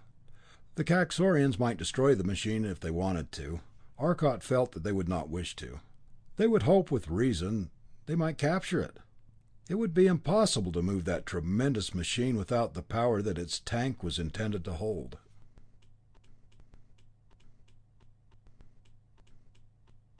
Chapter 7. Slowly they cruised back to Sonor, Arcot still engrossed in thought. Would it be that Venus would fall before the attack of the mighty planes? That they would sweep out across space, to Earth, to Mars, to other worlds, a cosmic menace? Would the mighty machines soon be circling Earth? Guided missiles with atomic warheads could combat them, perhaps, as could the molecular motion machines. Perhaps these could be armored with 20-inch steel walls, and driven into the great propellers, or at miles a second, into the ship itself. But these ships would require long hours, days, even weeks to build, and in that time the Kaxorian fleet would be ready. It would attack Earth within 6 days now. What hope was there to avert incalculable destruction, if not outright defeat? In despair, Arcot turned and strode quickly down the long hallway of the Solarite. Above him he could hear the smooth, even hum of the sweetly functioning generator, but it only reminded him of the vastly greater energies he had seen controlled that night. The thudding relays in the power room, as Wade maneuvered the ship, seemed some diminutive mockery of the giant relays he had seen in the power room of the Kaxorian plane. He sat down in the power room, looking at the stacked apparatus, neatly arranged, as it must be, to get all this apparatus in this small space. Then at last he began to think more calmly. He concentrated on the greatest forces known to man, and then there were only two that even occurred to him as great. One was the vast energies he had that very night learned of. The other was the force of the molecules, the force that drove his ship. He had had no time to work out the mathematics of the light compression, mathematics that he now knew would give results. There remained only the molecular motion. What could he do with it that he had not done before? He drew out a small black notebook. In it were symbols, formulas, and page after page of the intricate calculus that had ended finally in the harnessing of this great force that was even now carrying him smoothly along. Half an hour later he was still busy, covering page after page with swiftly written formulas. Before him was a great table of multiple integers. The only one like it was known to exist in the system, for the multiple calculus was an invention of Arcot's. At last he found the expression he wanted, and he carefully checked his work, excitedly though now, with an expression of eager hope. It seemed logical, it seemed correct. "Morey, oh Morey," he called, holding his enthusiasm in check. "If you come here, I want you to check some math for me. I've done it, and I want to see if you get the same result independently." Morey was a more careful mathematician than he, and it was to him Arcot turned for verification of any new discovery. Following the general directions Arcot gave him, Morey went through the long series of calculations, and arrived at the same results. Slowly he looked up from the brief expression which he had ended. It was not the formula that astonished him, it was its physical significance. "Arcot, do you think we can make it?" There was an expression in Arcot's eyes, a tightness about his mouth.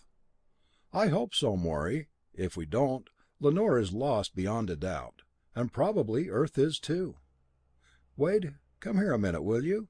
Let Fuller take controls, and tell him to push it. We have to get to work on this." Rapidly Arcot explained their calculations, and the proof he had gotten.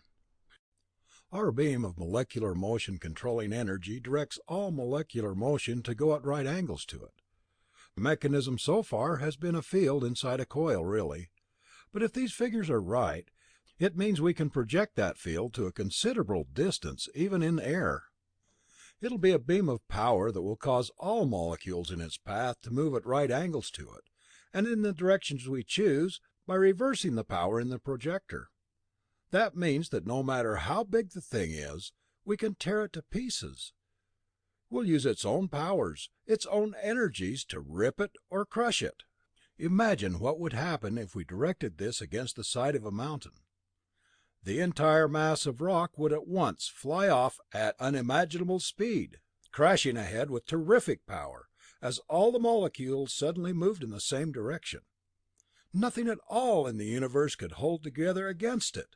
It's a disintegration ray of a sort, a ray that will tear or crush, for we can either make one half move away from the other, or we can reverse the power, and make one half drive toward the other with all the terrific power of its molecules. It's omnipotent. Arcot paused, narrowing his eyes in thought. It has one limitation. Will it reach far in the air? In vacuum it should have an infinite range. In the atmosphere all the molecules of the air will be affected, and it will cause a terrific blast of icy wind, a gale at temperatures far below zero. This will be even more effective here on Venus. But we must start designing the thing at once. Take some of the Immorpho and give me some, and we can let the sleep accumulate till we have more time. Look, we're in Sonora already. Land us, Fuller, right where we were, and then come back here. We're going to need you." The gorgeous display of the Venerian dawn was already coloring the east as the great buildings seemed to rise silently about them. The sky, which had been a dull, luminous gray, a gray that rapidly grew brighter and brighter, was now like molten silver, through which were filtering the early rays of the intense sun. As the sun rose above the horizon through invisible clouds, it was still traceable by the wondrous shell pink that began to suffuse the 10-mile layer of vapor. The tiny droplets were, however, breaking the clear light into a million rainbows, and all about the swiftly deepening pink were forming concentric circles of blue, of green, orange, and all the colors of the rainbow, repeated time after time, a wondrous halo of growing color, which only the doubly intense sun could create. "It's almost worth missing the sun all day to see their sunrises and sunsets," Fuller commented. The men were watching it, despite their need for haste. It was a sight the like of which no Earthman had ever before seen. Immediately, then, they plunged into the extremely complex calculation of the electrical apparatus to produce the necessary fields.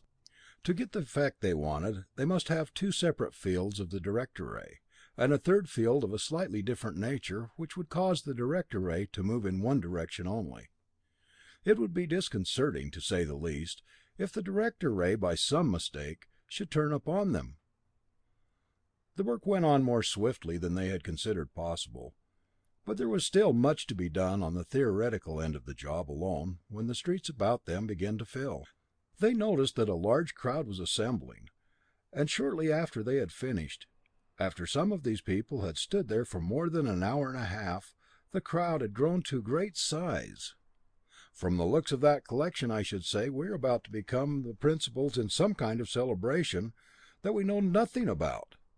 Well, we're here, and in case they want us, we're ready to come." The guard that always surrounded the Solarite had been doubled, and was maintaining a fairly large clear area about the ship. Shortly thereafter they saw one of the high officials of Lanor come down the walk from the governmental building, walking toward the Solarite. "Time for us to appear, and it may as well be all of us at this time. I'll tell you what they say afterward, Wade. They've evidently gone to considerable trouble to get up this meeting, so let's cooperate. I hate to slow up the work, but we'll have to try to make it short."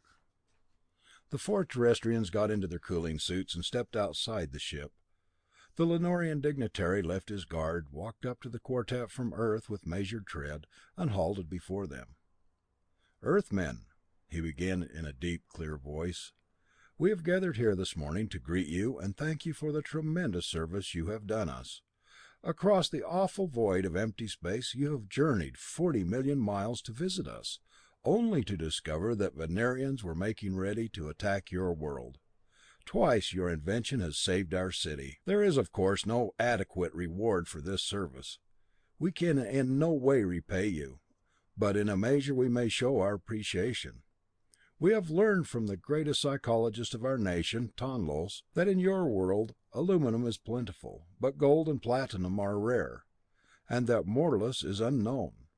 I have had a small token made for you and your friends. It is a little plaque, a disc of Morlus, and on it there is a small map of the solar system. On the reverse side there is a globe of Venus, with one of Earth beside it, as well as our men could copy the small globe you have given to us. The northern hemisphere of each is depicted, America, your nation, and Lanor, ours, thus being shown. We want you and each of your friends to accept these. They are symbols of your wonderful flight across space." And the Venerians turned to each of the Terrestrians and presented each with a small metal disc. Arcot spoke for the Terrestrians. "On behalf of myself and my friends here, two of whom have not had an opportunity to learn your language, I wish to thank you for your great help when we needed it most. You perhaps have saved more than a city. You may have made it possible to save a world, our Earth. But the battle here has only begun. There are now in the Kaxorian camp 18 great ships. They have been badly defeated in 3 encounters they have had with the Solarites so far, but no longer will they be vulnerable to our earlier methods of attack. Your spies report that the first plane, the plane in which was first attacked by the Solarite, is still undergoing repairs. These will be completed within 2 days, and then, when they can leave a base guard of 2 ships, they will attack once more. Furthermore, they will attack with a new weapon. They have destroyed the usefulness of our weapon, invisibility, and in turn now have it to use against us. We must seek out some new weapon. I hope we are on the right track now, but every moment is precious, and we must get back to work. This address must be short. Later, when we have completed our preliminary work, we will have to give plans to your workmen, which you will be able to turn into metal, for we lack the materials. With this help we may succeed, despite our handicap." The address was terminated at once. The Lenorians were probably disappointed, but they fully realized the necessity for haste. "I wish Terrestrian orators spoke like that," remarked Morey as they returned to the ship. "He said all there was to say, but he didn't run miles of speech doing it. He was a very forceful speaker, too." "People who speak briefly and to the point generally are," Arcot said. It was nearly noon that day before the theoretical discussion had been reduced to practical terms. They were all ready to start work at once, but they had reason to work cheerfully now. Even through air they found their ray would be able to reach 35 miles. They would be well out of the danger zone while attacking the gigantic plains of Kaxor. Morey, Wade, and Arcot at once set to work constructing the electrical plant that was to give them the necessary power. It was lucky indeed that they had brought the great mass of spare apparatus. They had more than enough to make all of the electrical machinery. The tubes, the coils, the condensers, all were there. The generator would easily supply the power, for the terrific forces that were to destroy the Kaxorian ships were to be generated in the plane itself. It was to destroy itself. The Solarite would merely be the detonator to set it off. While the physicists were busy on this, Fuller was designing the mechanical details of the projector. It must be able to turn through a special angle of 180 degrees, and was necessarily controlled electrically from inside. The details of the projector were worked out by 6 that evening, and the numerous castings and machine pieces that were to be used were to be made in the Venerian machine shops. One difficulty after another arose, and was overcome. Night came on, and still they continued to work. The Venerian workmen had promised to have the apparatus for them by 10 o'clock the next morning, or what corresponded to 10 o'clock. Shortly after 3 o'clock that morning they had finished the apparatus, had connected all the controls, and had placed the last of the projector directors. Except for the projector they were ready, and Morey, Wade, and Fuller turned in to get what sleep they could. But Arcot, telling them that there was something he wished to get, took another dose of Immorpho and stepped out into the steaming rain. A few minutes after 10 the next morning Arcot came back, followed by half a dozen Venerians, each carrying a large metal cylinder in a cradle, and these were attached to the landing gear of the Solarite in such a fashion that the fusing of one piece of wire would permit the entire thing to drop free. "So that's what you hatched out, eh? What is it?" asked Wade as he entered the ship. "Just a thing I want to try out, and I'm going to keep it a dark, deep secret for a while. I think you'll get quite a surprise when you see those bombs in action. They're arranged to be released by turning the current into the landing lights. We'll have to forego lights for the present, but I need the bombs more. The mechanics have finished working on your projector parts, Fuller, and they'll be over here in a short time. Here comes the little gang I asked to help us. You can direct them." Arcot paused and scowled with annoyance. "Hang it all, when they drill into the outer wall, we'll lose the vacuum between the two walls, and all that hot air will come in. This place will be roasting in a short time. We have the molecular motion coolers, but I'm afraid they won't be much good. We can't use the generator. It's cut off from the main room by vacuum wall. I think we'd better charge up the gas tanks and the batteries as soon as this is done. Then tonight we'll attack the Kaxorian construction camp. I just learned that no spy reports have been coming in, and I'm afraid they'll spring a surprise." Somewhat later came the sound of drills. Then the whistling roar of the air sucked into the vacuum told the men inside that the work was underway. It soon became uncomfortably hot as the vacuum destroyed. The heat came through all sides. It was more than the little molecular coolers could handle, and the temperature soon rose to about 115. It was not as bad as the Venerian atmosphere, for the air seemed exceedingly dry, and the men found it impossible to get along without cooling suits if they did not work. Since there was little they could do, they simply relaxed. It was nearly dark before the Lenorians had finished their work, and the gas tanks had been recharged. All that time Arcot had spent with Tonlos determining the position of the Kaxorian construction camp. Spy reports and old maps had helped, but it was impossible to do very accurate work by these means. It was finally decided that the Kaxorian construction camp was about 10,500 miles to the southwest. The Solarite was to start an hour after dark. Traveling westward at their speed, they hoped to reach the camp just after nightfall.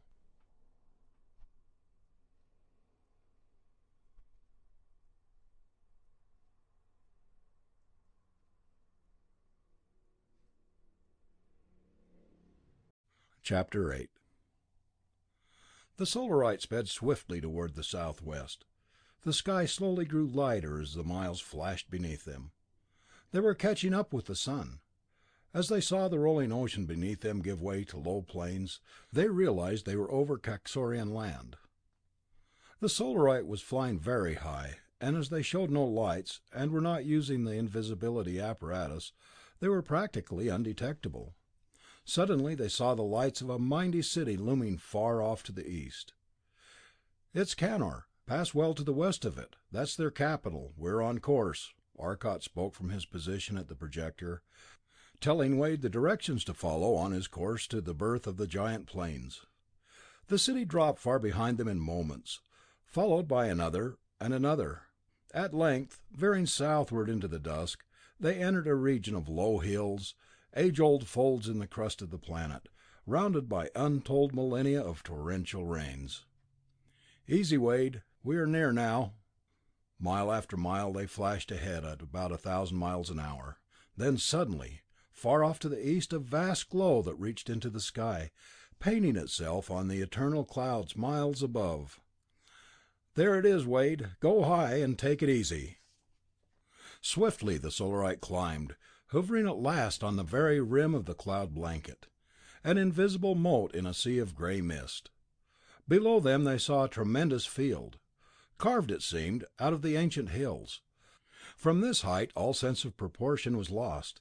It seemed but an ordinary field with 18 ordinary airplanes resting on it. One of these was now moving, and in a moment it rose into the air. But there seemed to be no men on all the great field. They were invisibly small from this height. Abruptly, Arcot gave a great shout. "That's their surprise! They're ready far ahead of the time we expected. If all that armada gets in the air, we're done. Down, Wade, to within 100 feet of the ground and close to the field." The Solarite flashed down in a power dive, down with a sickening lurch. A sudden, tremendous weight seemed to crush them as the ship was brought out of the dive not more than 200 feet from the ground. Close to blacking out, Wade nevertheless shot it in as close to the field as he dared. Anxiously he called to Arcot, who answered with a brief "Okay." The planes loomed gigantic now, their true proportions showing clearly against the brilliant light of the field.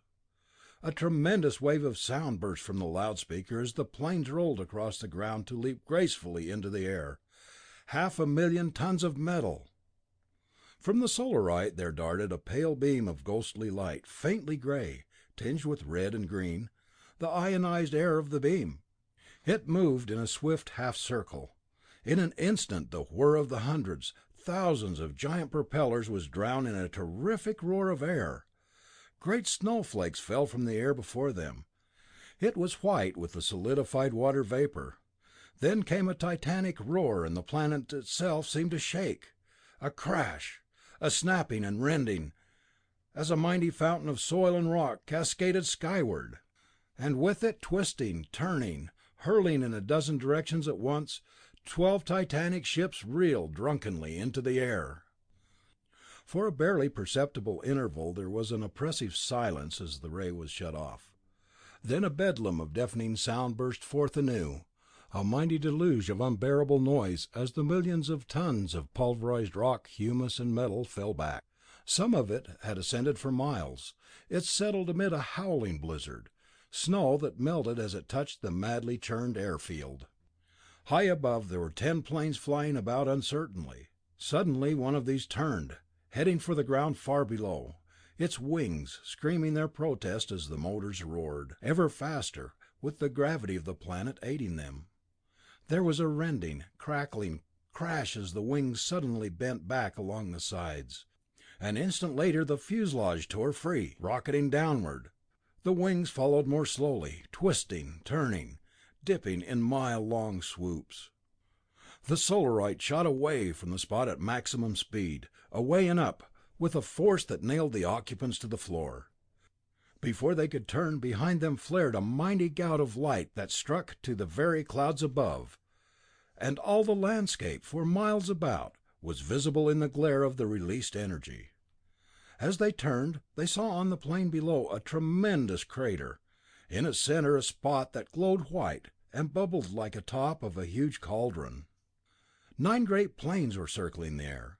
Then in an instant they were gone, invisible, as swiftly as the Solarite darted away with a speed that defied the aim of any machine. High above the planes they went, for with his radar Arcot could trace them. They were circling, searching for the Solarite. The tiny machine was invisible in the darkness, but its invisibility was not revealed by the Kaxorian's radio detectors. In the momentary lull, Fuller asked a question. "Wade, how is it those ships can be invisible when they're driven by light, and have light stored in them? They're perfectly transparent. Why can't we see the light?" "They are storing the light. It is bound, it can't escape. You can't see the light unless it literally hits you in the eye. Their stored light can't reach you, for it is held by its own attraction and by the field of the big generators." They seemed to be above one of the Kaxorian planes now. Arcot caught the roar of the invisible propellers. To the left, Wade. "Faster, hold it. Left, ah." Arcot pushed a button. Down from the Solarite there dropped a little canister, one of the bombs that Arcot had prepared the night before. To hit an invisible target is ordinarily difficult, but when that target is far larger than the proverbial side of a barn, it is not very difficult at that. But now Arcot's companions watched for the crash of the explosion, the flash of light. What sort of bomb was it that Arcot hoped would penetrate that tremendous armor? Suddenly they saw a spot of light, a spot that spread with startling rapidity, a patch of light that ran and moved. It flew through the air at terrific speed. It was a pallid light, green and wan and ghostly. It seemed to flow and ebb. For an instant Morey and the others stared in utter surprise. Then suddenly Morey burst out laughing. "Oh, you win, Arcot. That was the only one they didn't think of, I'll bet. Luminous paint, and by the 100-gallon. Radium paint, I suppose, but no man has ever found how to stop the glow of radium. That plane sticks out like a sore thumb." Indeed, the great luminous splotch of the gigantic plane clearly evident against the gray clouds. Visible or not, that plane was marked. Quickly Arcot tried to maneuver the Solarite over to another of the great ships, for now the danger was only from those he could not see. Suddenly he had an idea. "Morey, go back to the power room and change the adjustment on the meteorite avoider to a half-mile." At once Morey understood his plan, and hastened to put it into effect. The illuminated plane was diving, twisting wildly now. The Solarite flashed toward it with sickening speed, and then suddenly the gigantic bulk of the plane loomed off to the right of the tiny ship, the great metal hull visible now, rising in awesome might. They were too near. They shot away to a greater distance. Then again that ghostly beam reached out, and for just a fraction of a second it touched the giant plane. The titanic engine of destruction seemed suddenly to be in the grip of some vastly greater colossus, a clutching hand that closed. The plane jumped back with an appalling crash, a roar of rending metal. For an instant there came the sound like a mighty buzzsaw, as the giant propellers of one wing cut into the body of the careening plane. In that instant, the great power storage tank split open with an impact like the bursting of a world. The Solarite was hurled back by an explosion that seemed to rend the very atoms of the air, and all about them was a torrid blaze of heat and light that seemed to sear their faces and hands with its intensity. Then, in a time so brief that it never seemed to have happened, it was gone, and only the distant drone of the other ship's propellers came to them. There was no luminous spot. The radium paint had been destroyed in the only way possible. It was volatilized through all the atmosphere. The Terrestrians had known what to expect, had known what would happen, and they had not looked at the great ship in that last instant. But the Kaxorians had naturally been looking at it. They had never seen the sun directly, and now they had been looking at a radiance almost as brilliant.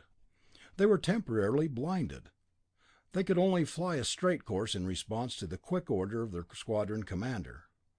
And in that brief moment that they were unable to watch him, Arcot dropped 2 more bombs in quick succession. 2 bright spots formed in the black night. No longer did these planes feel themselves invulnerable, able to meet any foe. In an instant, they had put on every last trace of power, and at their top speed they were racing west, away from their tiny opponent, in the only direction that was open to them. But it was useless. The Solarite could pick up speed in half the time they could, and in an instant Arcot again trained his beam on the mighty splotch of light that was a fleeing plane. Out of the darkness came a ghostly beam, for an instant of time so short that before the explosive shells of the other could be trained on it, the Solarite had moved. Under that touch the mighty plane began crumbling. Then it splintered beneath the driving blow of the great wing. As it shot toward the main body of the plane at several miles a second, driving into and through it, the giant plane twisted and turned as it fell swiftly downward into the darkness. And again there came that world-rocking explosion, and the mighty column of light. Again and yet again the Solarite found and destroyed Coraxian superplanes, protected in the uneven conflict diminutive size and the speed of their elusive maneuvering. But to remind the men of the Solarite that they were not alone, there came a sudden report just behind them, and they turned to see that one of the energy bombs had barely fallen short.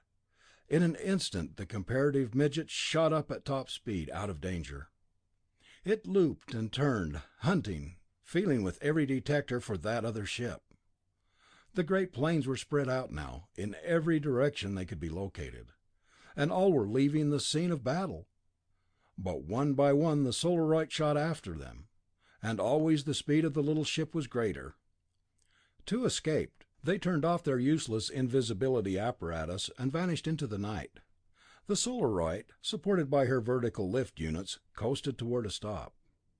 The drone of the fleeing superplanes diminished and was gone, and for a time the thrum of the generator and the tap dance of relays adjusting circuits was the only sound aboard. Wade sighed finally. "Well, gentlemen, now we've got it. What do we do with it?" "What do you mean?" Morey asked. "Victory, the jackpot. Having the devices we just demonstrated, we are now the sole owners, by right of conquest, of one highly disturbed nation of several million people. With that gadget there, we can pick it up and throw it away.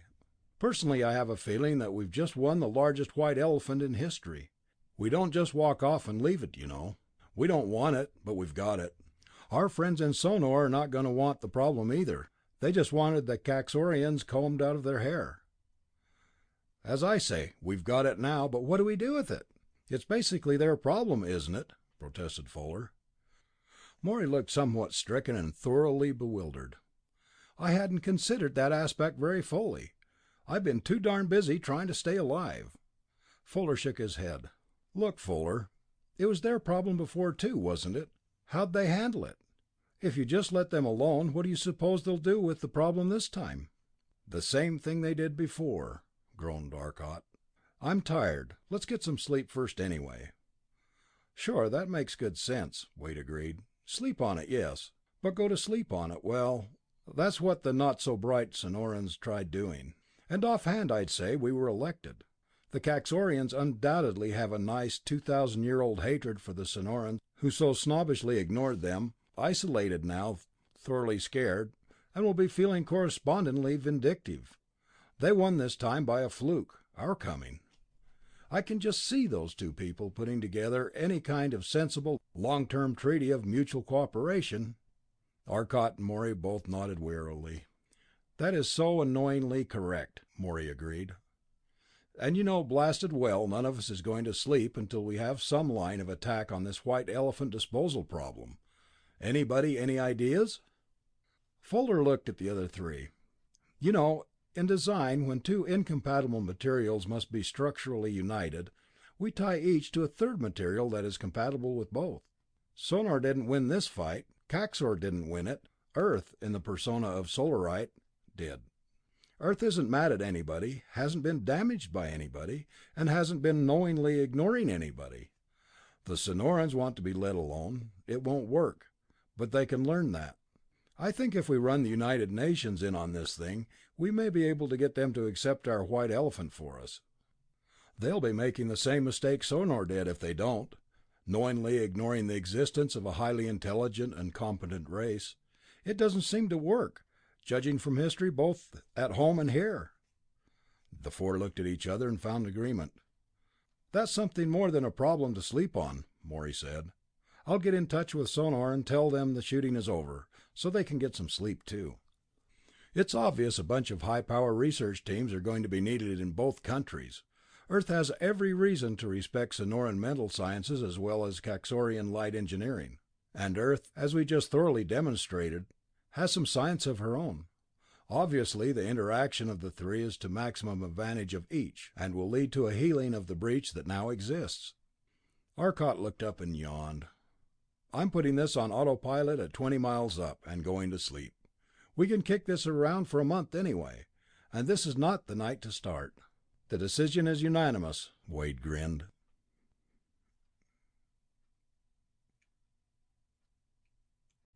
Book 3, Prologue. Taj Lamor gazed steadily down at the vast, dim bulk of the ancient city spread out beneath him. In the feeble light of stars, its mighty masses of upflung metal buildings loomed strangely, like the shells of some vast race of crustacea, long extinct. Slowly he turned, gazing now out across the great plaza, where rested long rows of slender yet mighty ships. Thoughtfully he stared at their dim, half-seen shapes. Taj Lamor was not human, though he was humanoid. Earth had never seen creatures just like him.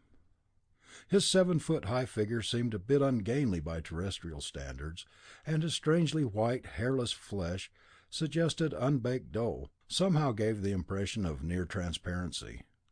His eyes were disproportionately large, and the black disc of pupil in the white corneas was intensified by contrast. Yet perhaps his race better deserved the designation Homo sapiens than terrestrians do, for it was wise with the accumulated wisdom of uncounted eons. He turned to the other man in the high, cylindrical, dimly lit tower room overlooking the dark metropolis, a man far older than Taj Lamor, with his narrow shoulders bent and his features grayed with his years. His single, short, tight-fitting garment of black plastic marked him as one of the elders. The voice of Taj Lamor was vibrant with feeling. Tordos Gar, at last we are ready to seek a new sun. Life for our race. A quiet, patient, imperturbable smile appeared on the elder's face, and the heavy lids closed over his great eyes. Yes, he said sadly, but at what cost in tranquility? The discord, the unrest, the awakening of unnatural ambitions, a dreadful price to pay for a questionable gain. Too great a price, I think. His eyes opened, and he raised a thin hand to check the younger man's protest. I know. In this we do not see as one. Yet perhaps some day you will learn, even as I have, that to rest is better than to engage in an endless struggle. Suns and planets die. Why should races seek to escape the inevitable? Tordos Gar turned slowly away and gazed fixedly into the night sky. Taj Lamor checked an impatient retort and sighed resignedly. It was this attitude that had made his task so difficult. Decadence. A race on ages-long decline from vast heights of philosophical and scientific learning. Their last external enemy had been defeated millennia in the past, and though easy forgetfulness and lack of strife, ambition died. Adventure had become a meaningless word. Strangely, during the last century a few men had felt stirrings of long-buried emotion, of ambition, of a craving for adventure. These were throwbacks to those ancestors of the race whose science had built their world. These men, a comparative handful, had been drawn to each other by the unnatural ferment within them, and Taj Lamor had become their leader. They had begun a mighty struggle against the inertia of ages of slow decay, had begun a search for the lost secrets of 100-million-year-old science. Taj Lamor raised his eyes to the horizon. Through the leaping curve of the crystal clear roof of their world glowed a blazing spot of yellow fire, a star, the brightest object in a sky whose sun had lost its light, a point of radiance that held the last hopes of an incredibly ancient race. The quiet voice of Tordos Gar came through the semi-darkness of the room, a pensive, dreamlike quality in its tones. "You, Taj Lamor, and those young men who have joined you in this futile expedition do not think deeply enough. Your vision is too narrow. You lack perspective. In your youth you cannot think on a cosmic scale." He paused as though in thought, and when he continued it seemed almost as though he were speaking to himself. In the far dim past 15 planets circled about a small red sun. They were dead worlds, or rather worlds that had not yet lived. Perhaps 1,000,000 years passed before there moved about on 3 of them the beginnings of life. Then 100,000,000 years passed, and those first, crawling protoplasmic masses had become animals and plants and intermediate growths, and they fought endlessly for survival. Then more millions of years passed, and there appeared a creature which slowly gained ascendancy over the other struggling life forms that fought for the warmth of rays of the hot red sun. That sun had been old, even as the age of the star is counted, before its planets had been born, and many, many millions of years had passed before those planets cooled, and then more eons sped by before life appeared. Now, as life slowly forced its way upward, that sun was nearly burned out. The animals fought, and bathed in the luxury of its rays, for many millennia were required to produce any noticeable change in its life-giving radiations. At last one animal gained ascendancy, our race. But though one species now ruled, there was no peace. Age followed age, while semi-barbaric peoples fought among themselves. But even as they fought, they learned. They moved from caves into structures of wood and stone, and engineering had its beginnings. With the buildings came little chemical engines to destroy them. Warfare was developing. Then came the first crude flying machines, using clumsy, inefficient engines, chemical engines, engines so crude that no one could watch the flow of their fuel. 1 part in 100,000 million of the energy of their propellants they released to run engines, and they carried fuel in such vast quantities that they staggered under its load as they left the ground. And warfare became worldwide. After flight came other machines and other ages. Other scientists began to have visions of the realms beyond, and they sought to tap the vast reservoirs of nature's energies, the energies of matter. Other ages saw it done. A few thousand years later there passed out into space a machine that forced its way across the void to another planet, and the races of the 3 living worlds became as one. But there was no peace. Swiftly now science grew upon itself, building with ever faster steps, like a crystal which, once started, forms with incalculable speed. And while that science grew swiftly greater, other changes took place, changes in our universe itself. 10,000,000 years passed before the first of those changes became important. But slowly, steadily our atmosphere was drifting into space. Through ages this gradually became apparent. Our worlds were losing their air and their water. One planet, less favored than another, fought for its life, and space itself was ablaze with the struggles of war for survival. Again science helped us. Thousands of years before, men had learned how to change the mass of matter into energy, but now at last the process was reversed, and those ancestors of ours could change energy into matter, any kind of matter they wished. Rock they took, and changed it into energy.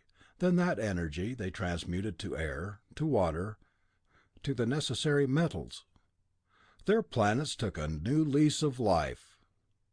But even this could not continue forever. They must stop that loss of air. The process they had developed for reformation of matter admitted of a new use. Creation! They were now able to make new elements, elements that had never existed in nature. They designed atoms as, long before, their fathers had designed molecules. At last their problem was solved.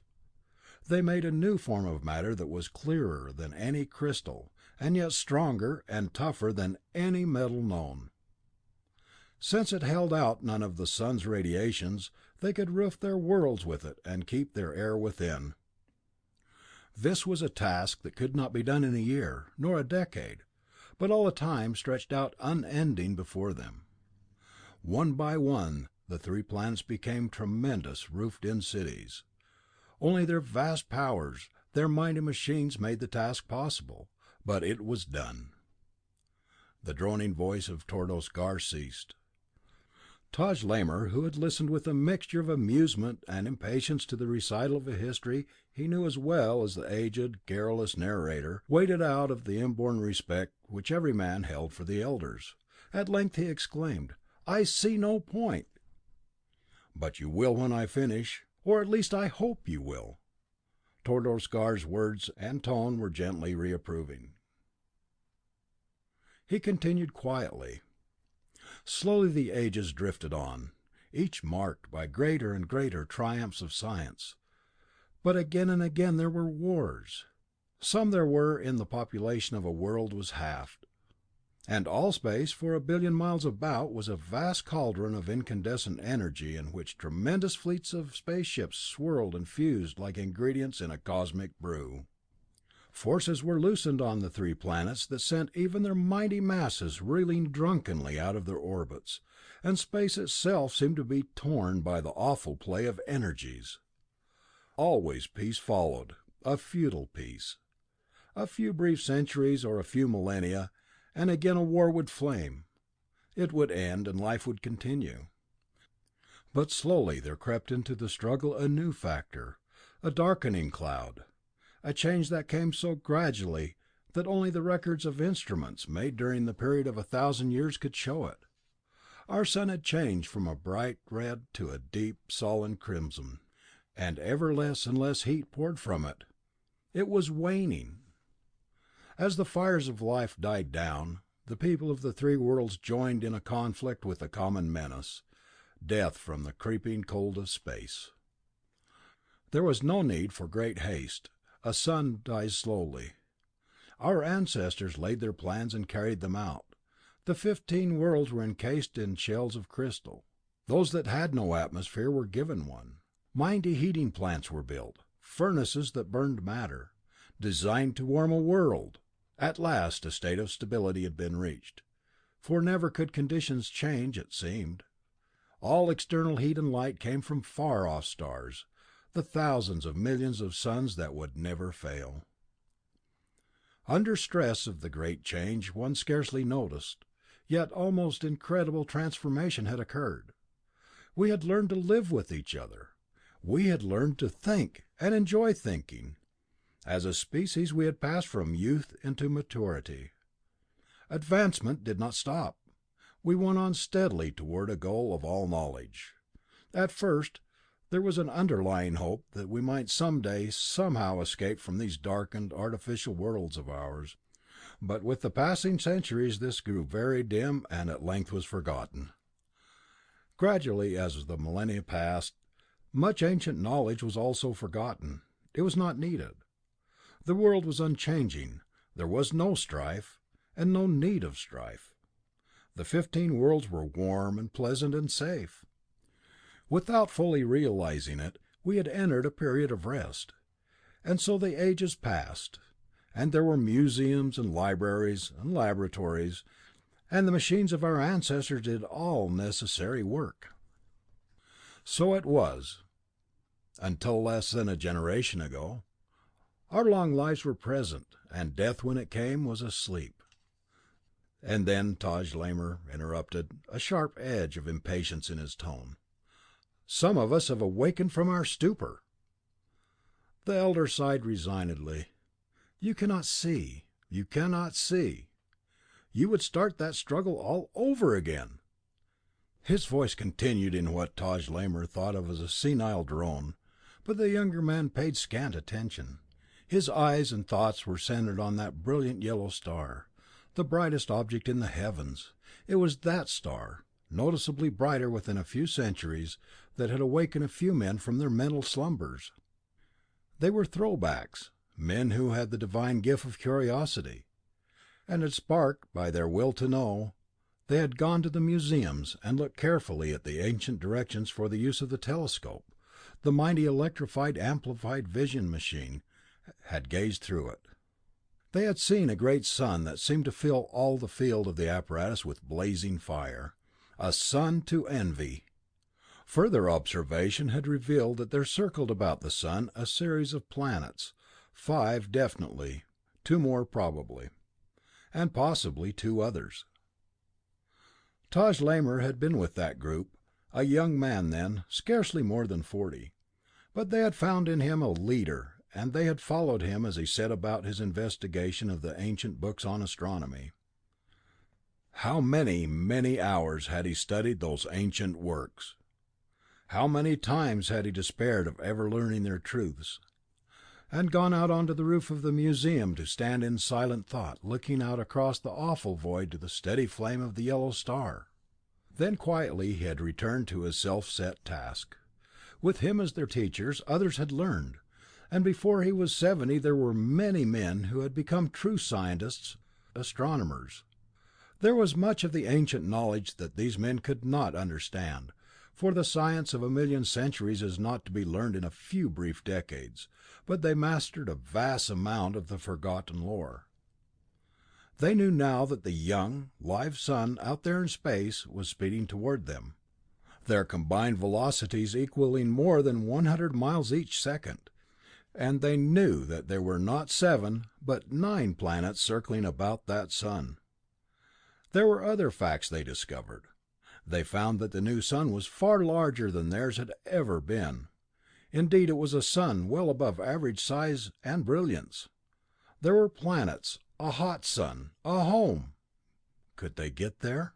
When their ancestors had tried to solve the problem of escape, they had concentrated their work on the problem of going at speeds greater than that of light.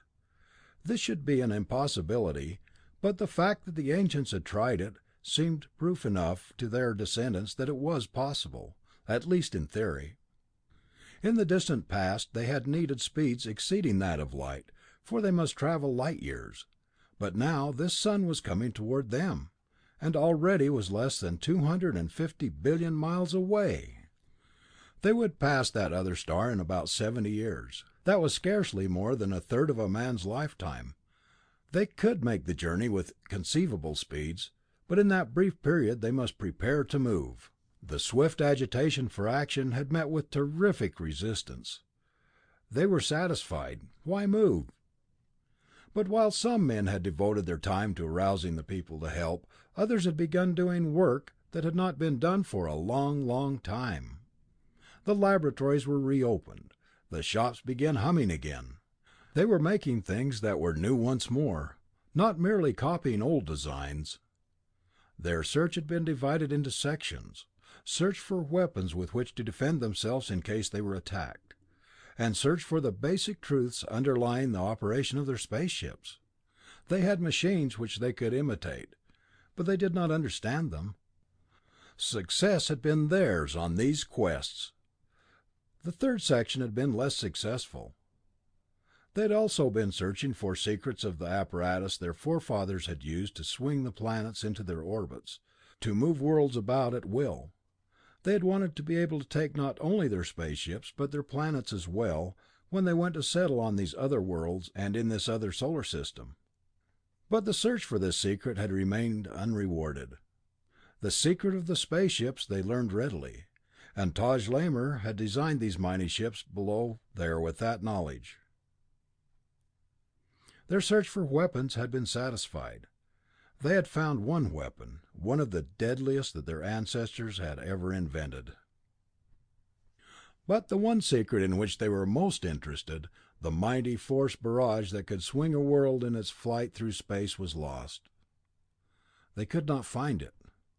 They knew the principles of the driving apparatus of their ships, and it would seem but a matter of enlargement to drive a planet as a ship, but they knew this was impossible.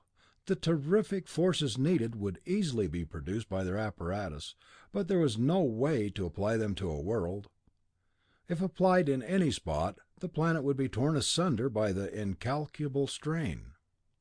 They must apply the force equally to the entire planet. Their problem was one of application of power.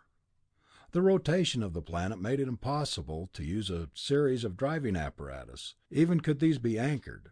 But again, the sheer immensity of the task made it impossible. Taj Lamor glanced down again at the great ships in the plaza below.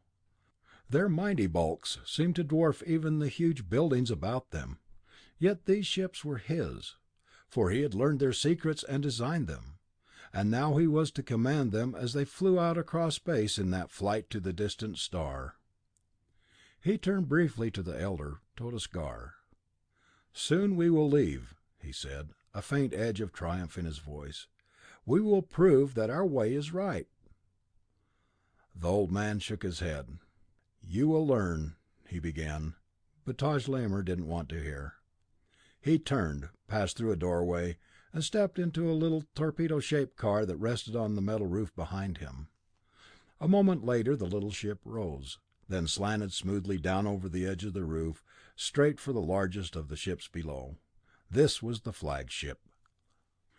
Nearly 100 feet greater was its diameter, and its mile-a-quarter length of gleaming metal hull gave it nearly 300 feet greater length than that of the ships of the line. This expedition was an expedition of exploration. They were prepared to meet any conditions on those other worlds.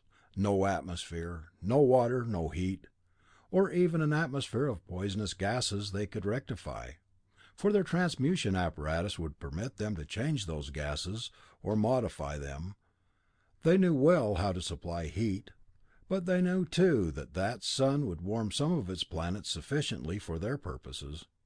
Taj Lamor sent his little machine darting through the great airlock in the side of the gigantic interstellar ship and lowered it gently to the floor. A man stepped forward, opened the door for the leader, saluting him briskly as he stepped out. Then the car was run swiftly aside, to be placed with thousands of others like it. Each of these cars was to be used by a separate investigator when they reached those other worlds, and there were men aboard who would use them. Taj Lamor made his way to a door on the side of the great metal tube that threaded the length of the huge ship. Opening the door, he sat down in another little car that shot swiftly forward as the double doors shut softly, with a low hiss of escaping air. For moments the car sped through the tube, then gently it slowed and came to rest opposite another door. Again came the hissing of gas as the twin doors opened, and Taj Lamor stepped out, now well up in the nose of the cruiser. As he stepped out of the car, the outer and inner doors closed, and ready now for other calls. The car remained at this station. On a ship so long, some means of communication faster than walking was essential. This little pneumatic railway was the solution. As Taj Lamor stepped out of the tube, a half a dozen men, who had been talking among themselves, snapped quickly to attention. Following the plans of the long-gone armies of their ancestors, the men of the expedition had been trained to strict discipline, and Taj Lamor was their technical leader and the nominal commander-in-chief, although another man, Colonel Sorrell, was their actual commander. Taj Lamor proceeded at once to the staff cabin in the very nose of the great ship. Just above him there was another room, walled on all sides by that clear glass-like material, the control cabin. Here sat the pilot, directing the motions of the mighty ship of space. Taj Lamor pushed a small button on his desk, and in a moment a gray disc before him glowed dimly, then flashed to life and full, natural color, as though looking through a glass porthole. Taj Lamor saw the interior of the communications room. The communications officer was gazing at a similar disc in which Taj Lamor's features appeared. "Have they reported from Omer, Lorsand, and Throlus yet, Morlistal?" asked the commander. "They are reporting now, Taj Lamor, and we will be ready within 2½ minutes. The plans are as before. We are to proceed directly toward the yellow star. Meeting at point 71? The plans are as before. Start when ready." The disc faded, the colors died, and it was gray again. Taj Lamor pulled another small lever on the panel before him, and the disc changed, glowed, and was steady. And now he saw the preparations for departure, as from an eye on top of the great ship. Men streamed swiftly in ordered columns all about and into the huge vessels. In an incredibly short time they were in, and the great doors closed behind them. Suddenly there came a low, dull hum through the disc, and the sound mounted quickly, till all the world seemed humming to that dull note, the warning. Abruptly the city around him seemed to blaze in a riot of colored light. The mighty towering hulks of huge metal buildings were polished and bright, and now, as the millions of lights, every color of the spectrum, flashed all over the city from small machines in the air, on the ground, in windows, their great metal walls glistening with a riot of flowing color. Then there was a trembling through all the frame of the mighty ship. In a moment it was gone, and the titanic mass of glistening metal rose smoothly, quickly to the great roof of their world above them. On an even keel it climbed straight up. Then suddenly it leapt forward, like some great bird of prey sighting its victim. The ground beneath sped swiftly away, and behind it there came a long line of ships, quickly finding their position in the formation. They were heading toward the giant airlock that would let them out into space. There was but one lock large enough to permit so huge a ship to pass out, and they must circle half their world to reach it. On 3 other worlds there were other giant ships racing thus to meet beyond their solar system. There were 50 ships coming from each planet. 200 mighty ships in all made up this armada of space. 200 gargantuan interstellar cruisers. One by one the great ships passed through the airlock and out into space. Here they quickly reformed as they moved off together, each ship falling into place in the mighty cone formation, with the flagship of Taj Lamor at the head. On they rushed through space, their speed ever mounting. Suddenly there seemed to leap out of nowhere another mass of shining machines that flew swiftly beside them. Like some strange, shining ghosts, these ships seemed to materialize instantly beside and behind their fleet. They fell quickly in with their allotted position behind the flagship squadron. 1, 2 more fleets appeared thus suddenly in the dark, and together the ships were flashing on through space to their goal of the glowing fire ahead. Hour after hour, day after day, the ships flashed on through the awful void, the utter silence relieved by the communications between themselves and the slowly weakening communications of the far-off home planets. But as those signals from home grew steadily weaker, the sun before them grew steadily larger. At last, the men began to feel the heat of those rays, to realize the energy that mighty sea of flame poured forth into space, and steadily they watched it grow nearer. Then came a day when they could make out clearly the dim bulk of a planet before them, and for long hours they slowed down the flying speed of the ships. They had mapped the system they were approaching. There were 9 planets of varying sizes, some on the near and some on the far side of the sun.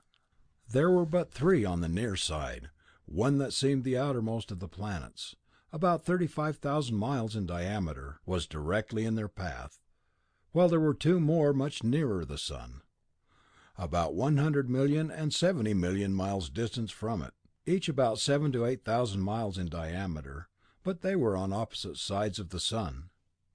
These more inviting and more accessible worlds were numbers 2 and 3 of the planetary system. It was decided to split the expedition into 2 parts. One part was to go to the planet 2 and the other to 3. Taj Lamor was to lead his group of 100 ships to the nearest planet at once.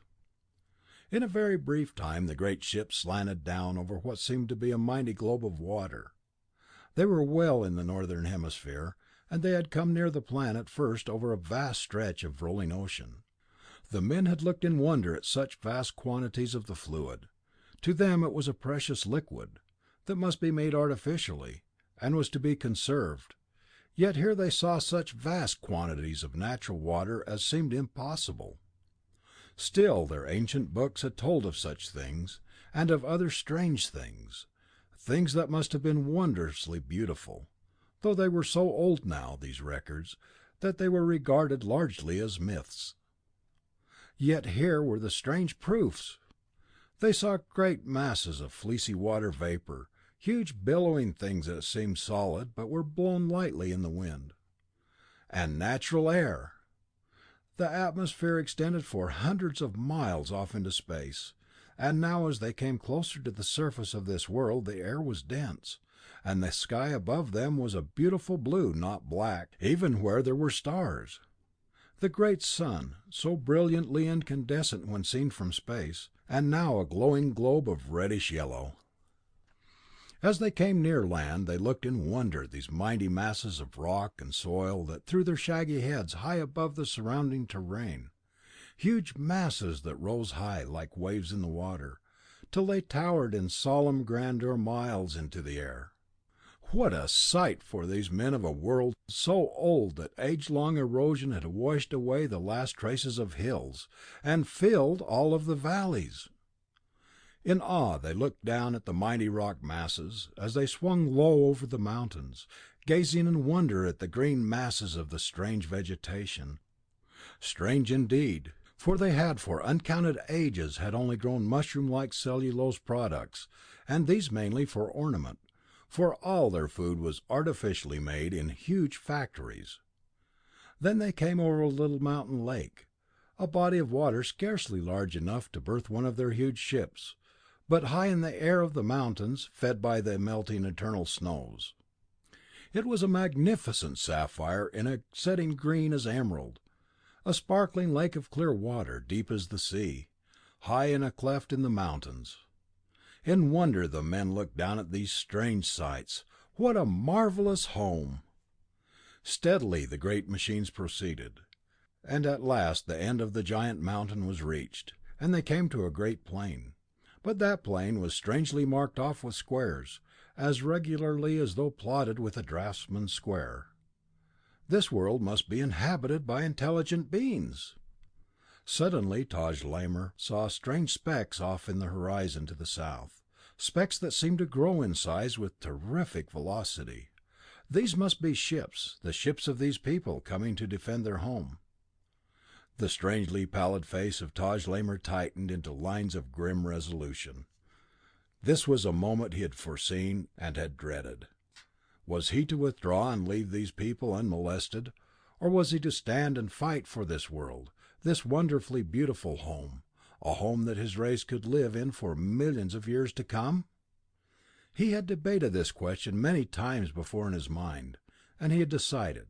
There would never be another chance for his people to gain a new home. They must fight. Swiftly he gave his orders.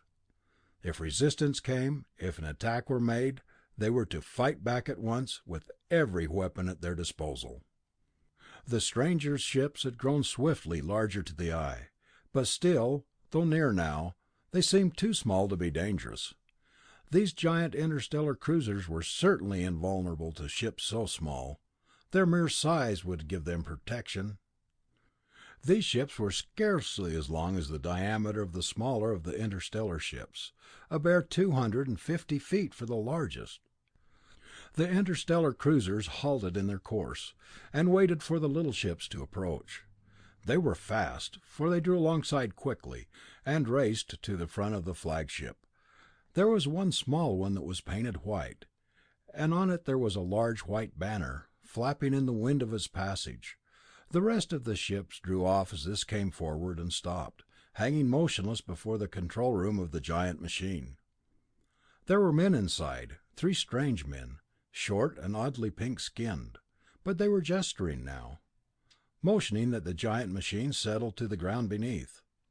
Taj Lamor was considering whether or not to thus parley with the strangers, when suddenly there leaped from the white craft a beam of clear white, a beam that was directed toward the ground, then swung up toward the great cruiser in a swift arc.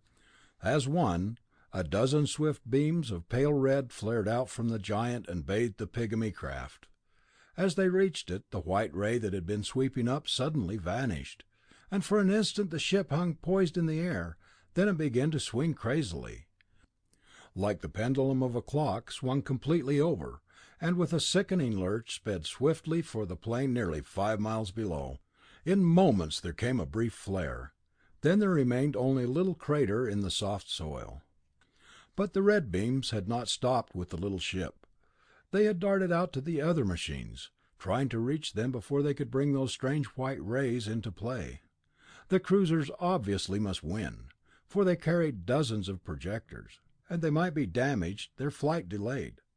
But they must defeat those strangers quickly.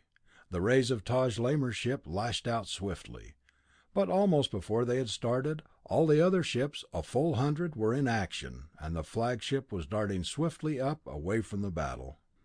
Below, those pale red rays were taking swift toll of the little ships, and nearly 20 of them rolled suddenly over, and dashed to destruction far below. But now the little ships were in swift darting motion. Because of their small size, they were able to avoid the rays of the larger interstellar cruisers, and as their torpedo-shaped hulls flashed about with bewildering speed, they began to fight back. They had been taken utterly by surprise, but now they went into action with an abandon and swiftness that took the initiative away from the gigantic interstellar liners. They were in a dozen places at once, dodging and twisting, unharmed, out of the way of the deadly red beams, and were as hard to hit as so many dancing feathers suspended over an air jet. And if the pilots were skillful in avoiding enemy rays, their raymen were as accurate in placing theirs. But then, with a target of such vast size, not so much skill was necessary. These smaller vessels were the ships of Earth. The people of the Dark Star had entered the solar system quite unannounced, except that they had been seen in passing the orbit of Mars, for a ship had been out there in space, moving steadily out toward Neptune, and the great interstellar cruisers, flashing in across space, away from that frigid planet, had not seen the tiny wanderer. But he had seen those mighty hulks, and he had sent his message of danger out on the ether, warning the men of Earth. They had relayed it to Venus, and the ships that had gone there had received an equally warm reception, and even now were finding their time fully occupied by trying to beat off the interplanetary patrol. The battle ended as swiftly as it began, for Taj Lamor, in his machine high above, saw that they were outclassed, and ordered them to withdraw at once. Scarcely 10 minutes had lapsed, yet they had lost 22 of their giant ships. The expedition that had gone to Venus reported a similarly active greeting. It was decided at once that they should proceed cautiously to the other planets, to determine which were inhabited and which were not, and to determine the chemical and physical conditions on each. The ships formed again out in space, on the other side of the sun, however, and started at once in compact formation for Mercury. Their observations were completed without further mishap, and they set out for their distant home, their number depleted by 41 ships, for 19 had fallen on Venus.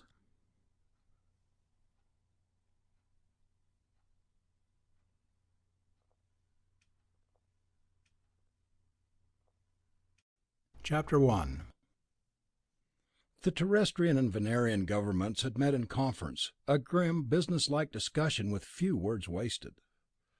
Obviously, this was to be a war of science, a war on a scale never known on either world. Agreements were immediately drawn up between the two worlds for a concerted, cooperative effort. A fleet of new and vastly more powerful ships must be constructed, but first they must have a complete report on the huge invading aircraft that had fallen in Western Canada, and on Venus, for they might conceivably make their secrets their own. They called for the scientists whose work had made possible their successful resistance of the marauders, Arcot, Morey, and Wade. They found them working in the Arcot laboratories. "Wade," called Arcot tensely as he snapped the switch of the televisophone, "bring Morey and meet me at the machine on the roof at once. That was a call from Washington. I'll explain as soon as you get there." On the roof, Arcot opened the hangar doors, and entered the 5-passenger molecular motion ship inside. Its sleek, streamlined side spoke of power and speed. This was a special research model, designed for their experiments, and carrying mechanisms not found in commercial crafts. Among these were automatic controls, still in the laboratory stage, but permitting higher speed, for no human being could control the ship as accurately as these. It took the trio a little less than a quarter an hour to make the 5,000-mile trip from New York to the battlefield of Canada. As they sped through the air, Arcot told them what had transpired. The three were passed through lines at once, and they settled to the ground beside one of the huge ships that lay half buried in the ground. The force of the impact had splashed the solid soil as a stone will splash soft mud, and around the ship was a massive ridge of earth. Arcot looked at the titanic proportions of this ship from space, and turned to his friends. "We can investigate that wreck on foot, but I think it will be far more sensible to see what we can do with the car. This monster is certainly a mile or more long, and we'd spend more time walking than in investigation. I suggest we see if there isn't room for the car inside. This beats even those huge Kaxorian planes for size." Arcot paused, then grinned. "I sure would have liked to mix in the fight they must have had there. Nice little things to play with, aren't they?" "It would make a nice toy," agreed Wade as he looked at the rows of wicked-looking projectors along the sides of the metal hull. "And I wonder if there might not be some of the crew alive in there. If there are, the size of the ship would prevent their showing themselves very quickly, and since they can't move the ship, it seems to me that they'll let us know shortly that they're around. Probably, with the engines stopped, their main weapons are useless, but they would doubtless have some sort of guns. I'm highly in favor of using the car. We carry a molecular director ray, so if the way is blocked, we can make a new one." Wade's attention was caught by a sudden flare of light a few miles across the plain. "Look over there! That ship is still flaming, reddish, but almost colorless. Looks like a gas flame, with a bit of calcium in it, almost as if the air in the ship were combustible. If we should do any exploring in this baby, I suggest we use altitude suits. They can't do any harm in any case." 3 or 4 of the great wrecks, spread over a wide area, were burning now, hurling forth long tongues of colorless, intensely hot flame. Several of the ships had been only slightly damaged. One had been brought down by a beam that had torn free the entire tail of the ship, leaving the bow in good condition. Apparently this machine had not fallen far. Perhaps the pilot had retained partial control of the ship, his power failing when he was only a comparatively short distance from Earth. This was rather well to one side of the plane, however, and they decided to investigate it later. The ship nearest them had crashed nose first, the point being crushed and shattered. Arcot maneuvered his craft cautiously toward the great hole at the nose of the ship, and they entered the mighty vessel very slowly, a powerful spotlight illuminating the interior. Tremendous girders, twisted and broken by the force of impact, thrust up about them. It soon became evident that there was little to fear from any living enemies, and they proceeded more rapidly. Certainly no creature could live after a shock that had broken these huge girders. Several times metal beams blocked their path, and they were forced to use the molecular director ray to bend them out of the way. "Man," Arcot said as they stopped a moment to clear away a huge member that was bent across their path, "but those beams do look as if they were built permanently. I'd hate to ram into one of them. Look at that one. If that has anywhere near the strength of steel, just think of the force it took to bend it." At last they had penetrated the long tube that led through the length of the ship, the communication tube. This admitted the small ship easily, and they moved swiftly along till they came to what they believed to be about the center of the invader. Here Arcot proposed that they step out and see what there was to be seen. The others agreed, and at once they put on their altitude suits of heavy rubberized canvas, designed to be worn outside the ship when at high altitude, or even in space. They were supplied with oxygen tanks that would keep the wearer alive for about 6 hours. Unless the atmosphere remaining in the alien ship was excessively corrosive, they would be safe. After a brief discussion, they decided that all would go, for if they met opposition, there would be strength in numbers. They met their first difficulty in opening the door leading out of the communication tube. It was an automatic door and resisted their every effort, until finally they were forced to tear it out with the ray. It was impossible to move it in any other way. The door was in what was now the floor, since the ship seemed to have landed on one side rather than on its keel. They let themselves through the narrow opening one at a time, and landed on the sloping wall of the corridor beyond. "Lucky this wasn't a big room, or we'd have had a nice drop to the far wall," commented Wade. The suits were equipped with a thin vibrating diaphragm that made speech easy, but Wade's voice came through it with a queerly metallic ring. Arcot agreed somewhat absently, his attention directed toward their surroundings. His hand light pierced the blackness, finally halting at a gaping opening, apparently the entrance to a corridor. As they examined it, they saw that it slanted steeply downward. "It seems to be quite a drop," said Wade as he turned his light into it, "but the surface seems to be rather rough. I think we can do it. I noticed that you brought a rope, Morey. I think it'll help. I'll go first unless someone else wants the honor." "You go first?" Arcot hesitated briefly.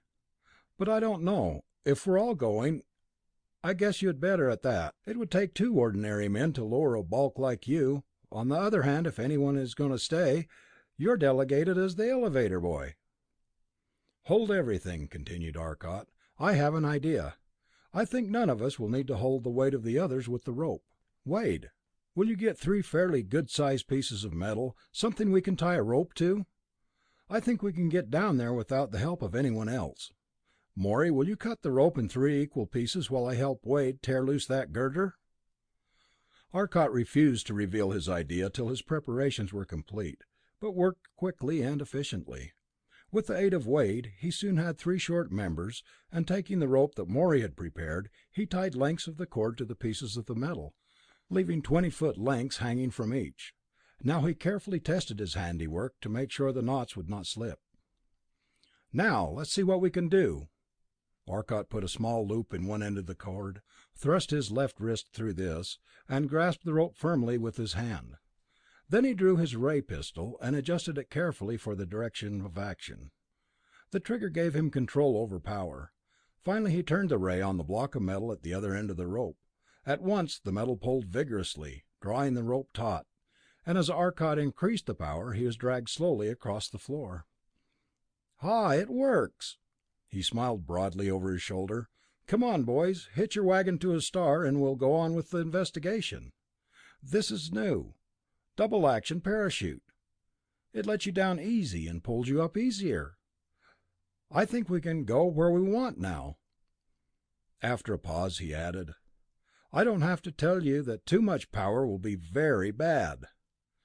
With Arcot's simple brake, they lowered themselves into the corridor below, descending one at a time to avoid any contact with the ray, since the touch of the beam was fatal. The scene that lay before them was one of colossal destruction. They had evidently stumbled upon the engine room. They could not hope to illuminate its vast expanse with their little hand lights, but they could gain some idea of its magnitude and of its original layout. The floor now tilted at a steep angle. It was torn up in many places, showing great massive beams, buckled and twisted like so many wires, while the heavy floor plates were crumpled like so much foil. Everywhere the room seemed covered with a film of white silvery metal. It was silver, they decided after a brief examination, splattered broadcast over all the walls of the room. Suddenly Morey pointed ceilingward with his light. "That's where the silver came from," he exclaimed. A network of heavy bars ran across the roof, great bars of solid silver fully 3 feet thick. In one section gaped a ragged hole, suggesting the work of a disintegration ray, a hole that went into the metal roof above, one which had plainly been fused, as had the great silver bars. Arcot looked in wonder at the heavy metal bars. Lord, bus bars 3 feet thick! What engines they must have! Look at the way those were blown out. They were short-circuited by the crash, just before the generator went out, and they were volatilized. Some juice! With the aid of their improvised elevators, the 3 men attempted to explore the tremendous chamber. They had scarcely begun when Wade exclaimed, "Bodies!"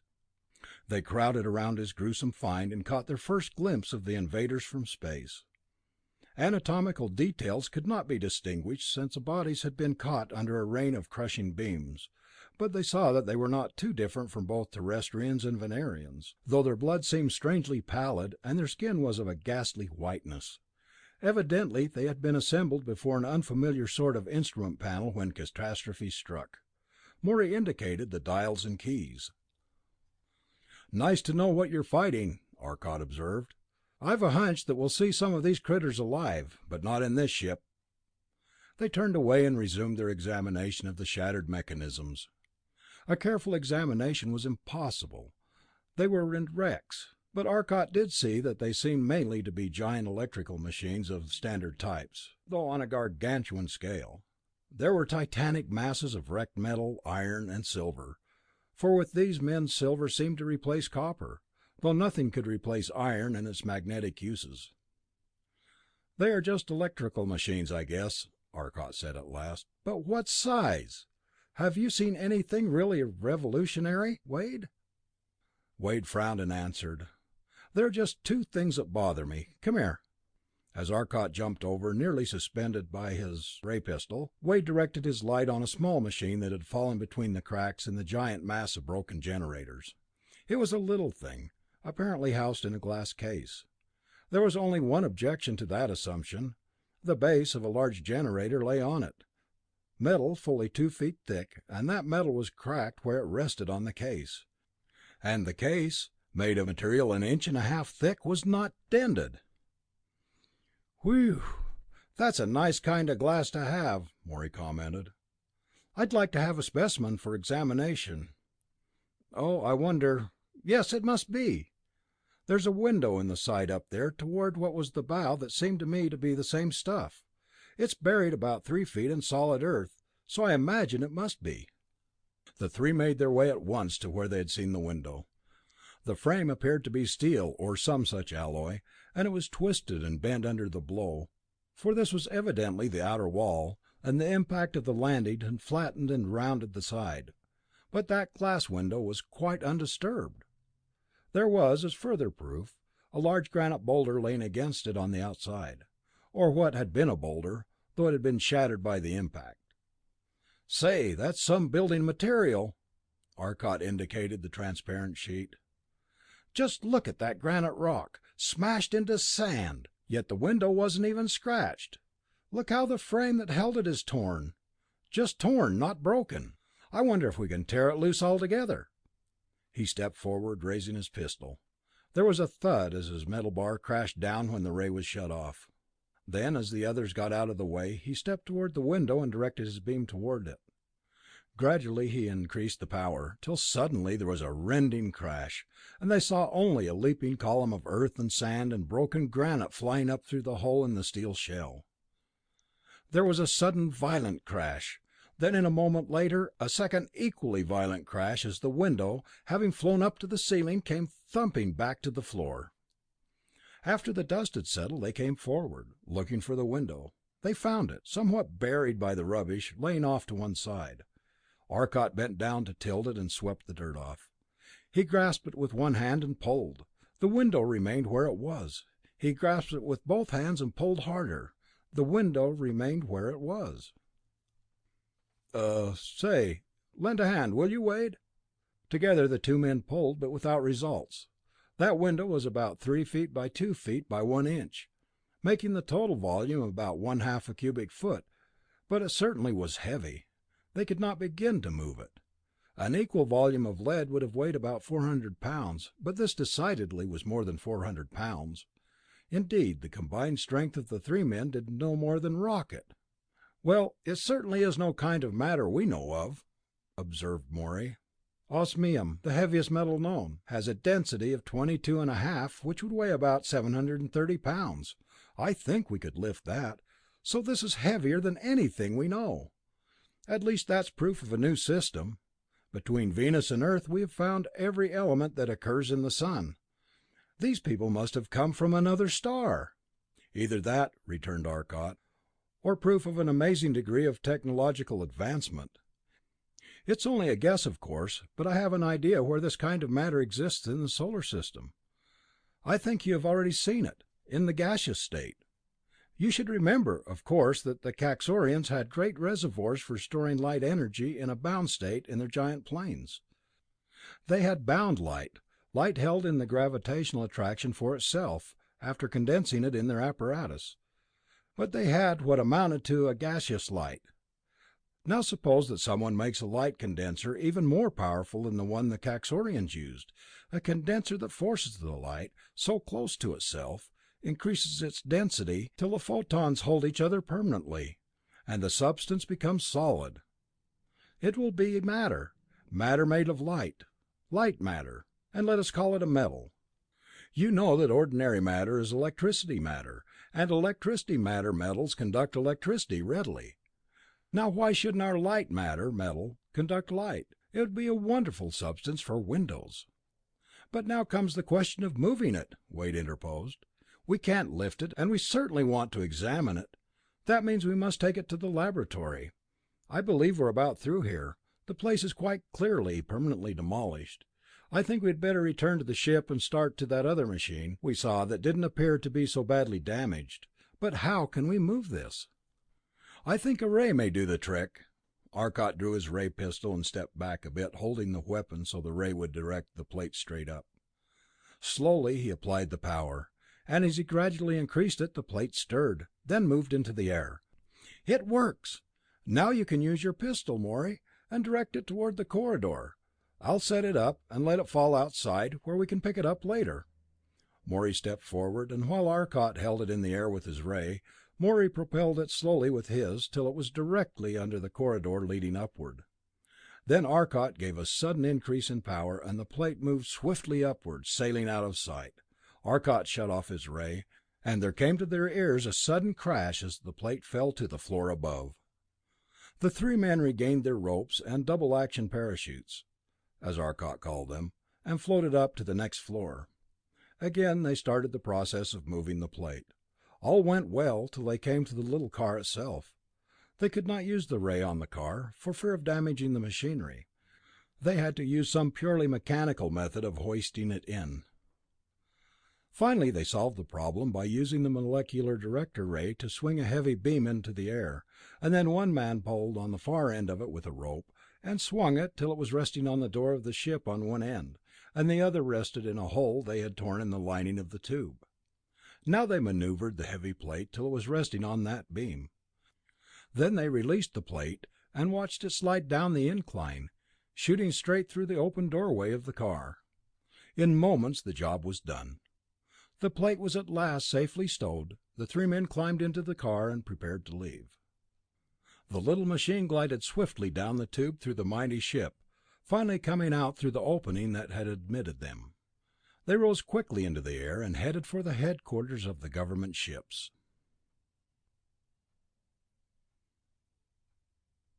Chapter 2. A great number of scientists and military men were already gathered about the headquarters ship. As Arcot's party arrived, they learned that each of the wrecks was being assigned to one group.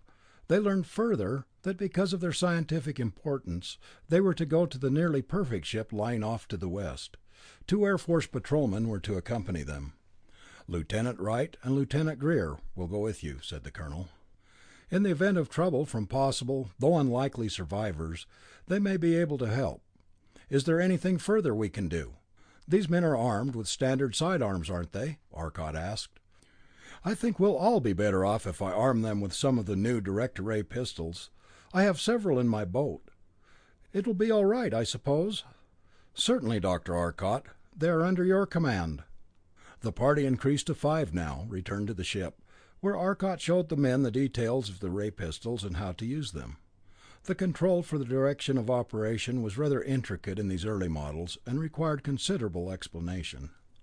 The theoretical range of even these small hand weapons was infinity in space, but in the atmosphere the energy was rather rapidly absorbed by the ionization of the air, and the dispersion of the beam made it ineffective in space over a range of more than 35 miles. Again entering the little molecular motion car, they went at once to the great hull of the fallen ship. They inspected it cautiously from overhead before going too close, for the dreadnought obviously had landed without the terrific concussion the others had experienced, and there was a possibility that some of the crew had survived the crash. The entire stern of the huge vessel had been torn off, and evidently the ship was unable to rise, but there were lights glowing through the portholes on the side, indicating that power had not failed completely. "I think we'd better treat that monster with respect," remarked Wade, looking down at the lighted windows. "They have power, and the hull is scarcely dented except where the stern was caught by a beam. It's lucky we had those ray projector ships." "They've been in service only about 4 months, haven't they, Lieutenant?" "Just about that, sir," the air patrolman replied. "They hadn't gotten the hand weapons out in sufficient quantities to be issued to us yet." Morey scowled at the invader. "I don't like this at all. I wonder why they didn't greet us with some of their beams," he said in worried tones. It did seem that there should be some of the rays in action now. They were less than a mile from the fallen giant, and moving rather slowly. "I've been puzzled about that myself," commented Arcot, "and I've come to the conclusion that either the ray projectors are fed by a separate system of power distribution which has been destroyed, or that the creatures from space are all dead." They were to learn later, in their exploration of the ship, that the invaders' ray projectors were fed from a separate generator, which produced a special form of alternating current wave for them. This generator had been damaged beyond use. The little machine was well toward the stern of the giant now, and they lowered it till it was on a level with the torn metal. It was plain that the ship had been subjected to some terrific tension. The great girders were stretched and broken, and the huge ribs were bent and twisted. The central tube, which ran the length of the ship, had been drawn down to about 3/4 of its original diameter, making it necessary for them to use the ray to enter. In moments their speedster glided into the dark tunnel. The searchlight reaching ahead filled the metal tunnel with a myriad of deceptive reflections. The tube was lighted up far ahead of them, and seemed empty. Cautiously they advanced, with Arcot at the controls. "Wade, Morey, where will we stop first?" he asked. "The engines? They'll probably be of prime importance. We know their location. What do you say?" "I agree," replied Wade, and Morey nodded his approval. They ran their craft down the long tube till they reached the door they knew must be the engine room landing, and stepped out, each wearing an altitude suit.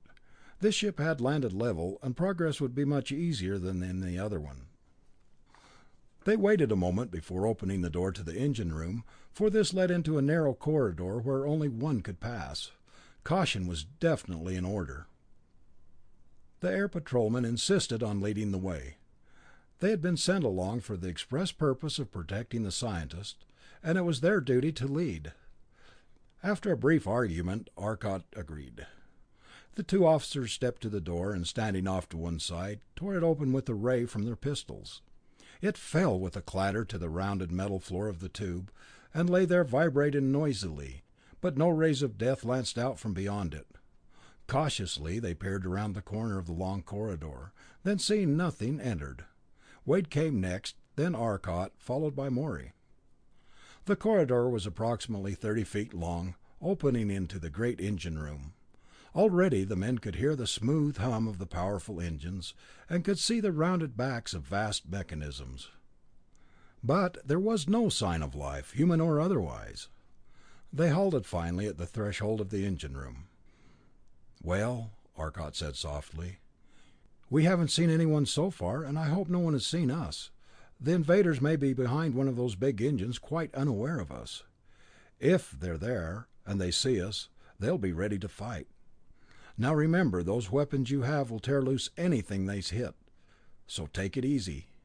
You know something about the power of those engines, so don't put them out of commission and have them splash us all over the landscape. But look out for the crew, and get them if they try to get you." Cautiously but quickly they stepped out into the great room, forming a rough half circle, pistols ready for action. Walked forward stealthily, glancing about them, and simultaneously the enemies caught sight of each other. There were 6 of the invaders, each about 7 feet tall and surprisingly humanoid. They somewhat resembled Venerians, but they weren't Venerians, for their skin had a strange gray-white, suggesting raw dough. It seemed to Arcot that these strange, pale creatures were advancing at a slow walk, and that he stood still watching them as they slowly raised strange hand weapons. He seemed to notice every detail: their short, tight-fitting suits of some elastic material that didn't hamper their movements, and their strange flesh, which just seemed to escape being transparent. Their eyes were strangely large, and the black spot of the pupil in their white corneas created an unnatural effect. Then abruptly their weapons came up, and Arcot responded with a sudden flick of his ray, as he flung himself to one side. Simultaneously his four companions let their beams fly towards the invaders. They glowed strangely red here, but they were still effective. The 6 beams were suddenly gone, but not before they had released their own beams, and they had taken toll. Lieutenant Wright lay motionless upon the floor. The Terrestrians scarcely had a chance to notice this, for immediately there was a terrific rending crash, and clean daylight came pouring through a wide opening in the wall of the ship. 5 rays had not stopped on contact with the enemy, but had touched the wall behind them. An irregular opening now gaped in the smooth metal. Suddenly there came a second jarring thud, a dull explosion.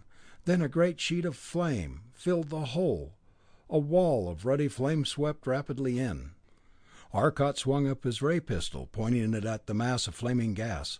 A mighty column of air came through the narrow corridor from the tube, rushing toward the outside, and taking the flame with it. A roaring mass of gas hovered outside the ship. "Lieutenant," said Arcot swiftly, "turn your ray on that hole, and keep it there, blowing that flame outside with it. You'll find you can't put the fire out, but if you keep it outside the ship, I believe we'll be reasonably safe." The patrolman obeyed instantly, relieving Arcot. Wade and Morey were already bending over the fallen man. "I'm afraid there's nothing we can do for him," the latter said grimly, "and every moment here is dangerous. Let's continue our investigation and carry him back to the ship when we leave." Arcot nodded silently. Solemnly they turned away from the motionless figure on the floor and set out on their investigation. "Arcot," began Morey after a moment, "why is that gas burning like that? Can't we put it out?" "Let's get through with this job first," replied Arcot somewhat tersely. "The discussion comes after." The bodies of the invaders were gone, so that they could not examine them now. That was a matter for the doctors and biologists anyway. The engines were their main interest, huge things which overshadowed everything about them. It must have been the concealment afforded by the engines that permitted 3 of the enemy to get so close. The only warning the Terrestrians had was a faint pink haze as they stepped around the corner of an engine, and a sudden feeling of faintness swept over them. They leaped back, out of sight, peering around the corner with nerves and muscles tensed. There was no sign of movement. As they watched, they saw a pallid hand reaching out with a ray gun, and Wade swiftly pointed his own weapon. There came a sudden crash of metal, a groan and quiet. 2 other aliens leaped from behind the great engine just as the Terrestrians dodged further back. As swiftly they too found concealment. Arcot swung his ray gun up, and was about to pull the trigger that would send a huge engine toppling over upon them, when he saw that it was running. He thought of the unknown energies in the machine, the potential destruction, and he shook his head. Cautiously he looked around the edge of the towering mass, waiting.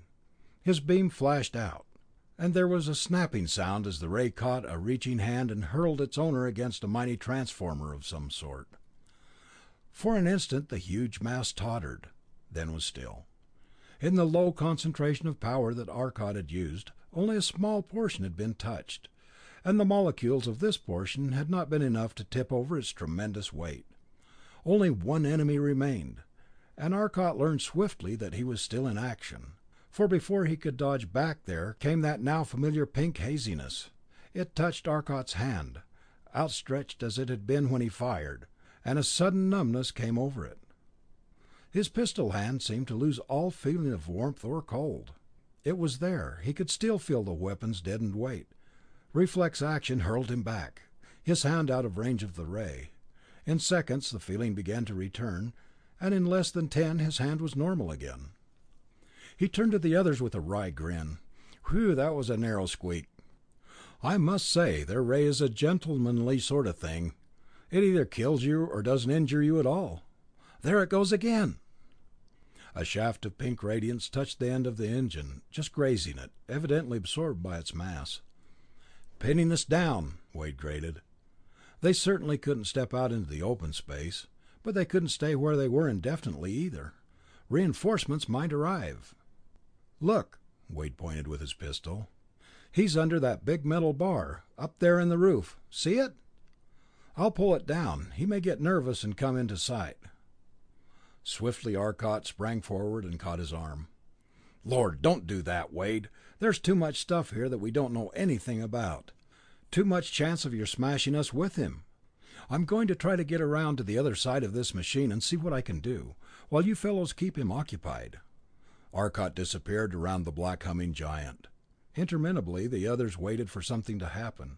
Then suddenly the beam that had been playing at irregular intervals across the end of the machine swung quickly to the other side, and simultaneously another ray seemed to leap from the machine itself.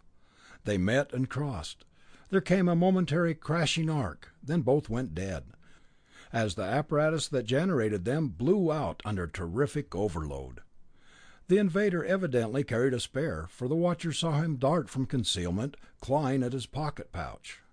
They turned their rays on him, and just as his projector ray came free, a ray hurled him violently to the left.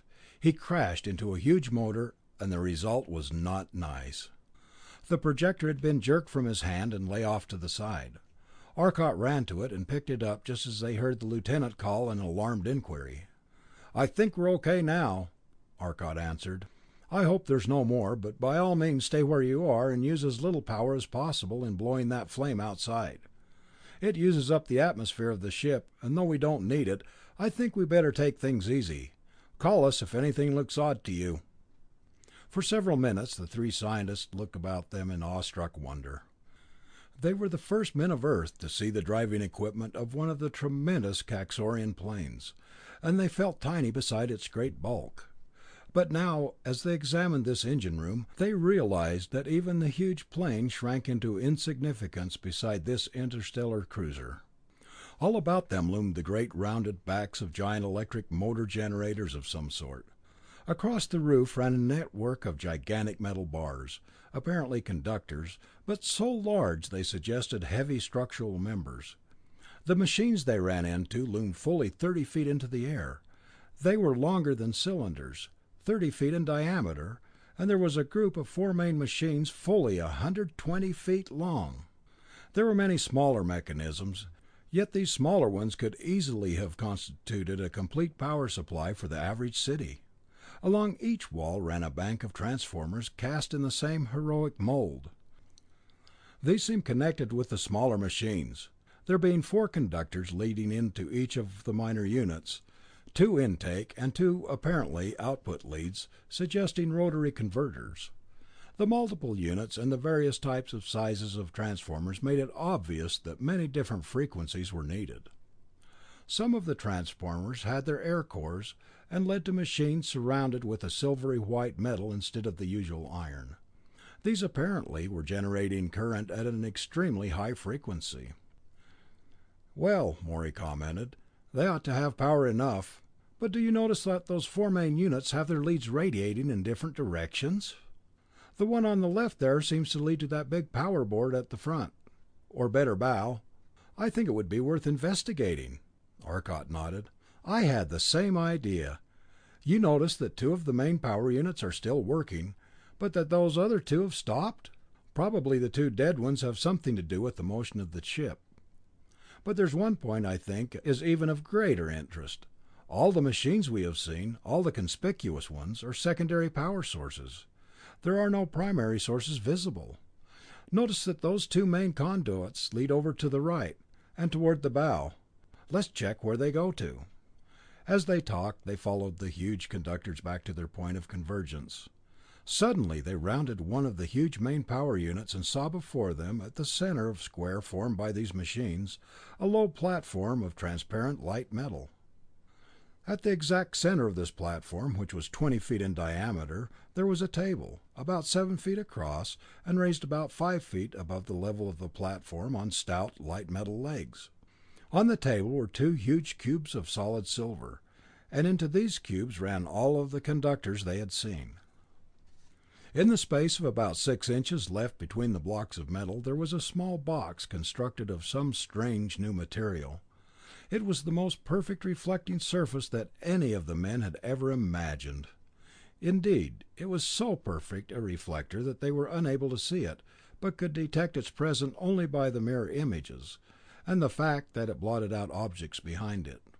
Now they noticed that through the huge blocks of metal there were two small holes, and two thin wires of this same reflecting material led into these holes. The wires led directly up to the roof, and suspended on 3-foot hangers of light metal, continued toward the bow. Could this be the source of power for the entire ship? It seemed impossible, yet there were many other seeming impossible things here, among them that strangely reflecting matter.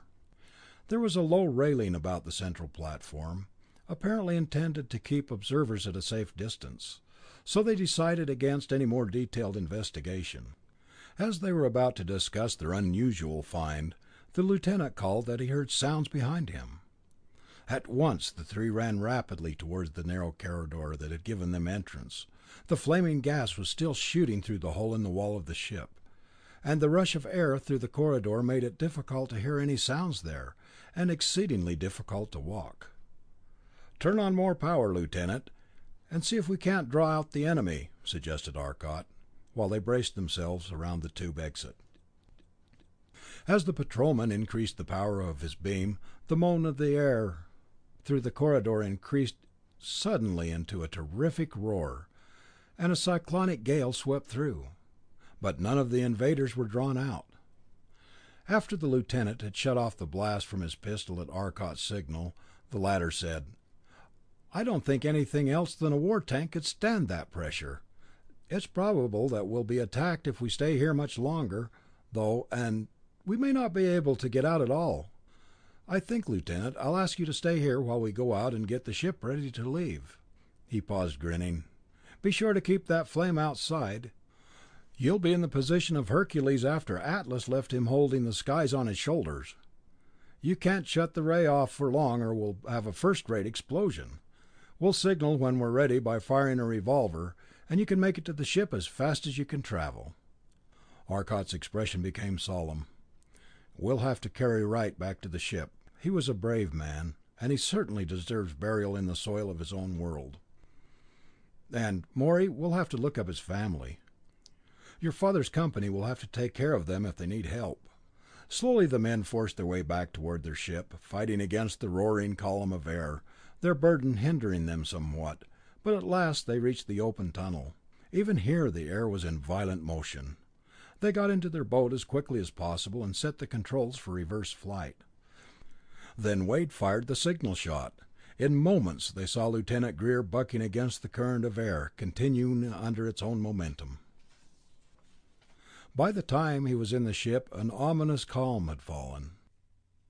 Swiftly they sped down the corridor, and had almost reached the open air when suddenly there was a dull rumble behind them, and they were caught on a wave of pressure that hurled them along at terrific speed. In a flash they spread into the open air, the great tunnel with its thick walls and flared opening acting like a gigantic blunderbuss, with the ship as its bullet. Arcot made no attempt to slow down the little craft, but pressed his foot heavily on the vertical accelerator. The ship rocketed up with terrific speed, and the acceleration pinned the men down to their seats with tripled weight. Anxiously they watched the huge invader as they sped away from it. At Arcot's direction, Morey signaled the other groups of scientists to get out of danger with all speed, warning of the impending blow-up. As the moments sped by, the tension mounted. Arcot stared fixedly into the screen before him, keeping the giant spaceship in focus. As they sped mile upon miles away from it, he began to relax a bit. Not a word was spoken as they watched and waited. Actually, very little time passed before the explosion, but to the watchers the seconds dragged endlessly. Then, at 27 miles, the screen flared into a sheet of blinding white radiance. There was a timeless instant. Then a tremendous wave of sound, a roaring, stunning concussion smote the ship, shaking it with unrestrained fury. to cease as abruptly as it came. Immediately they realized the reason. They were rushing away from the explosion faster than the sound made, hence could not hear it. After the first intolerable flash, details became visible. The great ship seemed to leap into countless tremendous fragments, each rushing away from the point of the blow-up. They did not go far, for the force was not sustained long enough, nor was it great enough to overcome the inertia of so vast a mass for more than moments. Huge masses rained to earth, to bury themselves in the soil. There came a momentary lull. Then suddenly, from the mass which evidently held the wrecked engine room, there shot out a beam of intense white light that swept around in a wide, erratic arc. Whatever it touched fused instantly into a brilliantly glowing mass of liquid incandescence.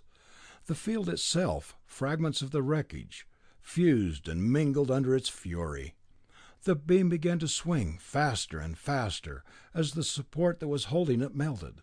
Then abruptly it turned upon itself. There came a sudden blast of brilliance to rival that of the sun, and the entire region became a molten lake. Eyes steaming, temporarily blinded, the men turned away from the screen. "That," said Arcot ruefully, "is that. It seems that our visitors don't want to leave any of their secrets lying around for us to investigate. I have an idea that all the other wrecks will go like this one did." He scowled. "You know, we really didn't learn much. Guess we better call the headquarters ship and ask for further instructions. Will you attend to it, Lieutenant Greer?"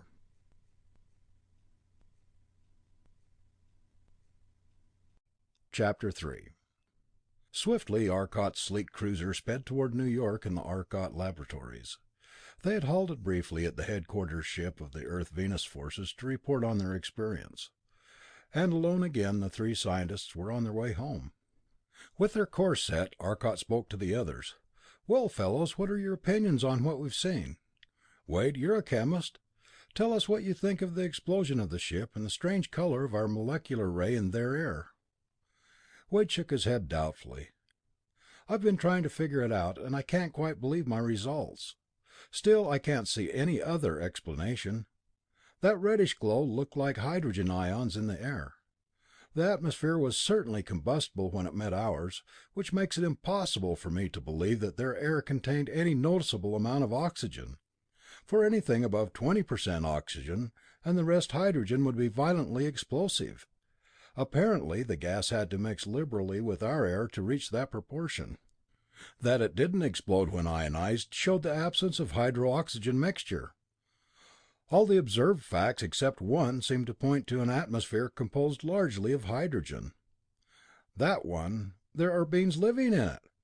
I can understand how the Venerians might adapt to a different climate, but I can't see how anything approaching human life can live in an atmosphere like that." Arcot nodded. "I have come to similar conclusions, but I don't see too much objection to the thought of beings living in an atmosphere of hydrogen. It's all a question of organic chemistry. Remember that our bodies are just chemical furnaces. We take in fuel and oxidize it, using the heat as our source of power.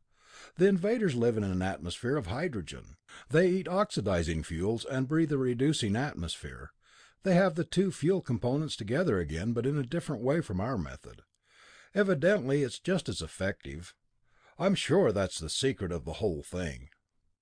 "Sounds fairly logical," Wade agreed. "But now I have a question for you.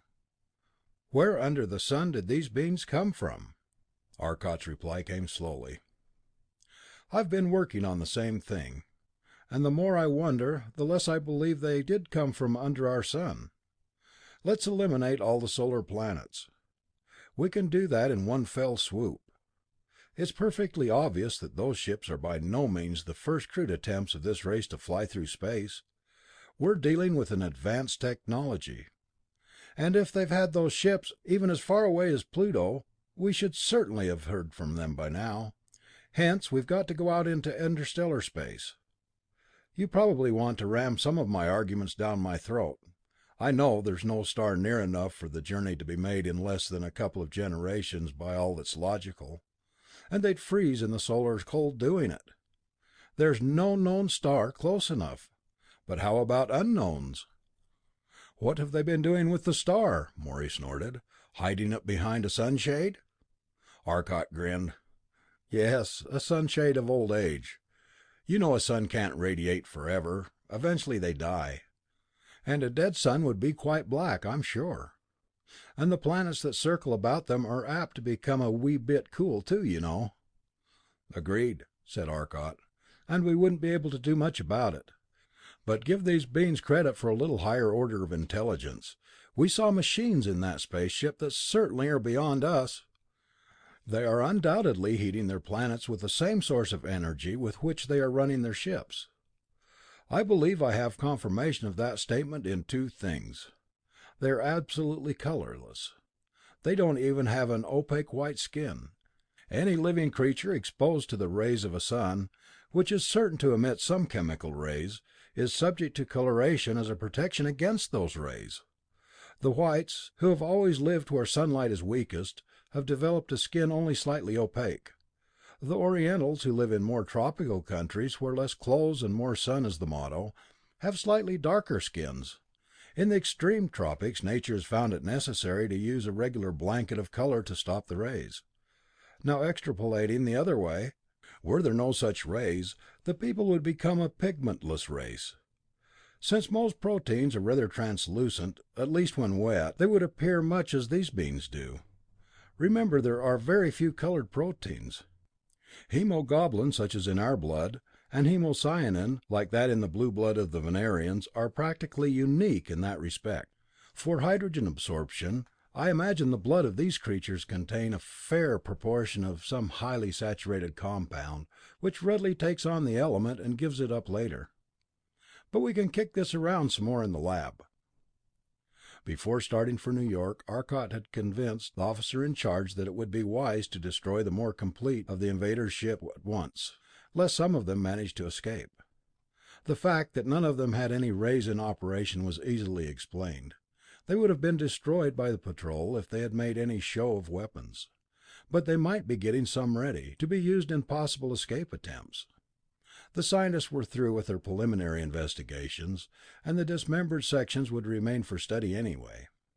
The ships had finally been rayed apart, and when the three had left, their burning atmosphere had been sending mighty tongues of flame a mile or more into the air. The light gas of the alien atmosphere tended to rise in a great globular cloud, a ball that quickly burned itself out. It had not taken long for the last of the machines to disintegrate under the rays. There would be no more trouble from them at any rate. Now Morey asked Arcot if he thought that they had learned all they could from the ships.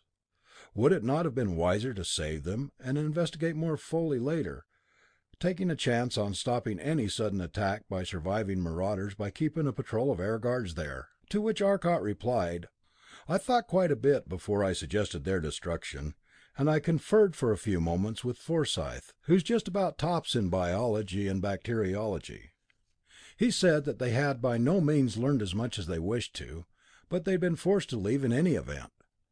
Remember that pure hydrogen, the atmosphere we're actually living in while on the ship, is quite as inert as pure oxygen, when alone, but the two get very rough when mixed together. The longer those ships lay there, the more dangerously explosive they become. If we hadn't destroyed them, they would have wrecked themselves. I still think we followed the only logical course. Dr. Forsyth mentioned the danger of disease. There's a remote possibility that we might be susceptible to their germs. I don't believe we would be, for our chemical constitution is so vastly different. For instance, the Venerians and Terrestrians can visit each other with perfect freedom. The Venerians have diseases, and so do we, of course. But there are things in the blood of Venerians that are absolutely deadly to any Terrestrian organism. We have a similar deadly effect on Venerian germs. It isn't immunity, it's simply that our respective constitutions are so different that we don't need immunity. Similarly, Forsyth thinks we would be completely resistant to all diseases brought by the invaders. However, it is safer to remove the danger, if any, at first, and check afterward." The three men sped rapidly back to New York, flying nearly 60 miles above the surface of the Earth, where there would be no interfering traffic, till at length they were above the big city, and dropping swiftly in a vertical traffic lane. Shortly thereafter they settled lightly in the landing cradle at the Arcot laboratories. Arcot's father and Morey's were there, anxiously awaiting their return. The elder Arcot had for many years held the reputation of being the nation's greatest physicist, but recently had lost it to his son. Morey Sr. was the president and chief stockholder in the Transcontinental Airlines. The Arcots, father and son, had turned all their inventions over to their close friends, the Moreys. For many years, the success of the great airlines had been dependent in a large part on the invention of the Arcots. These new discoveries enabled them to keep one step ahead of the competition. And as they also made huge transport machines for other companies, they drew tremendous profits from these mechanisms. The mutual interest, which had begun as a purely financial relationship, had long since become a close personal friendship. As Arcot stepped from his speedster, he called immediately to his father, telling of their find, the light matter plate. "I'll need a handling machine to move it. I'll be right back." He ran to the elevator and dropped quickly into the heavy machinery lab on the lower floor. In a short time he returned with a tractor-like machine equipped with a small derrick, designed to get its power from the electric mains. He ran the machine over to the ship. The others looked up as they heard the rumble and hum of its powerful motor. The crane dangled a strong electromagnet. "What's that for?" asked Wade, pointing to the magnet. "You don't expect this to be magnetic, do you?" "Wait and see," Arcot laughed, maneuvering the handling machine into position.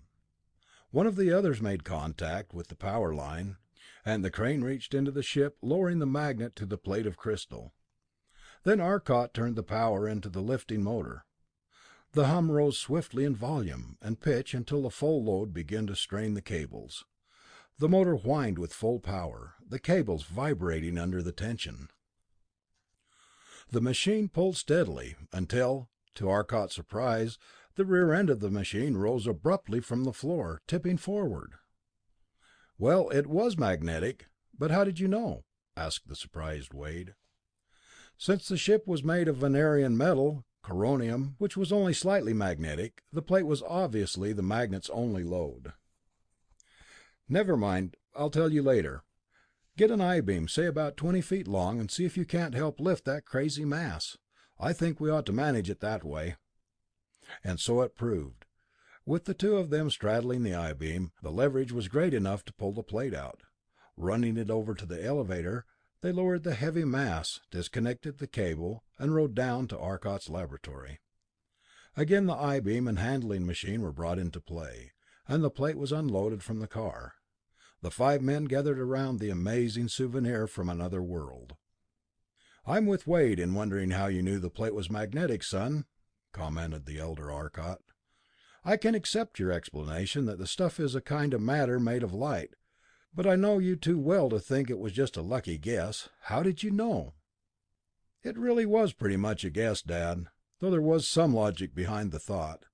You ought to be able to trace it down to the idea. How about you, Morey?" Arcot smiled at his friend. "I've kept discreetly quiet," replied Morey, feeling that in silence I could not betray my ignorance, "but since you ask me, I can guess too. I seem to recall that the light is affected by a powerful magnet, and I can imagine that that was the basis for your guess. It's been known for many years, as far back as Clerk Maxwell, the polarized light can be rotated by a powerful magnet." "That's it. And now we may as well go over the whole story and tell Dad and your father all that happened. Perhaps in the telling we can straighten out our own ideas a bit." For the next hour the three men talked, each telling his story and trying to explain the ways and wherefores of what he had seen. In the end all agreed on one point. If they were to fight this enemy, they must have ships that could travel through space with speed to match that of the invaders, ships with a self-contained source of power. During a brief lull in the conversation, Morey commented rather sarcastically, "I wonder if Arcot will now kindly explain his famous invisible light or the lost star?" He was a bit nettled at his own failure to remember that a star could go black. "I can't see what this connection has with their sudden attack. If they were there, they must have developed the star when it was bright, and as a star requires millions of years to cool down, I can't see how they could have suddenly appeared in space." Before answering, Arcot reached into the drawer of his desk and pulled out an old blackened briar pipe. Methodically he filled it, a thoughtful frown on his face. Then, carefully lighting it, he leaned back, puffing out a thin column of gray smoke. "Those creatures must have developed on their planets before the sun cooled," he puffed slowly.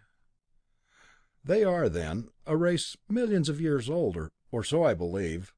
I can't give any scientific reason for this feeling, it's merely a hunch. I just have a feeling that the invaders are old, older than our very planet. This little globe is just about 2 billion years old. I feel that that race is so very ancient they may have well counted the revolutions of our galaxies as once every 20 or 30 million years it swung around its center. When I look at those great machines and those comparatively little beings as they handled their projectors, they seemed out of place. Why?" He shrugged. "Again, just a hunch, an impression." He paused again and the smoke drifted upward. "If I'm granted the premise that a black dead star is approaching the solar system, then my theorizing may seem more logical. You agree?" The listeners nodded, and Arcot continued. "Well, I had an idea, and when I went downstairs for the landing machine, I called the Lunar Observatory." He couldn't quite keep a note of triumph out of his voice. "Gentlemen, some of the planets have been misbehaving. The outermost planets, and even some of those closer to the sun, have not been moving as they should. A celestial body of appreciable mass is approaching the system, though thus far nothing has been seen of the visitor." A hubbub of excited comment followed this startling revelation. Arcot quieted them with an upraised hand.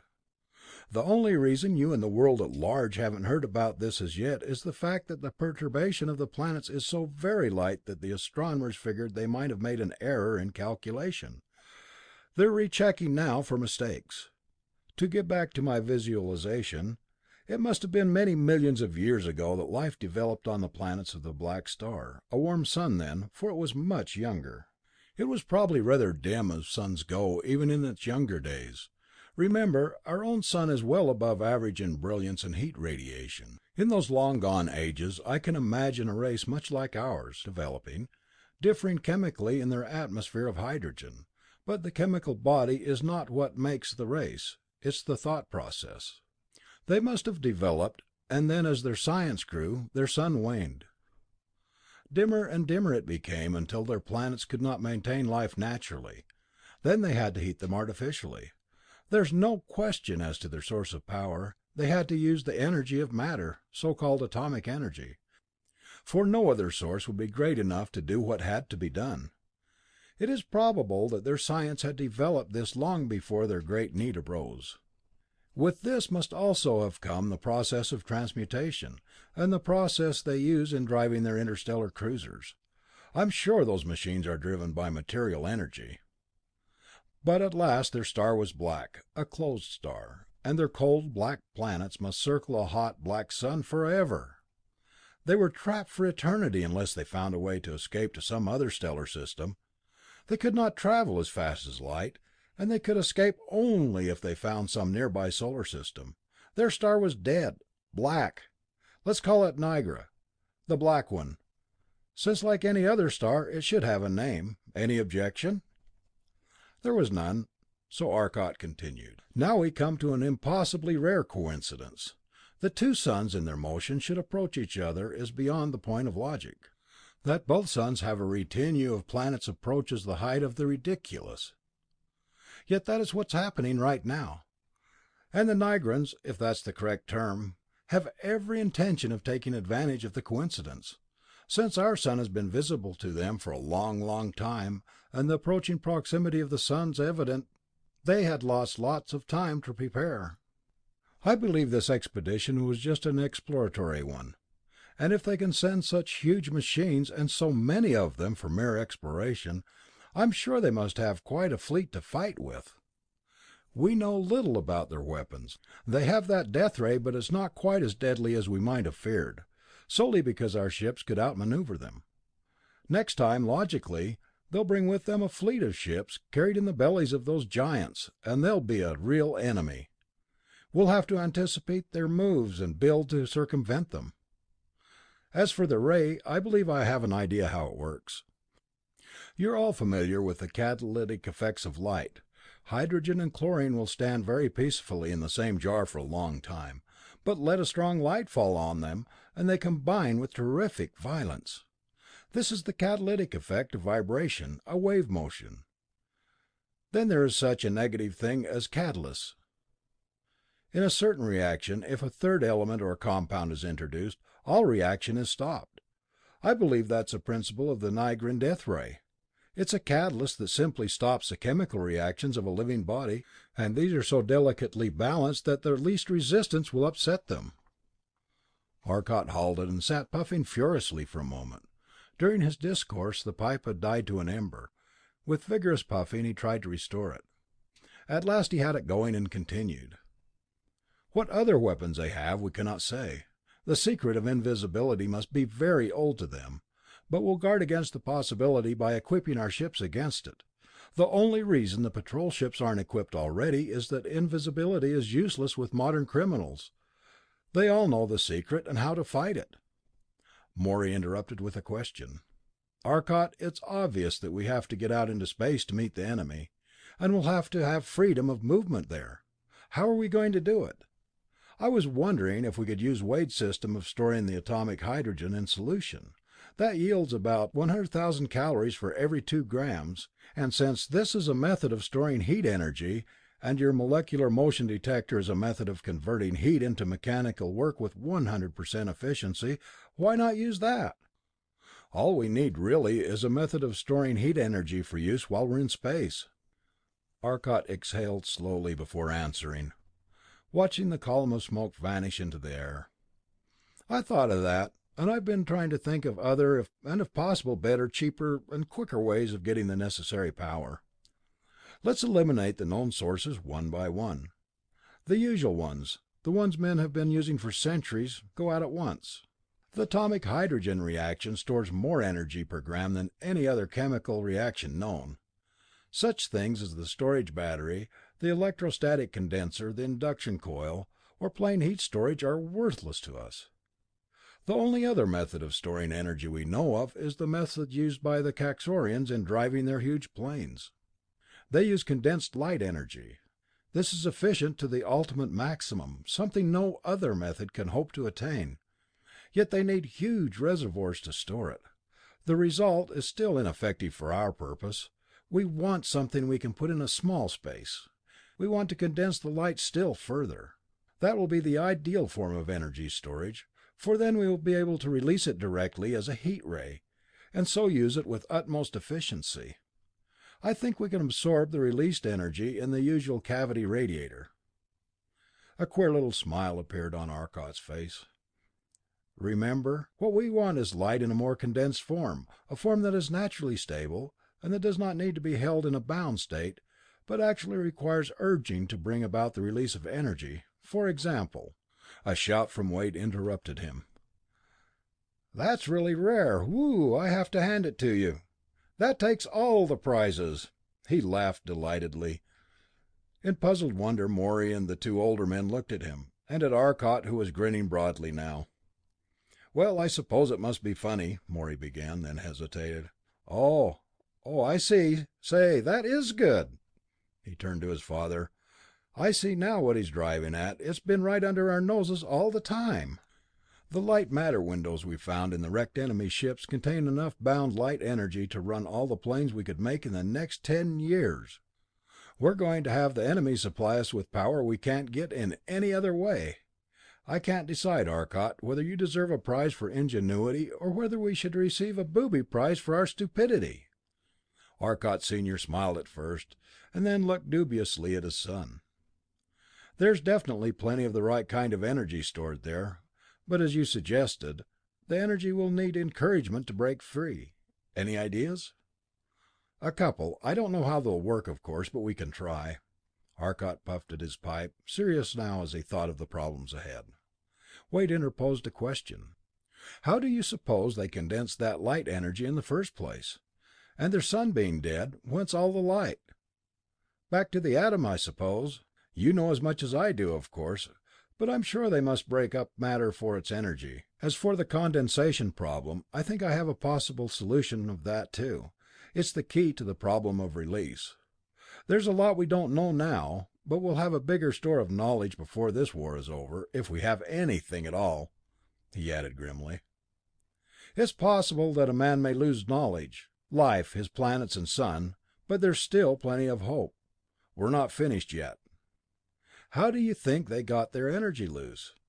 asked Wade. "Do you think those big blocks of what appeared to be silver were involved in the energy release?" "Yes, I do. Those blocks were probably designed to carry away the power once it was released. How the release was accomplished, though, I don't know. They couldn't use material apparatus to start the release of material energy. The material apparatus might catch fire too. They had to have the disintegrating matter held apart from all other matter. This is quite impossible, if you're going to get the energy away any method other than by the use of fields of force. I don't think that is the method. My guess is that a terrific current of electricity would accomplish it if anything would." "How then are we going to get the current to it?" "The wires will be subject to the same currents. Whatever they do to the matter involved, the currents will do to the apparatus, except in one case. If that apparatus is made of some other kind of matter, then it wouldn't be affected. The solution is obvious. Use some of the light matter. What will destroy light matter won't destroy electric matter, and what will destroy electricity matter won't disturb light matter. Do you remember the platform of light metal, clear as crystal? It must have been an insulating platform. What we started as our assumptions in the case of the light metal, we can now carry further. We said that electric metals carried electricity, so light metals would carry or conduct light. Now we know that there is no substance which is transparent to light that will carry electricity by metallic conduction. I mean, of course, that there is no substance apparent to light, and that at the same time capable of carrying electricity by electronic transmission. True, we have things like sodium chloride solutions in ordinary water which will carry electricity, but here it's ionic conduction.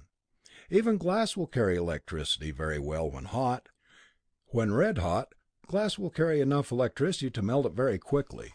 But again, glass is not a solid but a viscous liquid, and it is again carried by ionic conduction. Iron, copper, sodium, silver, lead, all metals carry the current by means of electron drift through the solid material. In such cases we can see that no transparent substance conducts electricity. Similarly, the reverse is true. No substance capable of carrying electricity by metallic conduction is transparent. All are opaque, if in any thickness. Of course, gold is transparent when in leaf form, but when it's that thin it won't conduct very much. The peculiar condition we reach in the case of the invisible ship is different. There the effects are brought about by the high frequency impressed, but you get my point. Do you remember those wires that we saw leading into that little box of the reflecting material? So perfectly reflecting was it that we didn't see it. We only saw where it must be. We saw the light reflected. There was no doubt light matter and non-metal, and as such non-conductive to light. Like sulfur, an electric non-metal, it reflected the base of which it was formed. Sulfur reflects electricity and in the crystalline form passes light. This light non-metal did the same sort of thing. It reflected light and passed electricity. It was a conductor. Now we have the things we need. The matter to disintegrate, and the matter to hold the disintegrating material in. We have two different types of matter. The rest is obvious, but decidedly not easy. They have done it though, and after the war is over there should be many of their machines drifting about in space, waiting to give up their secrets. Arcot Sr. clapped his son on the back. "A fair foundation on which to start, anyway. But I think it's time now that you got working on your problem, and since I'm officially retired, I'm going downstairs. You know I'm working in my lab on a method to increase the range and power of your projector for the molecular motion field. Young Norris is helping me, and he really has ideas. I'll show you our math later." The party broke up, the three younger men staying at their own labs, and the older men leaving.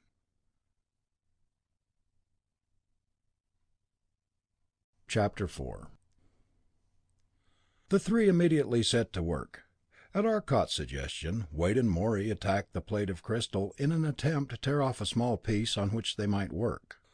Arcot himself went into the televisophone room and put through a second call to Tycho's observatory. The great observatory had been so recently established on the frigid surface of the moon. The huge mirror, 20 feet in diameter, allowed an immense magnification, and stellar observations were greatly facilitated, for no one bothered them, and the seeing was always perfect. However, the greater distance was rather handicapped to the ordinary televisophone stations, and all calls put through to the astronomers had to be made through the powerful sending station in St. Louis, where all interplanetary messages were sent and received, while that side of Earth was facing the station, and from Constantinople, when that city faced the satellite. These stations could bridge the distance readily and clearly. For several minutes Arcot waited while the connections were being made with the moon. Then for many more minutes he talked earnestly with the observer in this distant station, and at last satisfied, he hung up. He had outlined his ideas concerning the black star, based upon the perturbation of planets. Then he had asked them to investigate the possibilities, and see if they could find any blotting out of stars by a light mass. Finally he returned to Morey and Wade, who had been working on the crystal plate. Wade had an expression of exasperation on his face, and Morey was grinning broadly. "Hello, Arcot, you missed all the fun. You should have seen Wade struggle with that plate." The plate during his absence had been twisted and bent, showing that it had undergone some terrific stresses. Now Wade began to make a series of highly forceful comments about the properties of the plate in a language that was not exactly scientific. It had value, though, in that it seemed to relieve his pent-up wrath. "Why, Wade, you don't seem to like that stuff." "Maybe the difficulty lies in your treatment, rather than in the material itself. What have you tried?" "Everything. I took a chromium hacksaw that will eat through molybdenum steel like so much cheese, and it just wore its teeth off. I tried some of those diamond rotary saws you have, attached to an electric motor, and it wore out the diamonds. That's got my goat, so I tried using a little force. I put it in the tension testing machine and clamped it. The clamp was good for 10 million pounds, but it began to bend, so I had to quit. Then Morey held it with a molecular beam, and I tried twisting it. Believe me, it gave me a real pleasure to see that thing yield under pressure. But it's not brittle, it merely bends. And I can't cut it, or even get some shavings off the darn thing. You said you wanted to make a jolly balanced determination of specific gravity, but the stuff is so dense you need only a tiny scrap, and I can't break it loose." Wade looked at the plate in thorough disgust. Arcot smiled sympathetically. He could understand his feelings, for the stuff certainly was stubborn. "I'm sorry I didn't warn you fellows about what you'd run into, but I was so anxious to get that call through to the moon that I forgot to tell you how I expected to make it workable. Now, Wade, if you'll get another one of those diamond tooth rotary saws, I'll get something that may help. Put the saw on the air motor, use one made of chromium."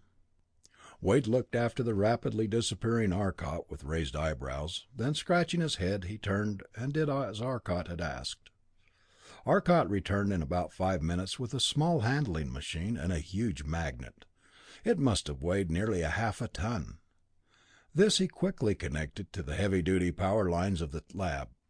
Now running the handling machine into position, he quickly hoisted the bent and twisted plate to the poles of the magnet, with the aid of the derrick. Then backing the handling machine out of the way, he returned briskly to his waiting associates. "Now we'll see what we will see." With a confident smile, Arcot switched on the current of the big magnet. At once a terrific magnetic flux was sent up through the light metal. He took the little compressed air saw and applied it to the crystal plate. The smooth hiss of the air deepened to a harsh whine as the load came on it, and then the saw made contact with the refractory plate. Unbelievingly, Wade saw the little diamond-edged saw bite its way slowly but steadily into the plate.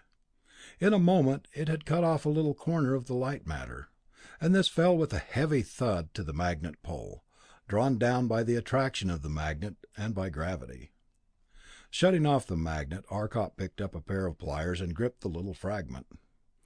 Whew, light metal certainly isn't light metal. I'll bet this little scrap weighs 10 pounds. We'll have to reduce it considerably before we can use it. But that shouldn't be too difficult. By using the magnet and several large diamond faceplates, they were able to work the tough material down into a thin sheet. Then with a heavy press, they cut some very small fragments, and with these determined the specific gravity. "Arcot," Wade finally asked, "just how does the magnet make that stuff tractable? I'm not physicist enough to figure out what takes place inside the material." "Magnetism worked as it did," Arcot explained. "Because in this light matter, every photon is affected by the magnetism, and every photon is given a new motion. That stuff can be made to go with the speed of light, you know. It's the only solid that could be so affected. This stuff should be able, with the aid of a molecular motion beam, which will make all the photons move in parallel paths, to move at the full speed of each photon, 186,000 miles a second. The tremendous speed of these individual photons is what makes the material so hard. Their kinetic impulse is rather considerable. It's the kinetic blow that the molecules of metal give that keep the other metals from penetrating it. This simply gives such powerful impulse that even diamonds couldn't cut it. You know that an iron saw will cut platinum readily, yet if both are heated to say 1600 degrees, the iron is a liquid and the platinum very soft. But now the platinum cuts through iron. Heat probably won't have any effect on this stuff, but the action of the magnet on the individual photons corresponds to the effect of heat on the individual atoms and molecules. The mass is softened and we can work it. At least that's the way I figure it out.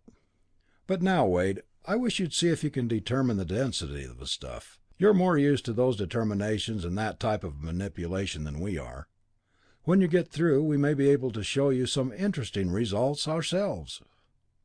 Wade picked up a tiny chip of the light metal and headed to his own laboratory. Here he set up his jolly balance, and began to work on the fragment. His results were so amazing that he checked and rechecked his work, but always with the same answer. Finally, he returned to the lab where Arcot and Morey were busy at the construction of a large and complicated electrostatic apparatus. "What did you find?" called out Arcot as he saw Wade re-enter the room. "Hold your report a second and give us a hand here, will you? I have a laboratory scale apparatus of the type the Kaxorians used in the storage of light. They've known ever since they began working with them that their machines would release the energy with more than normal violence if certain changes were made in them. That is, the light condenser, the device that stored the photons so close to each other, would also serve to urge them apart. I've made the necessary changes, and now I'm going to try to set up the apparatus to work on solid light matter. It was developed for a gaseous material, and it's a rather tricky thing to change it over, but I think we've almost got it. Wade, will you connect that high-frequency oscillator there? No, through that counterbalanced condenser. We may have to change the oscillator frequency quite a bit, but a variable condenser will do that. Now, what results did you get?" Wade shook his head doubtfully.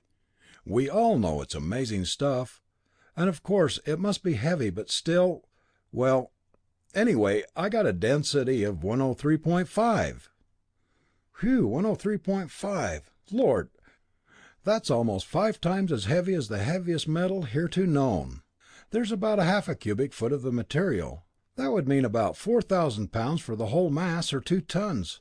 No wonder we couldn't lift the plate." They stopped their work on the Kaxorian apparatus to discuss the amazing results of the density test, but now they fell to it again, rapidly assembling the device, for each was a trained experimenter. With all but the final details completed, Arcot stood back and surveyed their handiwork. "I think we'll have enough ergs to cause disintegration right here," he said. "But I want to make sure, and so before we set up the case over it, I think we may as well put that big magnet in place, and have it there to help in the work of disintegration if need be." At last the complete apparatus was set up, and the tiny bit of light matter they were to work on was placed on the table of a powerful Atchison projector microscope, the field of view being in the exact center of the field of both magnet and the coil. Carefully, then, step by step, Arcot, Morey, and Wade went over their work, checking and rechecking. "Well, we're ready," said Arcot finally. as he placed the projector screen in a position and dimmed the lights in the room. A touch of the switch, and the projection screen was illuminated with a greatly enlarged image of the tiny scrap of light metal. With his hand on the switch, Arcot spoke to the other two. "I won't say there's no danger, since we haven't done this before, and if all the energy should be released at once, it'll blow out the top of the building. But I'm reasonably sure that it will work safely. Any objections?" Wade shook his head, and Morey said, "I can't see any flaws in our work." Arcot nodded, and unconsciously tensing, he closed the switch. This put the powerful Arcot oscillator tubes into action, and the power was ready for application. Slowly he closed the rheostat and put the power into the coil. The little sliver of metal on the slide seemed to throb a bit, and its outline grew hazy. But at last, with full power on, the release was so slow as to be imperceptible. "Guess we need the magnet after all. I'll put it on this time." He opened the coil circuit and closed the magnet circuit at half voltage, and then again he increased the current through the rheostat. This time the plate throbbed quite violently. It took the appearance of a bit of iodine. Dense vapors began pouring from it, and instantly those vapors became a blindingly brilliant flood of light. Arcot had snapped open the switch the moment he saw this display start, and it had had little time to act, for the instant the circuit was opened, it subsided. But even in that brief time, the light aluminum screen had suddenly become limp and then slumped down, molten. The room was unbearably hot, and the men were half blinded by the intensity of the light. "It works!" yelled Wade. "It works! That sure was hot, too. It's roasting in here." He flung open a window. "Let's have some air." Arcot and Morey gripped hands with a broad grin. That display meant that Earth and Venus would have spaceships with which to fight spaceships. Reason enough for their joy. Though they had made an unusual amount of progress already, there was still a great deal of development work to be done. Fuller was needed, Arcot decided, so he called the elder Morey and requested his services if he could be spared from his present work. He could, and would arrive later that day. When Fuller appeared about mid-afternoon, he found the three friends already at work on the development of a more compact apparatus than the makeshift hookup used in making the first release mechanism. "And so you can see," said Arcot as he finished his summary of their work to that point, "we still have quite a job ahead of us. I'm now trying to find some data for you to work on, but I can tell you this, we'll need a ship that has plenty of strength and plenty of speed.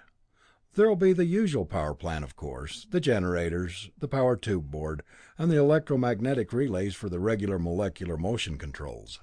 Then, in addition, we must have controls for the ray projector, though that must wait a while, for Dad is working on a method of doubling our range. Oh yes, the driving units will be inside the ship now, for all our power will come from the energy of the light matter."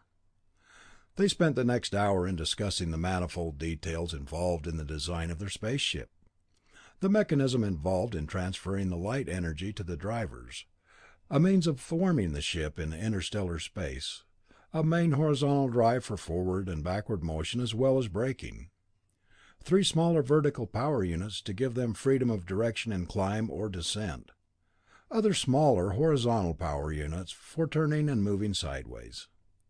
The ships, they decided, must be capable of 6,000 or 7,000 miles a second. They would need 3 types of ships.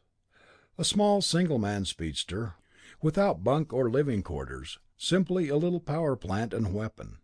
Designed for speed and mobility, it would be very hard to hit, and because of its own offensive power would be dangerous to the enemy. They would need a fleet of mother ships, ships that could hold both the speedsters and their pilots, say 30 to a cruiser. There would also be some 10-man scouts, operating in the same manner as the larger cruisers, but with a smaller fleet of speedsters dependent on them. "For defense," Arcot concluded, "we'll have to depend on armor as heavy as we can make and still remain within the bounds of practical construction. I don't believe we'll be able to build up enough mass to insulate against their negative catalyst ray. We'll have to depend on mobility and offense. But now let's get back to work. I think, Fuller, that you might call in the engineers of all the big aircraft and machine tool manufacturers and fabricators. and have them ready to start work at once when the plans are finally drawn up. You'd better get in touch with the Venerian producers too. Those new works in Sorthol Caxor will certainly be able to help a lot. I suppose the interplanetary patrolmen will have something to say, so they better be called in. Likewise the Venerian Council. Morey, maybe your dad can handle some of this." As one, they rose and set to work on their respective tasks. The planning and building of the Earth-Venus war fleet.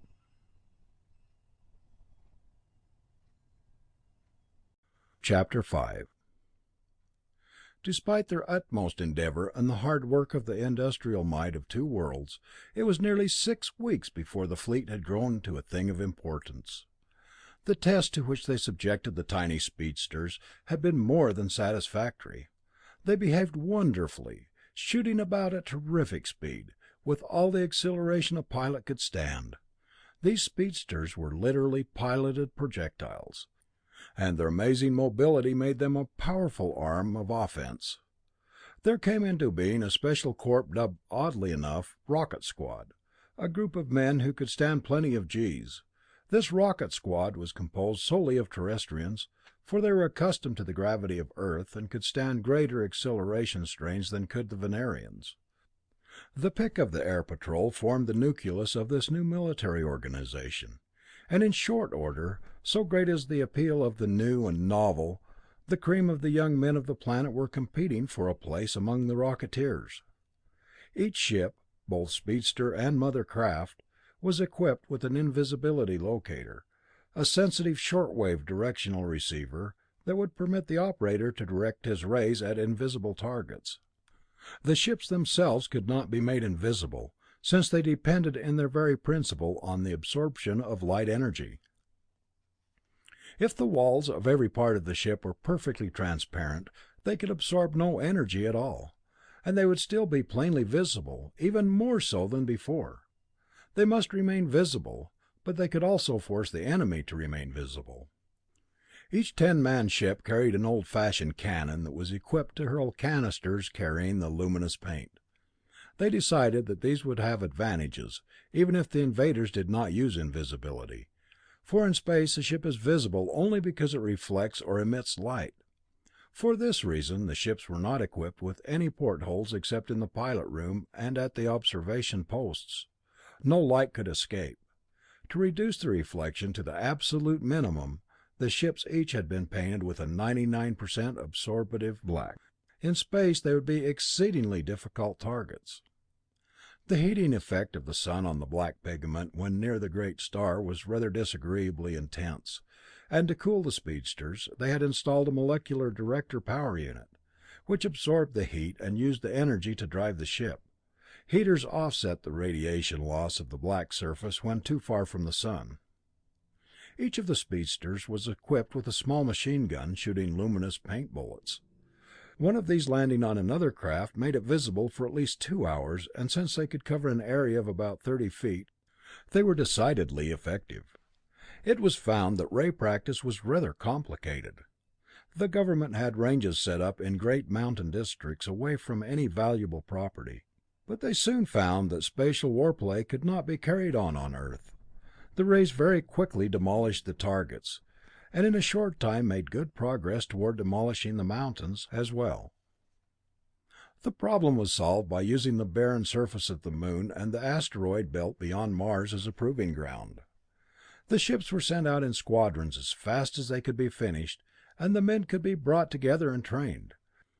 They were establishing a great shield of ships across all that section of the system whence the Nigrans had appeared, and they hoped to intercept the next attack before it reached Earth, for they were certain the next attack would be in full force. Arcot had gone to the conference held on Venus with the other men who had investigated the great wrecks, and each scientist had related his view of things and had offered suggestions. Arcot's idea of the Black Star was not very favorably received. As he later told Wade and Morey, who had not gone, there was good reason for their objection to his idea. Though the scientists were willing to admit that the invaders must have come from a great distance, and they agreed that they lived in an atmosphere of hydrogen, and judging from their pale skins, that they were not used to the rays of a sun, They still insisted on the theory of an outer planet of Sol. "You remember," explained Arcot, "several years ago there was a considerable discussion about the existence of a planet still further out from the sun than Pluto. It is well known that there are a number of irregularities in the orbits of Neptune and Pluto that can't be caused by known planets, and an outer planet could have the necessary mass and orbit to account for them. This attack from outer space was immediately taken as proof of that theory, and it was very easily supported, too. My one good point that stood for any length of time under their attacks was the fact that those ships weren't developed in a year or nor a century, and that the chemical constitution of the men was so different. There were no new elements discovered except for the light matter, but they are rather wondering about the great difference of earthly chemical constitution and the constitution of those invaders. They had one argument that was just about enough to throw mine out, though they pointed out to the odds against the thing happening. You know, of course, how the planets are formed. They are results of tidal action on two passing suns. You can imagine two mighty stars careening through space, then drawing slowly nearer, till at last they come within a few billion miles of each other, and their gigantic masses reach out and bind them with a mighty chain of gravity. Their titanic masses swing about each other, trying to pull free, and continue its path about the center of the galactic system. But as their huge bulks come nearer, the chains that bind them become stronger and stronger, and the tremendous pull of one gargantuan fireball on the other rises titanic tides of flame. Great streamers of gas shoot out, and all the space about is lighted by the flaming suns. The pull of gravity becomes more and more intense as the one circles the other. The tide is pulled up, and the mighty ball of fire, which for all its existence has been practically motionless as far as rotation goes, begins to acquire a greater and greater rotational speed as the tidal drag urges it on. The flames begin to reach higher and higher, and the tides, now urged from the sun by centrifugal force, rise to an even greater crest, and as the swinging suns struggle to break loose, the flaming gas is pulled up, and becomes a mighty column of fire, a column that reaches out across 3, 4, a dozen million miles of space and joins the two stars at last, as stalactites and stalagmites grow together. A flaming tie of matter joins them, two titanic suns, and a mighty rope of fire binds them, while far mightier chains of gravity hold them together. But now their original velocity reasserts itself, and having spiraled about each other for who can say how long, a year, a million years seems more probable, but still only an instant in the life of a star, and they begin to draw apart, and the flaming column is stretched out, and ever thinner it grows, and the two stars at last separate. But now the gas will never fall back into the sun. Like some giant flaming cigar, it reaches out into space, and will stay thus, for it has been set in rotation about the sun at such a speed as needed to form an orbit. The giant mass of gas is, however, too cool to continue to develop energy from matter, for it was only the surface of the sun and cool, and as it cools still further, there appear in it definite condensations, and the beginnings of planets are there. The great filament that stretched from sun to sun was cigar-shaped, and so the matter is more plentiful towards the center, and the larger planets develop. Thus Jupiter and Saturn are far larger than any of the others. The two ends are tapering. Thus Earth is larger than Venus, which is larger than Mercury, and Uranus and Neptune are both smaller than Saturn, Pluto being smaller than either. Mars and the asteroids are hard to explain. Perhaps it's easier to understand when we remember the planets thus formed must necessarily have been rotating in eccentric orbits when they were first born, and these planets came too near the sun while gaseous, or nearly so, and Mars lost much of its matter, while the other, which now exists only as the asteroids, broke up.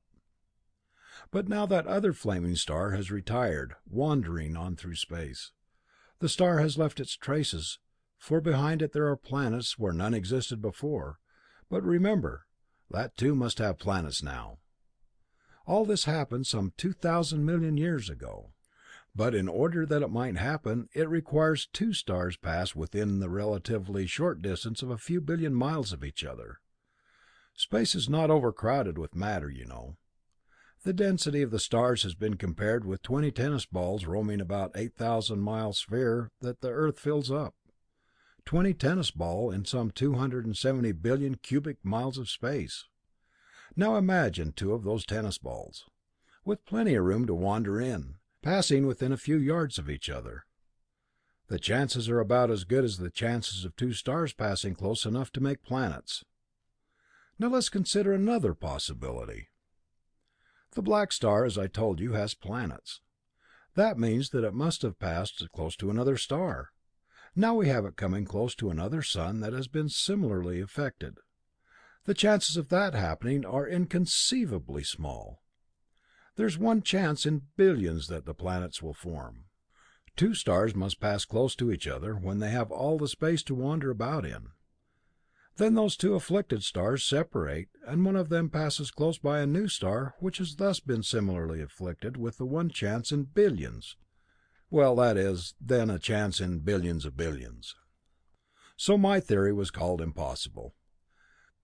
I don't know but what it is. Besides, I thought of an argument the other men didn't throw at me.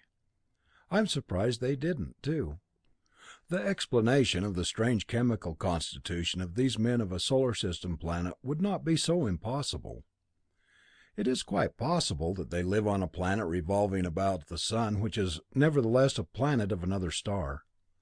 It is quite conceivable to me that the chemical constitution of Neptune and Pluto will be found to be quite different from the rest of our planets. The two filaments drawn out from the suns may not have mingled, though I think they did.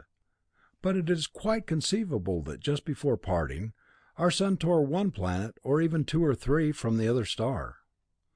And that would explain these strange beings. My other ideas were accepted. The agreed-on plan for the release of energy and the source of power.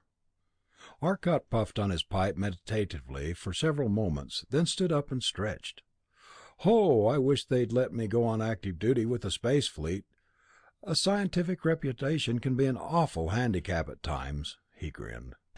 He had been rejected very emphatically when he tried to enlist. The interplanetary governments had stated flatly that he was too important as a scientist to be risked as a pilot of a spaceship. On two other worlds the great construction plans were humming with activity. Civilian production of all but the barest essentials had been put aside for the duration of the emergency. Spaceships were being turned out at top speed, getting their fuel from wrecks of the invaders' cruisers. Each ship needed only a small amount of light metal, for the energy content was tremendous, and those ships had been gigantic. Already there was a fleet of speedsters and mother ships out there in space, and with every passing hour others left the home planets, always adding to the fighting force that was to engage the attackers deep in space, where no stray ships might filter through to destroy the cities of Venus or Earth. The assembly lines were now turning out ships so rapidly that the training of their operators was the most serious problem. This difficulty had finally been overcome by a very abbreviated training course in the actual manipulation of the controls on the home planets, and subsequent training as the squadrons raced on their outward courses. It was soon decided that there must be another service beside that of ordinary ships. One planet was devoted to making huge interstellar liners. These giants, made on Venus, were nearly a quarter of a mile long, and though diminutive in comparison with the giant Nigran ships, they were still decidedly large. 12 of these could be completed within the next month, it was found, and one was immediately set aside as an officer's headquarters ship. It was recognized that the officers must be within a few 100,000 miles of the actual engagements, for decisions would have to be made without too much loss of time in the transmission of reports. The ship must not be brought too near the front, lest the officers be endangered and the entire engagement lost for want of the organizing central headquarters. The final solution had been the huge central control ship. Other large vessels were to be used to carry food and supplies. They were not to enter the engagement, for their huge size would make them as vulnerable to the tiny darting mites of space as the Nigran ships had been to the interplanetary patrol. The little ships could not conveniently stock more than for a week of engagement, then drop back to these warehouses of space and go forward again for action. Throughout the long wait the officers of the Solarian forces organized their forces to the limit of their ability, planning each move of their attack. Space had been marked off into a great three-dimensional map, and each ship carried a small replica, the planets moving as they did in their orbits.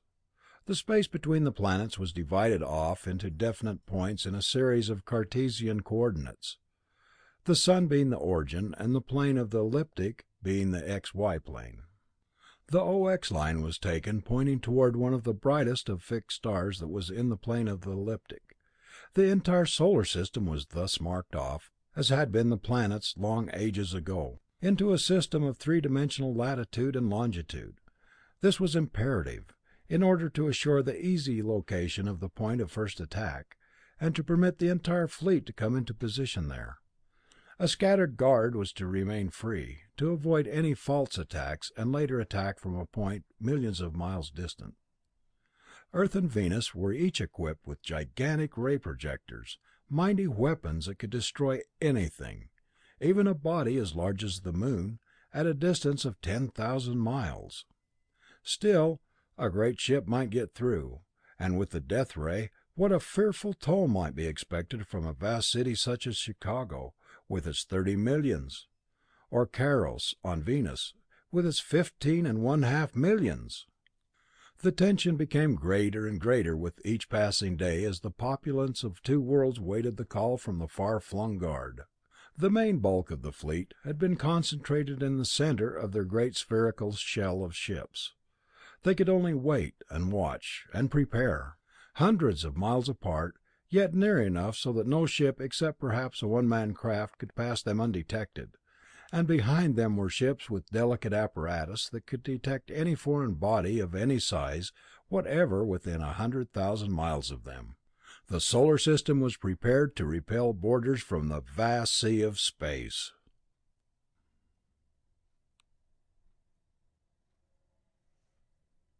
Chapter 6. Taj Lamor glanced down at the tremendous fields below him. In it lay close packed a great mass of ships, a concourse of titans of space, dreadnoughts that were soon to set out to win, not a nation, not even a world, but to conquer a solar system, and to win for their owners a vast new sun, a sun that would light them and heat them for long ages to come. Momentarily, Taj Lamor's gaze followed the retreating figure of Tordos Gar, the Elder, a figure with stooped shoulders and bowed head, his quiet yet vibrant parting words still resounding in his ears. Taj Lamor, remember what I tell you. If you win this awful war, you lose. As will our race. Only if you lose will you win. With a frown, Taj Lamor stared down at the vast metal hulls glistening softly in the dull light of far-off stars. The single brightly beaming star that was their goal, and the dim artificial lighting system. From the distance came to him the tapping and humming of the working machines below, as they strove to put the finishing touches to the great ships. He raised his eyes toward the far-off horizon, where a great yellow star flamed brilliantly against the black velvet of space. He thought of that planet where the sky had been blue, an atmosphere of such intensity that it colored the sky. Thoughtfully he gazed at the flaming yellow point. He had much to consider now. They had met a new race, barbarians in some ways, yet they had not forgotten the lessons they had learned. They were not decadent. Between his eon-old people and their new home stood these strange beings, a race so young that its age could not readily be counted in millennia, but withal a strong, intelligent form of life.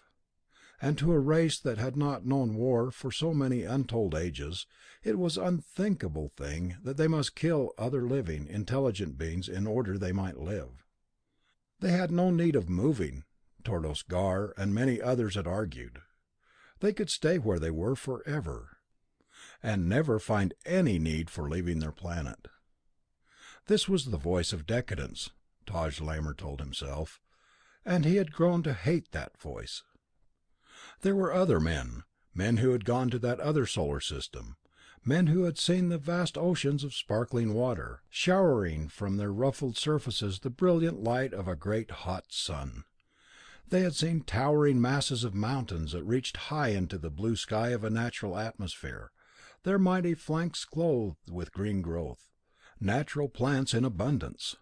And best of all, they had fought and seen the action, such as no member of their race had known in untold ages. They knew adventure and excitement, and they had learned things that no member of their ancient race had known for millennia. They had learned the meaning of advancement and change. They had a new ardor, a new strength, a new emotion to drive them, and those who would have held them back became enthusiasts themselves. Enthusiasm may be contagious, but the spirit of their decadence was rapidly failing before this new urge. Here was their last chance, and they must take it. They would. They had lost men in that battle on that strange world, but their race was intelligent. They learned quickly, while their big ships were too easy to strike. They must have small ships, yet they must have large ships for cargo, and for the high-speed driving apparatus. The small ships were not able to accelerate to the terrific speed needed. Once their velocity had been brought up to the desired value, it was easy to maintain it with the infinitely small friction of space as the only retarding force. 1 atom per cubic inch was all they must meet. This would not hold them up, but the great amount of fuel and the power equipment needed to accelerate to the desired speed could not be packed into the small ship. Into the vast holds of the huge ships, the smaller ones were packed, long shining rows of little metal projectiles. Tiny they were, but they could dart and twist and turn as swiftly as could be the ships they had met on that other world. Tiny ships that flashed about with incredible suddenness, a target that seemed impossible to hit. These ships would be a match for those flashing motes of the yellow sun. Now it might be that their great transport and battleships could settle down to those worlds and arrange for their own people. And they had discovered new weapons, too. One of their mightiest was a very old apparatus, one that had been forgotten for countless ages. A model of it was in existence in some forgotten museum on a deserted planet, and with it long forgotten tomes had told of its principles and its consequences. Invisibility was now at their command. It was an ancient weapon, but might be exceedingly effective. And one other. They had developed a new thing. They had not learned of it in books. It was their invention.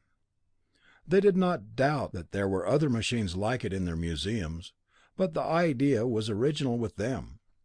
It was a beam of electrical oscillatory waves, projected with tremendous energy, and it would be absorbed by any conductor. They could melt a ship with this. And thus that great field had been filled with the giants of space. And in each of these 1,000 great warships there nestled 3,000 tiny one-man ships. Here was a sight to inspire any race. Taj Lamor watched as the last of the working machines dragged its slow way out of the great ships. They were finished. The men already in them, waiting to start, and now there was an enthusiasm and an activity that had not been seen before. Now the men were anxious to get that long journey completed and to be there, in that other system. Taj Lamor entered his little special car and shot swiftly down to the great cruisers. He stepped out of his little craft and walked over to the tube conveyor ready for the trip to the nose of the great vessel. Behind him, attendants quickly moved his car to a locked cradle berth beside the long rows of similar vehicles. A short while later, those who were to remain on the dark planet saw the first of the monsters of space rise slowly from the ground and leap swiftly forward. Then, as methodically as though released by automatic machinery, the others left in swift pursuit, rushing across half a world to the tremendous space lock that would let them out into the void. In a long, swift column they rushed on. Then one at a time they passed out to the mighty sea of space. In space they quickly formed and set out. As though by magic, far to the left of their flight, there suddenly appeared a similar flight of giant ships, and then to the right, and above them, another seemed to leap out of nothingness as the ships of other planets came into sight. Quickly they formed a vast cone about their leader's ship, a protecting screen, yet a powerful offensive formation. Endlessly, it seemed, they sped on through the darkness. Then, as the yellow star flamed brighter and brighter before them, they slowed their ships till the small flyers could safely be released into space. Like a swarm of insects flying about giant birds of space, the little ships circled the mighty masses of the battle cruisers. So huge were they, that in the combined mass of the fleet there rested sufficient gravitational attraction to force the little flyers to form orbits about them. And so they sped on through the void, the vast conical fleet with its slowly circling belt of little ships. The fleet whose counterpart had never entered the solar system. It was well beyond the orbit of Pluto that the first of the Solarian scouts detected the approaching invasion fleet. The tension that gripped Earth and Venus and their guardian ships for so long a time suddenly snapped. And like a great machine set into sudden motion, or a huge boulder balanced, giving the last push that sends it spinning with destructive violence down a slope, the fleet went into action. It was merely a little scout, a 10-man cruiser, that sent in the message of attack, and then, upon receiving headquarters permission, went into action. Some of the tacticians wanted to try and get the entire fleet into the battle range before a surprise attack in power, but others felt this could not possibly succeed. Most important, they decided, was the opportunity of learning if the invaders had any new weapons. The Nigrans had no warning, for a 10-man cruiser was invisible to them, though the vast bulk of their own ships stood out plainly, lighted by a blazing sun. No need here to make the sun stand still while the battle was finished. There was no change out here in all time. The first intimation of attack that the Nigrans had was the sudden splitting and destruction of the leading ship. Then, before they could realize what was happening, 35 other destructive molecular motion beams were tearing through space to meet them.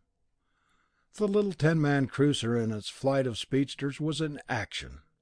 21 great ships crumpled and burst noisily in the void, their gases belching out into space in a great shining halo of light as the sun's light struck it.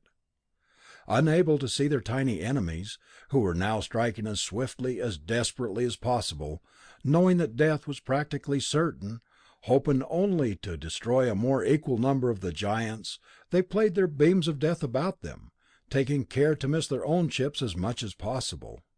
Another ship silently crumpled, and suddenly, one cruiser right in the line of flight was brought to a sudden halt as all its molecules were reversed.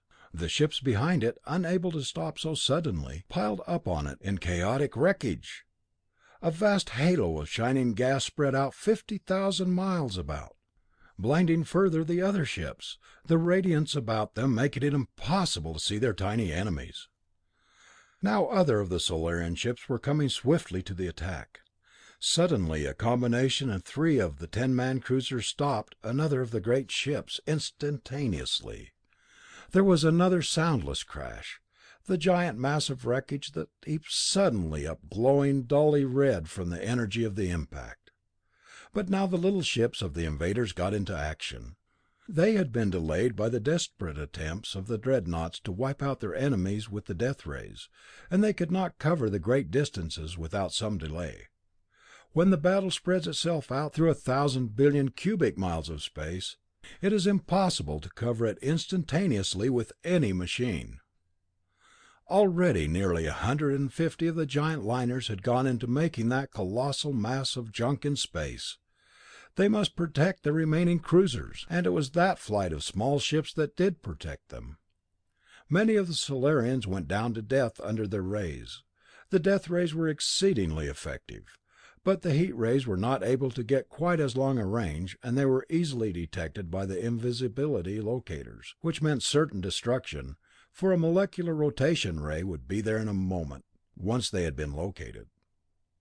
The main fleet of the solar system was already on its way, and every moment drew it closer to this running battle, for the great ships of the Nigrans had, although they were entering the system cautiously, been going at a very high speed, as interplanetary speeds are measured.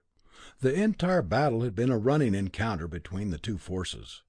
The Solarian force, invisible because of its small size, was certainly getting the better of the encounter thus far.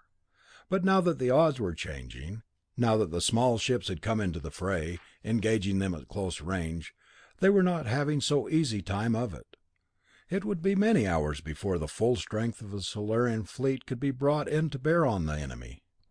They were not able to retire and wait their arrival, for they must delay the Nigran fleet.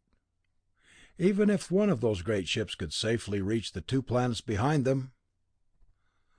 But within half an hour of the original signal, the rocket squad had thrown itself into the battle with a fervor and abandon that has given that famous division a name that will last forever. The small flyers of the Nigrans were beginning to take on an appalling toll in the thinning ranks of Solarians. The coming of the rocket squad was welcomed indeed. They were able to maneuver as swiftly as the enemy. The speedsters were harder to spot than the Solarian 10-man and 30-man boats. The Solarian speedsters were even smaller than the comparable Nigran craft, and some of these did a tremendous amount of damage. The heat ray was quite ineffective against the 10-man ships, even when working at full capacity, when produced by the small generators of the Nigran one-man boats. The cruisers could absorb the heat and turn it into power faster than the enemy could supply it. Beams from the monster interstellar liners were another matter, of course. But the one-man speedsters had a truly deadly plan of attack against the liners. The plan was officially frowned upon because of the great risks the pilots must take. They must direct their boats at one of the monster ships, all of the power units on at full drive. As close to the target as possible, the man jumped from his ship, clothed, of course, in an altitude suit equipped with radio transmitter and receiver. Death rays could not stop the speedsters, and with their momentum, the invaders could not make it less deadly with their heat beam. For molten, it was still effective. A projectile weighing 22 tons, moving 100 miles a second, can destroy anything man can lift off a planet. For their very speed made it impossible to dodge them, and usually they found their mark. As for the risk, if the Solarian forces were victorious, the pilots could be picked up later, provided too long a time had not elapsed. In the midst of battle, the Solarians began to wonder why the Nigran fleet was decreasing so rapidly. Certainly they had not caused all that damage. Then suddenly they found the answer. One of their ships, then another, and another fell victim to a pale red ray that showed up like a ghostly pillar of luminosity coming from nowhere and going nowhere. The answer? The invaders' ships were becoming invisible. The invisibility detectors were being overloaded now, and the hunt was hard, while the Nigrans were slipping past them and silently destroying Solarian ships. The molecular motion rays were quite effective on an invisible ship, once it had been found. They were destroying the Nigrans as rapidly as they were being destroyed, but they were letting some of them slip past. The luminous paint bombs and bullets were now called into play. All enemy ships were shot at with these missiles, and invisibility was forestalled. At long last the dark bulk of the main fleet approached, a scarcely visible cloud of tiny darting metal ships. The battle so far had been a preliminary engagement. The huge ships of the Nigrans were forced to stop their attack, and releasing the last of the flyers to retire to a distance protected by a screen of small ships, for they were helpless against the Solarian speedsters. Invisibility fell into disfavor too. Now that there were plenty of Solarian ships, for the Nigrans were more conspicuous when invisible than when visible. The radio detector could pick them out at once. The entire Nigran fleet was beginning to reveal the disorder and uncertainty that arose from desperation, for they were cornered in the most undesirable position possible. They were outside the Solarian fleet, and their ships were lighted by the glare of the sun. The defenders, on the other hand, were in such a position that the enemy could see only night side of them. the shadowed side, and as there was no air to diffuse the light, they were exceedingly hard to find. In the bargain, the radium paint was making life for the Nigrans a brief and flitting thing. The invaders began to pay an awful toll in this first real engagement. They lacked the necessary power to cover the entire Solarian fleet with their death rays, and their heat weapons were of little help. The power of the small ships did not count for much, and the big liners could not use their weapons effectively, for their small flyers must be between them and their adversary. Despite this, however, the Nigrans so greatly outnumbered the Earth-Venus forces that it looked as though a long, costly war lay ahead. At last, the Solarian generals tried a ruse that they hoped would work on these beings, but they who never before had to plan a war in space were not sure that their opponents had not had experience in the art. True, the Nigrans hadn't revealed any especially striking generalship, had in fact committed some inexcusable blunders, but they couldn't be sure. Though they didn't know it, the Solarians had the advantage of thousands of years of planetary warfare to rely on. This stood them in good stead now. The Nigrans were rallying rapidly. To their surprise, the forces of the Solarians were dwindling, and no matter how desperately this remnant fought, they could not hold back the entire force of the Nigran flyers. At last it appeared certain that the small ships could completely engage the Solarian fleet. Quickly the giant cruisers formed a great dense cone of attack, and at a given signal the flyers cleared a hole for them through the great disc-shaped shield of the defenders. And with all their rays fanned out in 100% overlap ahead of them, the Nigran fleet plunged through the disc of ships at close to 400 miles per second. They broke through, were on their way to the unprotected planets. The Solarian ships closed the gap behind them, and 18 of the giant ships burst into wreckage as powerful beams found them. But for the most part of the remnant of the defending forces were far too busy with the flyers to attack the large ships. Now, as the monster engines of destruction raced on toward the planets still approximately 2 billion miles away, they knew that far behind them, their flyers were engaging the Solarians. They had left their guard, but the guard was keeping the enemy occupied while they were free to drive in. Then from nowhere came the counter-attack. Nearly 5,000 30-man ships of Earth and Venus, invisible in the darkness of space, suddenly leaping into action as the dreadnoughts sped past. Their destroying rays played over the nigh helpless giants, and the huge ships were crumbling into colossal derelicts. With the last of their guard stripped from them, they fell easy prey to the attackers. Faster than they could keep count, they were losing their warships of space. The ruse had worked perfectly. Nearly all of the 10-man and 1-man ships had been left behind them in the original disc, while all the 30-man light cruisers, and a few hundred each of the 10-man and 1-man crafts, sped away to form a great ring 20,000 miles further back. The Nigran fleet had flown blindly into the ambush. There was only one thing left for them to do. They were defeated. They must return to their far-off Black Star and leave the Solarians in possession of their worlds. For all battle purposes, their great force was nearly wiped out. Only the flyers remained in force, and these could no longer be carried on in the remnant of the great liners. Swiftly they fell back, passing again through the disc, losing 30 more vessels, then raced swiftly away from the fleet of their enemies. The Solarians, however, were not content.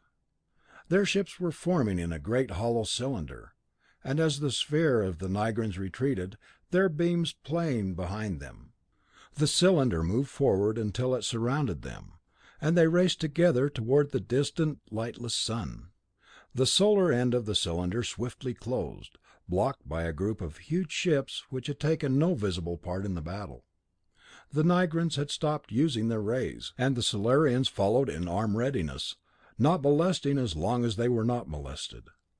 Many days this strange flight lasted, till at last the great yellow sun, Sol, had faded in the distance to an unusually brilliant star.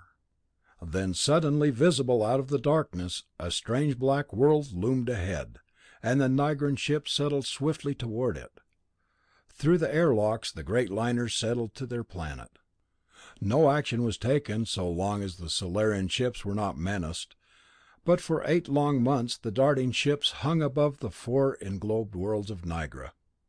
Then at last the astronomers of Earth and Venus sent through the billions of miles of ether their message of safety. The guard could return home, for the sun they had been guarding would soon be too far from Earth or Venus to make any attack logical. Despite this, for years to come the fleet would guard the rim of the system, just to be sure. But it appeared that the suns had passed, never to meet again. A strange thing happened during the passing of the stars. Pluto no longer circled Sol. It had been captured by Nigra. The great fleet returned to a changed solar system.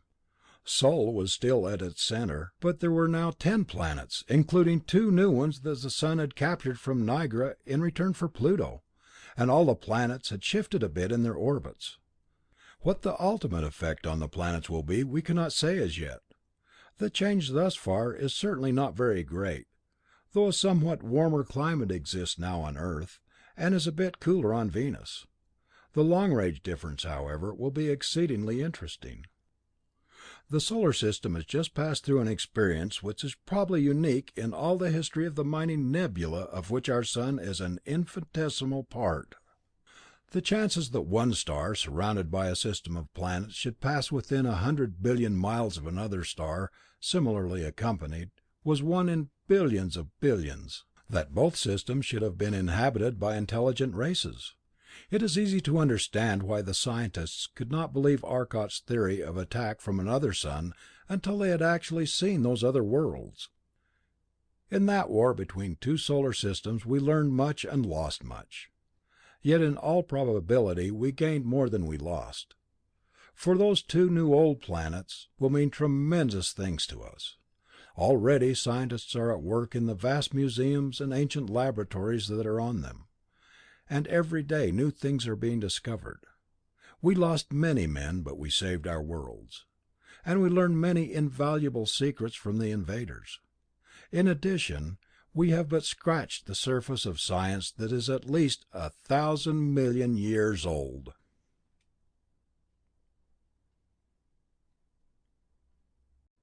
Epilogue. Taj Lamor looked out across the void of space toward a fading point of yellow light. Far in the distance it glowed, and every second moved it many more miles farther from him. They had lost their struggle for life and a new sun. He had thought when he turned back defeated from that distant sun. But time had brought new hope. They had lost many men in that struggle, and their dwindling resources had been strained to the limit. But now there was hope, for a new spirit had been born in their race. They had fought and lost, but they had gained a spirit of adventure that had been dormant for millions of years. Below him, in the great dim mass that was their city, he knew that many laboratories were in full swing of active work. Knowledge and its application were being discovered and rediscovered. New uses were being found for old things, and their daily life was changing. It was again a race awake, rejuvenated by change. As the great sea of yellow fire that was that strange sun had faded behind their fleeing ships, leaving their dead planet still circling a dead sun, he had thought their last chance was gone forever. But hope had reawakened, with the birth of new ideas, new ways of doing things. Tordos Gar had been right. They had lost, but in the losing they had won.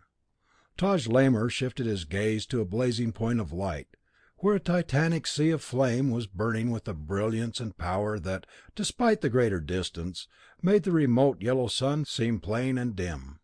The blue-white glow told of a monster star, a star far brighter than the one they had just left. It had become the brightest star in their heavens. On their ancient star charts it was listed as a red giant, named Tongsil 239e, which meant that it was the 5th magnitude and very distant. But in the long ages that had passed since it was classified, it had become a mighty sun, a star in its prime. How were they to reach it? It was 8 1/2 light years away.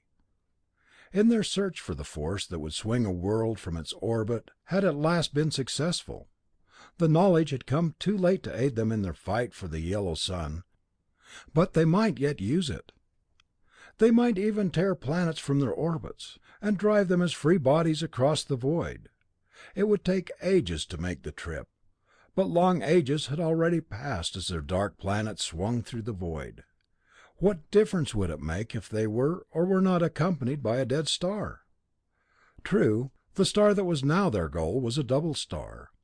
Their planets could not find orbits about it, but they might remedy that. They could tear one star free and hurl it into space, making the remaining sun suitable for their use. But they would escape this dead sun,